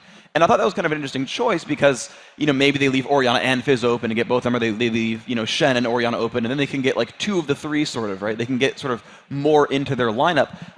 So I feel like that was a small falter there for Fnatic. But then the other thing that was interesting from them is that even though they had the entire time to pick their top laner for a counter pick, they waited till the very end to say, actually, it's going to be Rumble. Because Rumble heavily shapes what a team does, and that removed any of the options for Royal to counter pick a Rumble-centric team composition.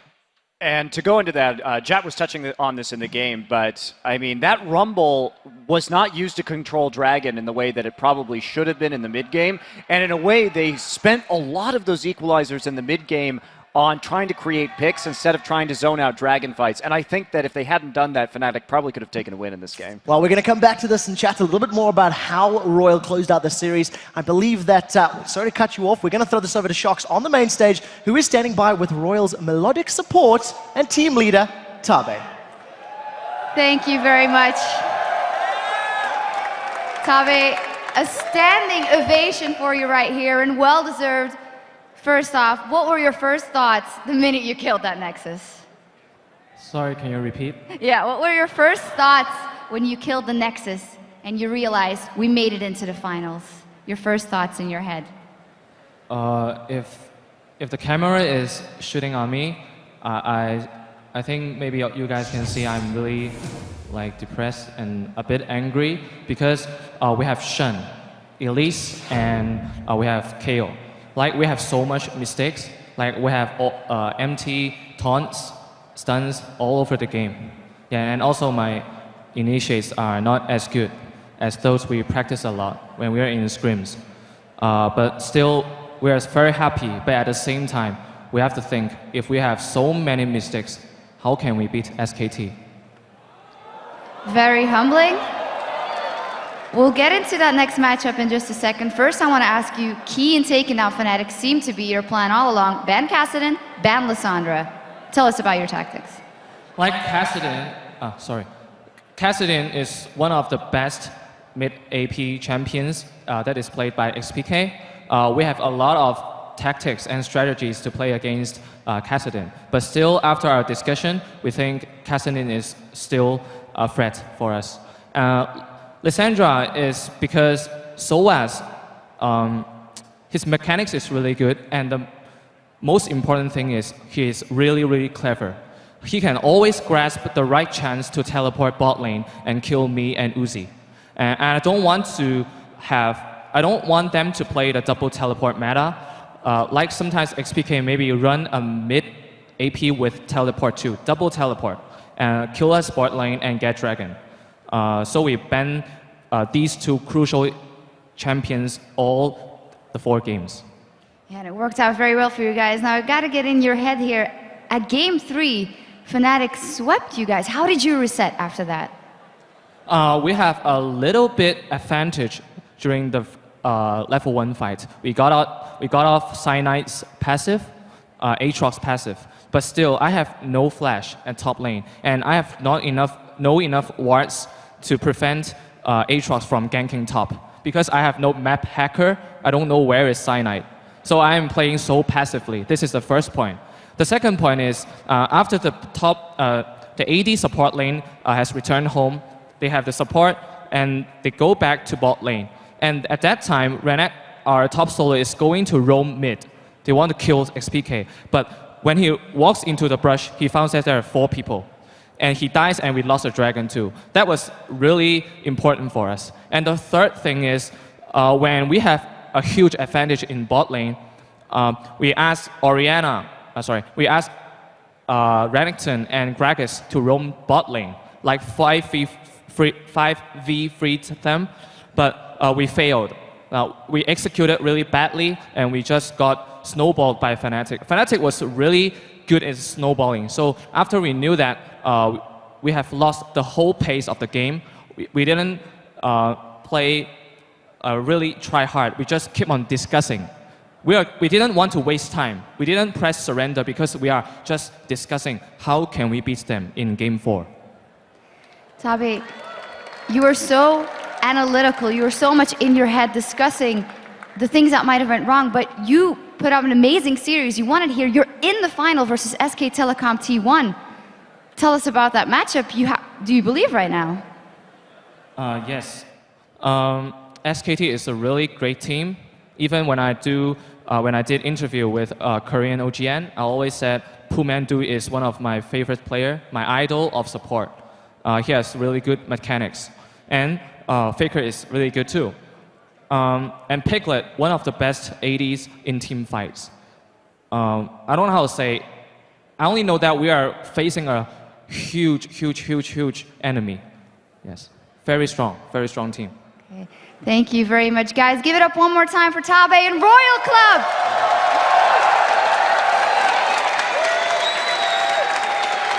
Thank you very much, Tabe. I know we all can't wait to see that final. And now let's send it back over to Quickshot and the guys for more on Royal's epic semifinal win. Thank you very much, Shox. And I love listening to Tabe talk. He's very analytical. He's very sad when he feels his team has underperformed, where he's underperformed, and you see them there. You're in the final. Yeah, but do you see how many times we missed? How bad this was? He's one of the few people that when he gets interviewed, he shuts up the entire crowd. Everybody was just like silently nodding to everything he was saying. It's just amazing. Yep, and he's I love Tabe. Really self-critical as well. Yeah. Whenever you speak about outside of the game, it's like, nah, I did that wrong, and that wrong. But like, dude, you're at World Finals. It helps you get to the final, the championship game. Let's try to break down a little bit more about how RYL won this matchup. Before we talk more about RYL and what they did right, I do want to talk about Cyanide in particular from Fnatic, because he was their shining light in the series. It really felt like he stepped up his game. I really feel like the way Cyanide played, he really understood all the champions he was playing. He did really well on Aatrox, actually drew attention to Aatrox, and then got his Jarvan back, which he would play so well. Whenever Cyanide knows he's going to die, he'll just go back into the fight, combo people, stun them. His Cataclysm, I still remember Cataclysm in the middle of the fight where he gets 2 people in there, kill 1, flashes out. At the same time, Uzi is zoned by the Cataclysm upwards into Fnatic's team. He's been so vital in their team fights, and his kill participation was so high as well. Yeah, go ahead. Okay, sure, I'll do it. And I think, yeah, by looking at how well Cyanide had been playing, like, for RYL, I'm glad that they had banned Aatrox, because Cyanide was carrying a lot of fights. He was killing 1 or 2 people by himself at multiple points during that game 3. And you lower his damage output a little bit, you give him a Jarvan who's got different strengths, but not I'm going to kill you strengths. And that actually, I think, helped RYL Club a lot throughout that game. There was a pretty big but, though. And I think Double is going to expand on this one. Well, I just wanted to point out more that the biggest thing about Fnatic that I saw in these series is not only did they not run TP, which they're known for, and they're really good at, but Peke stepped down where Cyanide played really well. I felt like Peke was really underwhelming this entire series. He lost lane to White consistently, and I felt like he was a little over-aggressive, kind of dove into team fights recklessly, and would die for free a lot. Yeah, not only that, but I didn't feel like his rotations in the mid game were particularly effective. And in some ways, I mean, I'm touching on this again, but those dragon fights, those dragons could have really changed the game for Fnatic. Mm-hmm. They had a lot of options in order to go for those dragons, but instead they kept going for the picks. They would go all in with their ultimates on the picks, and they knew when the dragon was coming up. They knew that it would be a problem for them. There was a problem all series long as well. Yeah, I think that their timers and their anticipation was a bit off. And unfortunately, in such a very close game, that was probably the difference between victory and defeat. I agree with Monty here. I don't know what happened, but maybe some stress got into his head because at one point we see Royal go for a dragon, Peke moving his Fizz up towards the top lane. There's a possibility of diving Shen with Rumble. Fizz Rumble should be able to dive a full HP Shen there. Halfway, he turns around, goes back to mid, then goes back to the left side of the map, essentially getting zoned out again, which basically forces him out of the lane for free, and yeah, just hesitant. Yeah, it's worth noting there too that at that point I believe Royal was about 1,000 gold down, and by the time they were finished with this sequence of events, because Fnatic didn't take top turret, it resulted in a mid turret being taken as well in favor of Royal, and they ended up being up 3,000 gold after that. So it was a pretty really huge swing. Well, one of the things we have to give props to Royal for, they finished the series 3-1. The game they lost is arguably because they're so good at what I'm about to say, Fnatic was able to make it work against them. And Royal were just unforgiving in their aggression. They've seen an opportunity. They took see hero, kill hero to a whole new level. And Fnatic were able to at least, you know, anticipate that somewhat in game 3 and allow them to pick up kills and almost go throughout the game without giving anything up. What was your thought on Royal's, you know, diving and teamfight and kill, kill, kill sort of mentality? I see a lot of it come from Tabe. And well, the first thing I want to say is, I love you, Tabe. And the second thing is, Tabe, even though he died a lot and got caught significantly, like throughout the game, he would just consistently die. He died once every like 5 minutes in this last game. But he's a clutch player.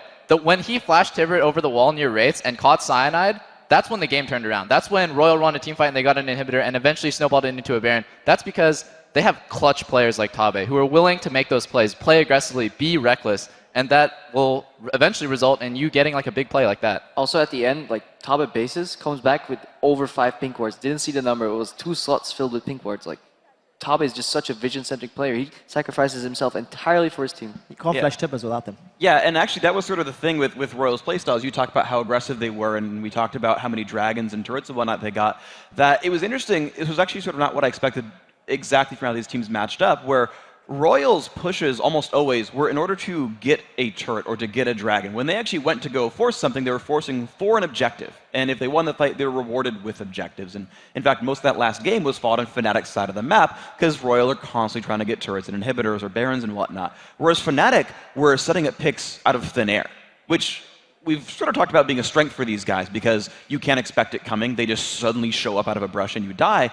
But even though the kill scores were so wildly different and in Fnatic's favor, every single time Royal was getting more dragons, more turrets, and more everything because they're fighting for a turret and actually capitalizing, whereas Fnatic gets a turret or gets a kill and then can only really disperse back to lanes. Well, I'm super excited to see how SKT read this semi-final and go into this grand final. The next section that is coming along, as we do need to move the show along, is going to play into Doublelift's favor. Now it is time to see where the 4 of you guys stand when it comes to picking the winners here at the Season 3 World Championship. And as I've mentioned already, because Doublelift was the only one to choose Royal Club, I'm a god. He vaults into a tie with Monty at the top of the standings. CLG at the top of the bracket. A god. CLG at the top of the bracket at World Finals. Right, we're number 1.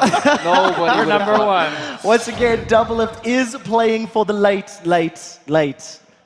game.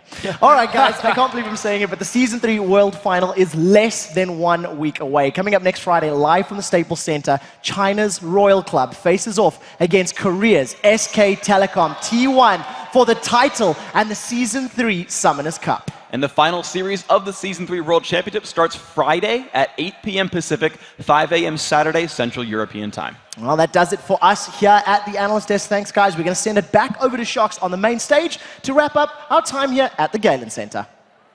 Thank you very much, Quickshot. What an incredible day here at the Galen Center. Congratulations to Royal Club for grasping that spot in the final after what an amazing series. I have no words for it. Now, if you missed any of the action, no worries. Just head over to lolesports.com to check out all the VODs, the stats, the recaps, and anything you want. That does it for the semi-final round of the Season 3 World Championship here from the Galen Center. From all of us here, thanks for watching, and we'll see you next week at Staples Center.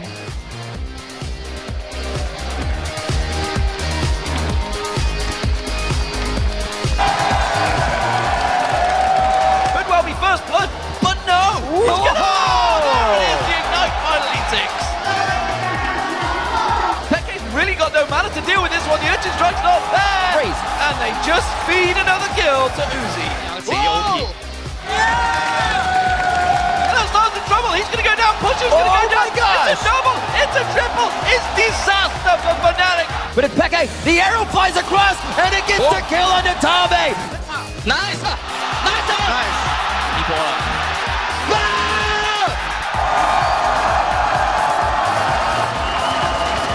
Oh, they do!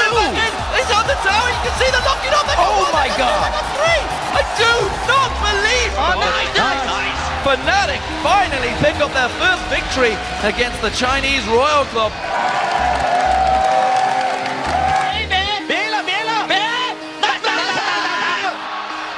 Uzi is doing damage. It's Royal Club going through to the grand final.